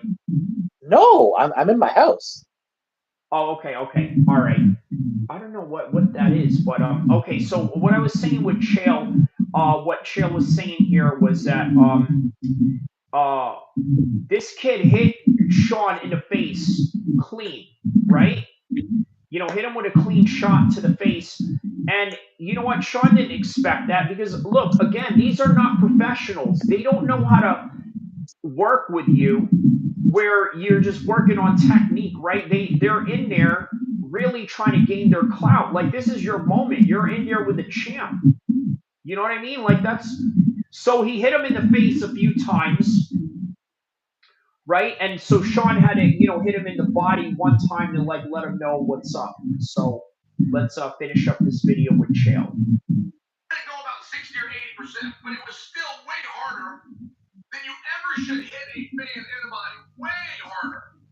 And the people that organize this know so little about the sport that while this is unfolding, they don't stop it.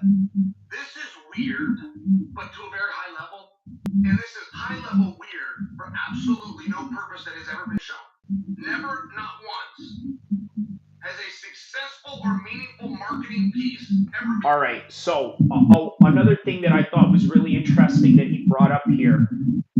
Australia is not a strong MMA country. It's a strong MMA country in a sense where you have strong fighters that come out of there and decided to organize their own gym. But as a country, as a whole, in the government and everybody that is the overseers of the sport of MMA, they don't understand it. They don't understand what they're looking at. So when they sanction this whole entire workout to allow this fan to get in there with Sean Strickland, they really don't know what they are looking at when all of this is going on. They don't understand the extent of how hard this kid is trying to hit Sean. And then on top of that, they don't understand the extent of Sean trying to slow this guy down and hitting him hard in the body. Because then after he hits him once in the body, according to this footage that I've seen here, he went and basically fell to the ground like any normal person who got, hit to the body with a good hook. Yeah. You know what I mean? So there's a lot of negligence here in what Chael is saying. So, all right, let's continue and finish this video. In any platform that you can even remember that was worth a damn that had to do with this. There's no point in doing it. There's not a contest. It's not even used for marketing. It's not, hey, put 1,000 names in and we're going to raffle and we're going to do all these things. It's a way of collecting that. There's none of these things. Some weirdo gets pulled out of a crowd, gets gloves, and gets put on stage with Sean Strickland. That weirdo got exhausted. He said that weirdo got exhausted. Exhausted doing things that you like. You don't get exhausted doing things that are fun. That's not a feeling somebody tries to get to. You will get there when you don't want to be there. Because you're scared. Because you're under attack. because you're trying to win. And he was doing all of those things, and it was inappropriate as all hell. And I would just love an explanation. I'm open to learning. I'm open to being wrong. Maybe in Bangladesh you're posting this on a .com. I don't know about it. You're actually getting viewers. All I can tell you is in America, this experiment has been tried. It's failed. It failed again yesterday in Australia when they put a fan on stage to fight Sean Strickland. Yep. Well, so thoughts on that, right? Random fan getting a chance to get in there with a UFC fighter. Is this dangerous? Is this negligent? Or is this just a fun experience or not so fun experience, according to Chael Sonnen? Let me know your thoughts on this right now. I think this whole thing is like retarded. I think Sean Strickland's a clown. I think that this should not have been allowed. But like I will say that like from the fan's point of view, like the fan who got allowed to do this, like it's definitely not an opportunity that he would have wanted to pass up. So yeah, like like I but what was that about Bangladesh though? Oh no, he was just saying that he was just using Bangladesh as a random country that, oh, is this video going to be posted on to, somehow I don't know, discuss, etiquettes of sparring or something to that extent.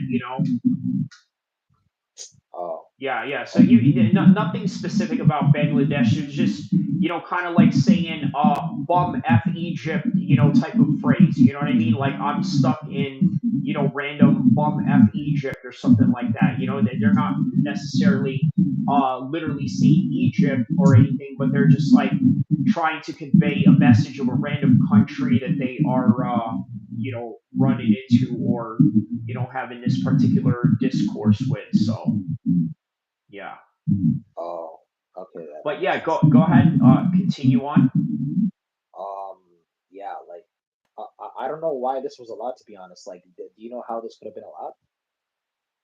Well, it's allowed because of the fact that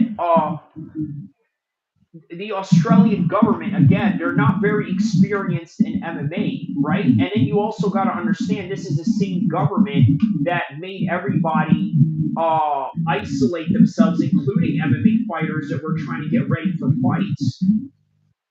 I'm surprised that Sean Strick, like, bro, why is this? Okay, now I'm honestly surprised. Like, was Sean Strickland going all out on this guy, or was he going easy on this guy? Sean was going easy on this guy until this guy decided to go a little bit harder on him. Oh, okay. So then after that, he went all out. Yeah, well, no, I mean, after Sean got hit in the face with a clean one, Sean just decided, hey, you know what, I'm gonna hook you right into the body, and he dug that hook right into the body, and and dropped him to kind of let him know what's up. Like, hey, don't be up in here, trying to go extra hard. Okay, You know yo, what I I'm mean? not Like, gonna lie. I'm not gonna lie. I'm actually on Sean Strickland's side for this, but at the same time, he never should have let a fan do this. He's in the wrong for that. He's a bitch for that. well, here's the thing, right? Is it him that organized it, or was it the organization or the party that's involved in that particular vicinity of that particular moment of time in the open workouts? I don't like. I'm pretty sure he could have said no if he wanted to. So, but okay, yeah. Either way, I'm more on his like. Okay, like I'm definitely not against what he did for like I think the fan like okay. While I would not like okay, if I was there, I definitely would not have passed up the opportunity to at least I don't think I would have passed up the opportunity to like be on open workouts with Sean, but I think I would have known my place and not fucking tried to fucking show up like show myself up in front of him, but like yeah, so in that sense, the fan definitely got what he had coming. Like you just can't be doing shit like that. But Yeah, and that being look, said, if this kid wanted to look good, it's not like this kid trained on a daily basis to where he knows how to get in there and look good without really hurting Sean. Because again, he's not a professional. He doesn't understand any of this to that degree. So therefore, he's not going to operate in the same matter of etiquettes that most fighters would fall under. Um, yeah, good point, good point. But And I can't blame this kid either because remember, right? Like he's just a fan. This kid doesn't understand the sport the way that people like me and you do. He probably works a normal 9 to 5 job or has some sort of career in a certain field, and this was his time to shine. And again, this is a world that he's probably not really used to because let's be honest, right? Most of these people that go to the open workouts, that go to the press conferences, and even the ones that spend thousands of dollars on front seats, a lot of these guys are casuals. I mean, is that kind of fair to, make that assumption and that assessment or what? I think it's fair to make that assumption. Yeah. So he didn't know any better. So it's hard for me to blame him, even though I think that what he did was stupid. But I think what he did was stupid on the level of assumption that let's say we're dealing with somebody who is what do you call it? A casual, or just an NPC. I mean, let's just be real. Like he didn't. Yeah, man. The kid was only trying to have fun, but he doesn't know how to have fun in this kind of world. Like you see, sparring can be fun if you know how to not hurt your buddy, and it can be a very educational experience. This just was not one of them, unfortunately. Yeah, no, you're This right. was one of those situations where he was way over his head, and then Sean had to react. You know what I mean? Like boom, one shot to the body. You know what I mean? Like one of those body shots that Canelo hits. His opponents with. I think he hit Rocky Fielding with that same shot. Uh, he hit Callum Smith with that same kind of shot. But But yeah, man. man, Sean Strickland, bro, yeah, like, man, I am like, yeah, I don't even really know what to say about this guy, but like, yeah, it'll be great to, because yeah, you and I both think he's gonna lose, so yeah, like, I just like, I'm just wanting there to not be another fucking decision again, because like this second fight, I don't want to see a third fight, and I don't want to hear any more of his fans bitching about someone named Rob or shit like that. Um, you say you'd say you dislike Sean, right? I mean, I would say it's right up there. Yeah, he's not exactly the type of guy that I want to hang out with, even though there may be some things that can, be in common with our way of thinking. But then there's a lot that is completely the opposite of the way that we think, also. So, that factors into my decision making of how I see him as a person. So, yeah, and not one of my favorite people out there, but he is a great fighter. He is entertaining, and he's going to be a great opponent for Kamzat in a big money fight at that. True, true. Okay, yeah, no, you have a good point there, bro. Imagine if Fradasania somehow was like, imagine if like Hamza was like not inactive for all this time, and he was able to get to a title shot against Fradasania quicker. Like that would have been the biggest fight in probably middleweight history. Like if those two guys faced. Right, right, Yeah. and it never came to fruition, unfortunately. It would have been a horrific mismatch, but it still would have been the biggest fight, like in terms of money. Oh, hands down, hands down, hands down. Because those guys right there, man, I gotta tell you, they are. Yeah, yeah, it would have been big money because look, the trajectory of where Adesanya was at the time, man, I'm telling you, it was absolutely on superstar level, right? Like he was in all of these mainstream websites and all of these mainstream outlets all over the world, not just in America, but also in New Zealand, Australia, and elsewhere. You know, he was a global superstar. Yeah, no, you are right. You are right. It's crazy. Yeah. Um. Now, like all these people who, at one point in time, not too long ago, were like super big shit. Now they're like, now they've fallen off, and some have even just faded into obscurity. It's crazy. Like, Who in particular do you like, are you mentioning that has faded into obscurity? well, no. Like some people have just like fallen off, not totally faded into obscurity, but like just like you know how like okay, because like okay, I remember how I started watching in 2019. So for example, okay, Jorge Masvidal, he was the biggest star in 2019. Like he was literally the biggest star UFC had. Like he like he's the only fucking guy outside of like Connor, Brock, Ronda to like uh to like sell a million or like more than a million pay-per-view buys on his like on his own, you know? Like people were not fucking paying to watch fucking Kamaru Usman fight in their first fight. Like they were paying to watch fucking Jorge Masvidal fight or fight for the title. So like that was the Right. draw. So like yeah, Jorge Masvidal, he was huge at one point, and he kind of did fade into fade. I'm not into total obscurity, but like he did fade quite a bit, and then fucking like before fucking losing to Jorge Masvidal, Ben Askren was pretty hot shit for a short period of time, and then he obviously faded not too long after. Kamaru Usman, like he actually became pretty big at one point. He didn't fade into obscurity, but like he's fallen off quite a bit. And yeah, even Israel, like he's fallen off as well. Yeah,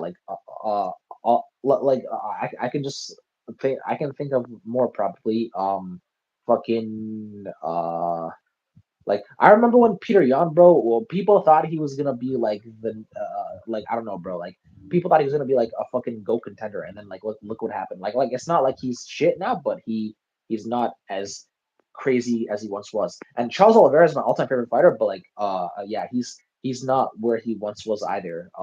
He still had a good point in his career, but he's not where he once was. Um, yeah, just a lot of these fighters, man. Like it's yeah, it's crazy, man. Like yeah, like I don't even know. Yeah, man. Like it's just crazy. Like at one point, you're like fucking like you feel invincible, and then like not too long after you're like your ego's like you've been humbled, like your ego is down. Like that's what like the reason I'm saying all this is because we were talking about Israel Adesanya and Yeah. like the thing is, bro, like remember, like this was like Go ahead and continue. Real quick, I'm gonna mute up. Real quick. Yeah, but go ahead, continue. I'm gonna mute up real quick. Okay. Go ahead, continue. oh, okay, yeah, so like it's yeah, it's easy to be um like hmm, like I don't even know exactly like what I'm trying to even really get at. Like I guess like never take what you have in life for granted, and especially like when you moments, just fucking like cherish them, make the most of them, because yeah, you're not gonna fucking be at a great point forever, or at least at that same exact point forever. So yeah, I guess that's what I'm saying, and that's the one bad thing about reaching a certain height is because eventually you'll fall off, and then you'll just feel like more shit because you realize that you were once at such a big height, and now you're falling off. Now you're just like now you're like now like you are at a more like On a humble state. yeah, exactly, yeah, like I'm more of a that's humble state. Yeah.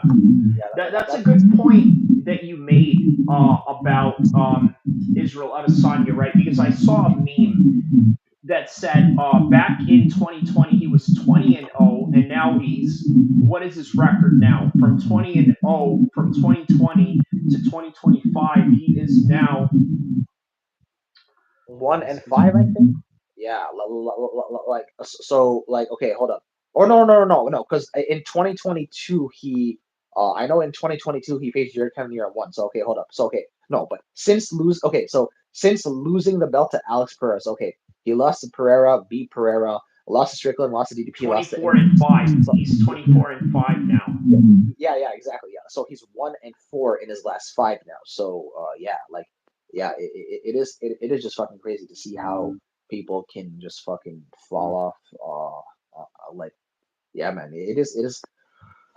Keone Hiller says, hey, what's up, my man? But yeah, that's really what it comes down to, isn't it? You know, it really just comes down to the fact that, you know, you have a very limited time and space in being able to compete in the sport. And especially if you make it to a championship level, man, that right there is temporary to the max. You know what I mean? That's a temporary situation. So, you know, that's yeah, man. You're right. You can't take any of this for granted, right? Uh, I'll tell you one of the things that Uriah Faber has told a lot of the fighters out here in Team Alpha Male, right? You got to imagine this guy has cornered a lot of people. He's been to a lot of fights. He's had a lot of fights himself. And I'll tell you, right? He said that if you lose a fight, don't let it get you down. Enjoy the experience that you are witnessing or feeling in that current moment of time. And I thought, you know what, that makes sense, man, because you know what, I've been in hotel rooms, I've been in fight venues where a fighter loses, and man, it is just nothing but a dark cloud in there. Yeah. You know, and it's like, well, why not be happy? Okay, maybe you lost, but maybe your opponent, I'm sorry, maybe you lost, but maybe your teammate who's on the same card won, right? Enjoy that. Keono Hiller says here, Gilano followed and at Gilano followed and notifications on my brother. That's mass. Okay, awesome. Okay, so he's talking to Guillermo and Gilano and his prediction video that he's going to have come out. That makes so much sense in the aspect of life. It's universally great advice, Keono Hiller says. Yes, absolutely. So yeah, man. Where does Sean Strickland go from here if he was to lose? That's what I'd like to know, right? Because Okay, so I've heard rumors about Rob versus Kaio, but honestly, bro, Sean Strickland versus Robert Whitaker, that'd be a banger fight. ooh, yeah. Because Because you know what? They haven't really crossed each other's path yet, and that makes sense. Yeah, like they're two top guys who haven't fought each other, and also like honestly, bro, like okay, Pereira's champion at 205, but like Sean Strickland at 205 against like anyone outside of him would, I think it'd be interesting, but honestly, like okay, Sean was also saying this after the first DDP fight. He was saying that or maybe like this was definitely around the time of the first DDP fight, if not right after, but he was not going to be fighting for much longer because of the thing is he spars a ton and so like he's in the gym sparring a lot, and he also like obviously has a lot of fights under his belt, so he wants to preserve his brain a bit, so he's not going to be fighting for too much longer, so even he's going to be going away, not like he's going to have to retire eventually too, so like yeah, I know Sean Strickland does not plan on being around for too much longer, but yeah, So that's Keono Hiller says if Strickland loses, this is what did he say here? He said if Strickland loses, he should go down in weight. He could afford to cut some extra weight. Strickland Bilal would be an underrated fight. Well, that is if Bilal is no longer champion, but if Bilal is champion, it would be very difficult for Strickland to get a fight down there. And no. If they were to fight, bro, Bilal should move up. Like honestly, I think, like even okay, Sean would murder Kobe, or at least like he dominate Kobe, but because Sean doesn't have the style to murder someone. But like, yeah, but honestly, I can see him murdering Kobe. But like, anyway, like my point is that'd be even though the fight would not be amazing, it'd at least be a fun presser.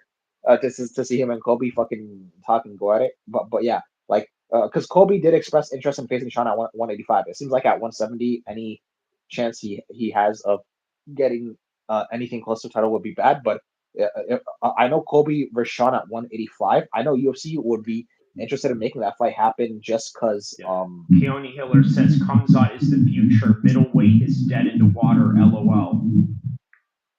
well, I actually think middleweight is like I was not enjoying Fradesania's reign. That's the thing. I actually like the post Fradesania era much better. So yeah, take that for what it's worth. But yeah, Well, like during the Adesanya era, I made a video where I said that 185 is a stacked division, and people slaughtered me for it because they're like, "Well, how can you say that?"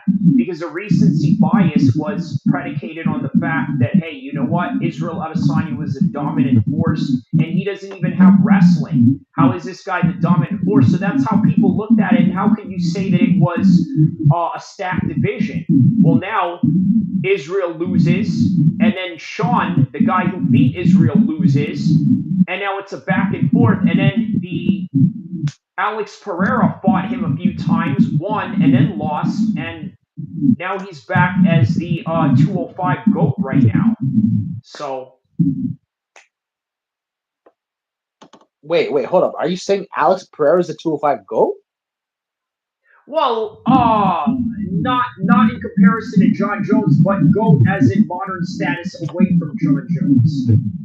Oh, man, I think even that's like the thing is okay. I'm sure you've seen my hate comments towards Alex Pereira, like um uh but yeah. So like I told you before in the past, like I told you before on our call with Ali earlier in the day that I am like I dislike the great majority of Muslim / Dagestani fighters, but the only ones I like are Magomed Ankalaev, Ikram Aliskerov, and Shavkat Rakhmonov. And yeah, Oh man, can you imagine Rumble versus Pereira? Oh yeah, man.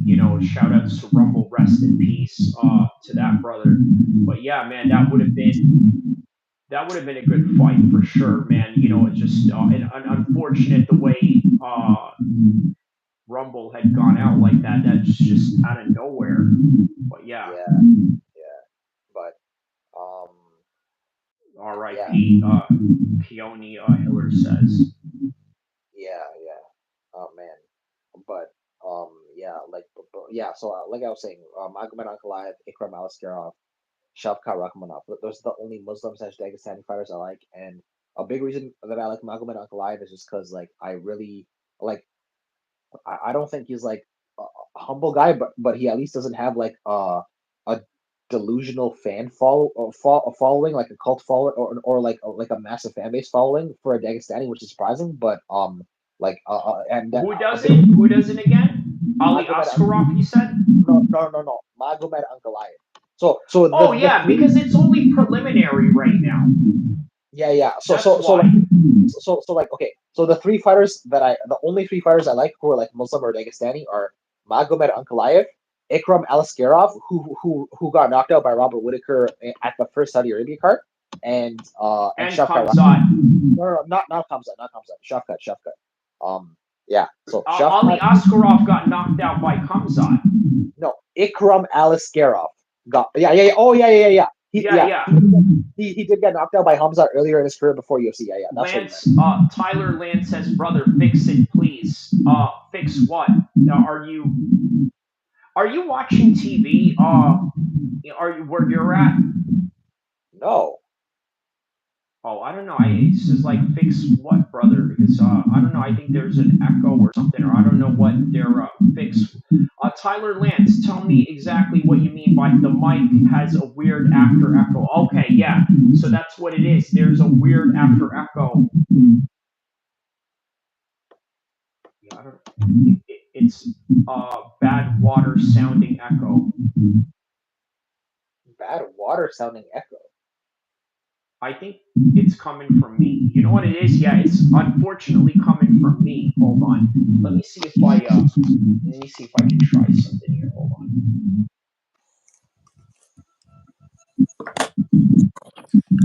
All right, how about now?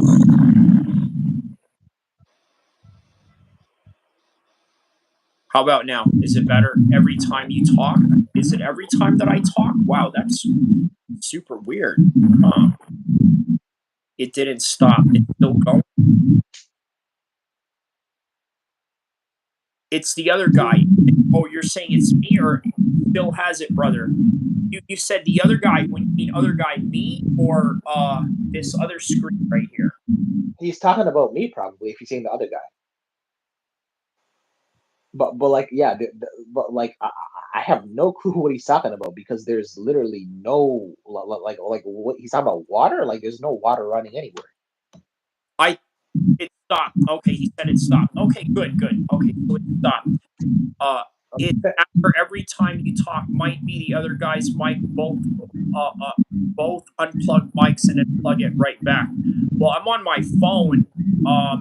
I don't have a mic per se. I think he's on his phone. No, it's Kyrie. Okay, yeah, yeah, it is. Okay. I don't want to get too off track though because I was talking about something. Okay, yeah, Ikram Alaskarov, is the guy who Robert Whitaker and Hamza Chimaev both. Those are his only losses in his career, and like interestingly enough, he's the one fighter in Hamza Chimaev's career who Hamza could not overpower with wrestling. He actually defended Hamza's wrestling perfectly. His Achilles heel was his chin. Hamza was even though his wrestling canceled Hamza's wrestling out, Hamza was able to knock him out on the feet. Yeah. And then Robert Whitaker took that blueprint from Hamza and basically did the same thing Hamza did. But yeah, so but yeah, I don't want to get too much into Ikram. I'm just saying like that's who Ikram Alaskarov is, and so him and Magomed Ankalaev and Shavkat Rakhmonov. Those are the only three Dagestani / Muslim fighters I like. And so the thing with Magomed Ankalaev is he I honestly do not get super humble vibes from him, but he at least doesn't have like most of the other Dagestanis. He at least doesn't have like a ridiculous, obnoxious following that would make me want to root against him. And like Alex Pereira, like he has a very delusional following, and I know that most fans are actually hating on Magomed Ankalaev. So yeah, that's what, and I do think Magomed Ankalaev beats him as well. So that's why I want to see Magomed Ankalaev beats him. And honestly, bro, if Magomed Ankalaev beats Alex Pereira, he'll become one of my favorites for sure. Like just because I hate Alex Pereira, bro. And yeah, I don't think like I feel like Alex Pereira he's been rushed too quickly to actually to truly become like one of the goats. You know, like he would not make my top 10 of all time. Even with all he's accomplished in a short period of time. Like I think yeah he's top 20 for sure. Arguably top 15, but no, he's not top 10 of all time. Like I think people are too quick to based on my criteria at least. Like I know with your criteria you'd have him as high as 4, but based on my criteria, I think yeah, I'm not as impressed with him as every. Yeah, regarding Alex Pereira, bro, like he I do truly believe he's been ducking Magomed Ankalaev for a long time too. What are your thoughts on that? I believe so. I think there is a bad style matchup there that a lot of people don't want to take into consideration. And Keanu Hiller says here, I agree. Alex is still young in his career, but he is absolutely on a GOAT trajectory. Okay, so we're gonna wrap this up soon. You know, we've been on for approximately now. Let's see how long we've been on now. So me and you have been on for almost 5 hours now. Yeah, I was thinking that. Yeah. So it's crazy. I was telling you originally 5 minutes, and now we're at 5 hours. 5 hours, yeah. There you go. Right? How about this? Your first ever podcast you did 5 hours. By the way, Keanu Hiller was asking on the chat, "Who are you?" And well, let me explain. It's Mahfouz Abdullah. He Wait, hold up, wait. Wait. So like is what do you call it? Like I like like don't give up too much because like the thing is like I'm sure that the followers of the channel are tell like who you are. Go ahead. yeah no I'm sure that like the followers of your channel like they're great people and all, but like like I just wasn't sure how much you were gonna say about me. That's just what that's why I'm like hold Yeah, up I was gonna say, but you know, my name is chat on my name is Facebook. yeah. Okay, so my name is Mahfouz Abdullah. I am yeah, I'm from Canada, and I met Kyrie on social media. We've been talking about doing videos for months, and we just didn't get to doing anything until today. And yeah, we finally got to do something today, and it's been great. Like I've been wanting to do stuff like this for a while now, and me and I have a group chat on social media, and me and a bunch of other people were planning on starting like an MMA podcast slash YouTube channel. And so like I got together with a bunch of these people, and then I remember that Kyrie is someone who I've been about doing this shit with for months. So then I added him to the group chat with these people, and then me, Kyrie, and one of the people from that chat were on call earlier today. And then we were thinking about doing it like the thing is I wanted to do a Strickland DDP preview with the people on my channel, and I really wanted to get something out of the way. So yeah, um, like I figured because we were already on call with Kyrie, like maybe we could just do something for his channel. But then like things went wrong, so then I'm like, you know what? Let's just do this like when you get home.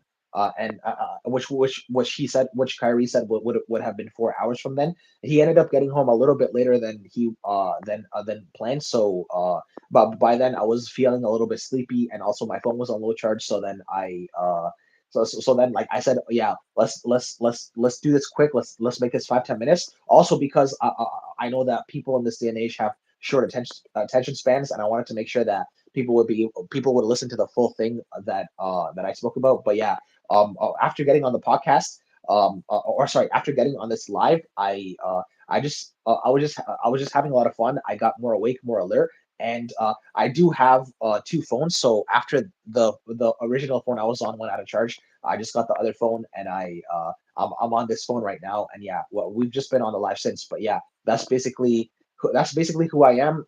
And yeah, I hope that answers your question. I gave a lot of detail, but yeah, Yeah.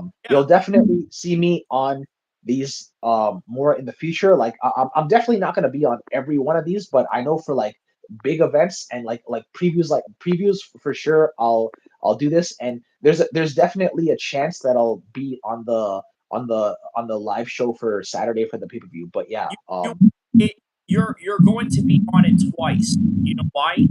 Because I've now just decided that before the event starts, I'm going to be playing this. I'm going to replay this channel. oh okay. Wait, Yes, wait, so you're gonna replay this video? the whole thing, 5 hours beforehand, and then do the whole entire fight stream Oh, okay. Okay, cool, cool. Okay. Yeah, and so in one video. So 312 is going to consist of 5 hours of this and then 8 hours of their event. So it's going to be a 13, 14 hour stream. jeez. Oh wow, okay. Wow, wow. Yeah, That's I've done these before. The last stream I did was 17 hours. I've done 14-hour streams. I've done streams where I did a boxing fight, two boxing fights, and one MMA fight in one day. This is how you get out there, man. You go out there and you grind, because the more that you're on and you're live, the more that people are going to catch you. yeah. No, you're absolutely right. You're absolutely right. That is a good way to put it. But yo, also in the future though, like I would like to be like let's actually make content for your channel where we're not always on lives, because like Yeah, ones where we yeah, that yeah, like videos where we can actually just like record something and not worry about like what people have to say on live. And maybe like if we don't make what we want to make, we can like edit some stuff out and then make like a very good video. Like for example, like something like your video on the physics, what? your So a video. lot of these, listen, I know that we're all, you also have to keep in mind that we're also live. So all of these, we'll keep that discussion for, the private settings between you and Okay, okay, yeah, but yeah, what we'll do is we'll end the last 7 minutes of this right now, talking about Tatiana Suarez and Wei Li Zhang, because I know there was somebody earlier in the chat that asked if we're going to talk about the co-main event. I know that this whole entire stream was only going to be focused on the main event, but we also got into it with other fights as well. But wait, can you ask if that person who asked is still on the stream though? they probably. But if they are, they're probably watching idly, maybe with their headphones on while they're working right now or wherever they are in any part of the world. You know, Okay, so if you were asking about this and you're on right now, please say something in the chat. right? Because we're about it right now. So, uh, I'm going to tell you what I think, and then I want you to tell me what you think. If we can kind of coincide with with the same uh line of thought in this fight between Tatiana Suarez, or maybe something different. But I see Weili Zhang rocking her very early, but Tatiana weathering the storm and ground controlling her the whole entire time. So it's going to be a bloody fight. What fight does Weili Zhang not have where it doesn't get bloody or it doesn't get exciting? This one won't be any different, but the wrestling prowess of Tatiana Suarez is going to shine through here. Sean Strickland was talking about Tatiana like fucking guys up in the gym, bro. Like she got this, bro. Like I don't even know if Weili even rocks her, to be honest. I can see Tatiana just dominating this the whole fight for as long as it lasts. Like I'm not interested in this fight at all, though. I'm not even gonna watch it. Like I'm literally just gonna be screwing around, and then when the main event comes on, that's when I'm gonna turn the stream on. Okay, all right. Do you see a scenario where Weili rocks her in any kind of way? I mean, sure. Like I wouldn't count it out, but like it's not like honestly like I don't know like okay, I will say like especially because Tatiana's not fought for a while, and okay, regardless of whether people want to believe it or not, ring rust is real. So like she's been out of the game for a long time, and yeah, like like if she loses, I believe it would be because of ring rust, and if she even has like a decent amount of trouble, I think it'd be because of ring rust. But like um I do think that I do believe she'll come with like next level hunger, next level fire, and I do think she'll I do okay. I favor her to win. That's all I can say. But again, I'm not interested in this fight like one bit. Yeah, like Zhang Weili is very good, very good. But like I don't know, like Tatiana Suarez, like she's like I don't know, like I think style wise and just like I don't know, like I feel like she is like just what I heard about her fucking dudes up in the gym, bro. Like and Sean Strickland, bro, like he hates women. Like when have you ever heard him gas up a woman? But he was gassing Tatiana up at the press Well, conference, if bro. they Like train together.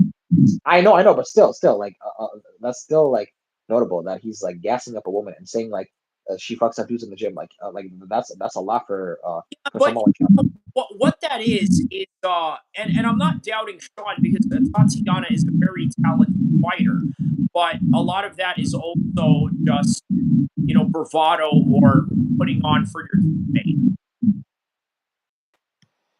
right. I think.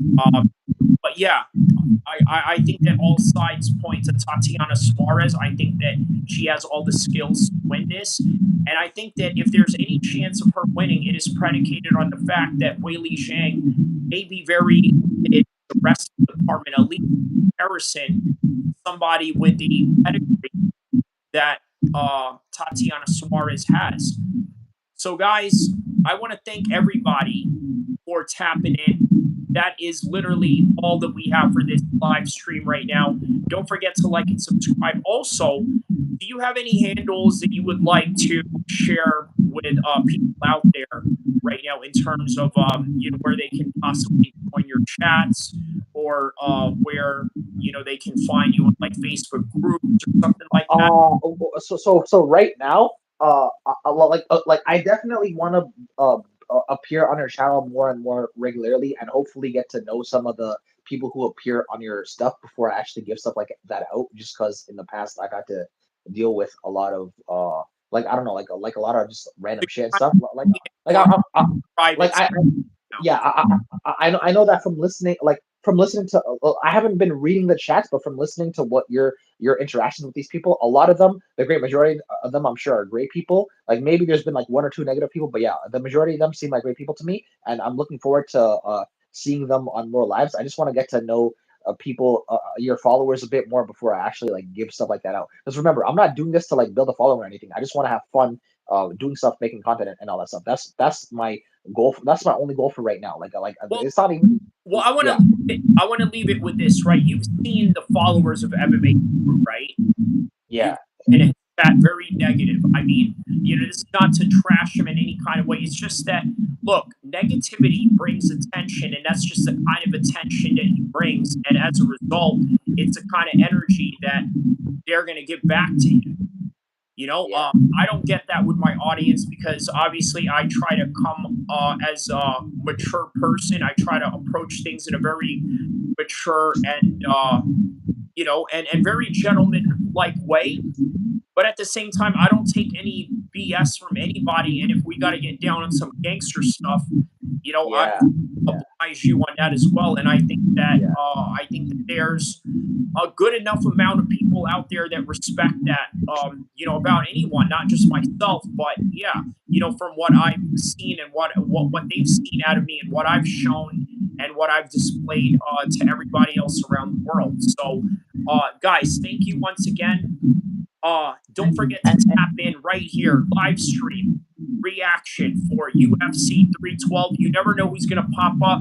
Zane Musa Boxing, a very a staple in this channel. Now Mahfouz possibly going to show up. Dave Tavares, one of my homies from the Pretty Lie Ugly Truth podcast. Who else? Obviously, Leon, that's out. We're beefing now. So, but on any regard, that is all that we have. Mahfouz, thank you so much for tapping in, guys. Like and subscribe. Come back for the live stream Saturday, and I will see you guys in the next one, inshallah. You got any? yeah. Just one more thing. So yeah, like today we did not get to speak about the whole African debate between DDP and Izzy, but that's fine because I actually wanted to speak about the whole thing with Fadesania and DDP for another video because we could actually make another video for that because I have a lot to say on that. And another thing, yeah, obviously there are other things I have. There are other interest hobbies that I have outside of MMA where we could maybe make videos for in the future. But yeah, that's all I got to say for now. All right. Well, with that, we're signing off from Sacramento all the way to Canada. And to all those that are going to be watching live in Sydney, Australia, enjoy your night, enjoy your morning, enjoy your afternoon, and enjoy the fights. I'll see you in the next one, inshallah. All right, take care, inshallah.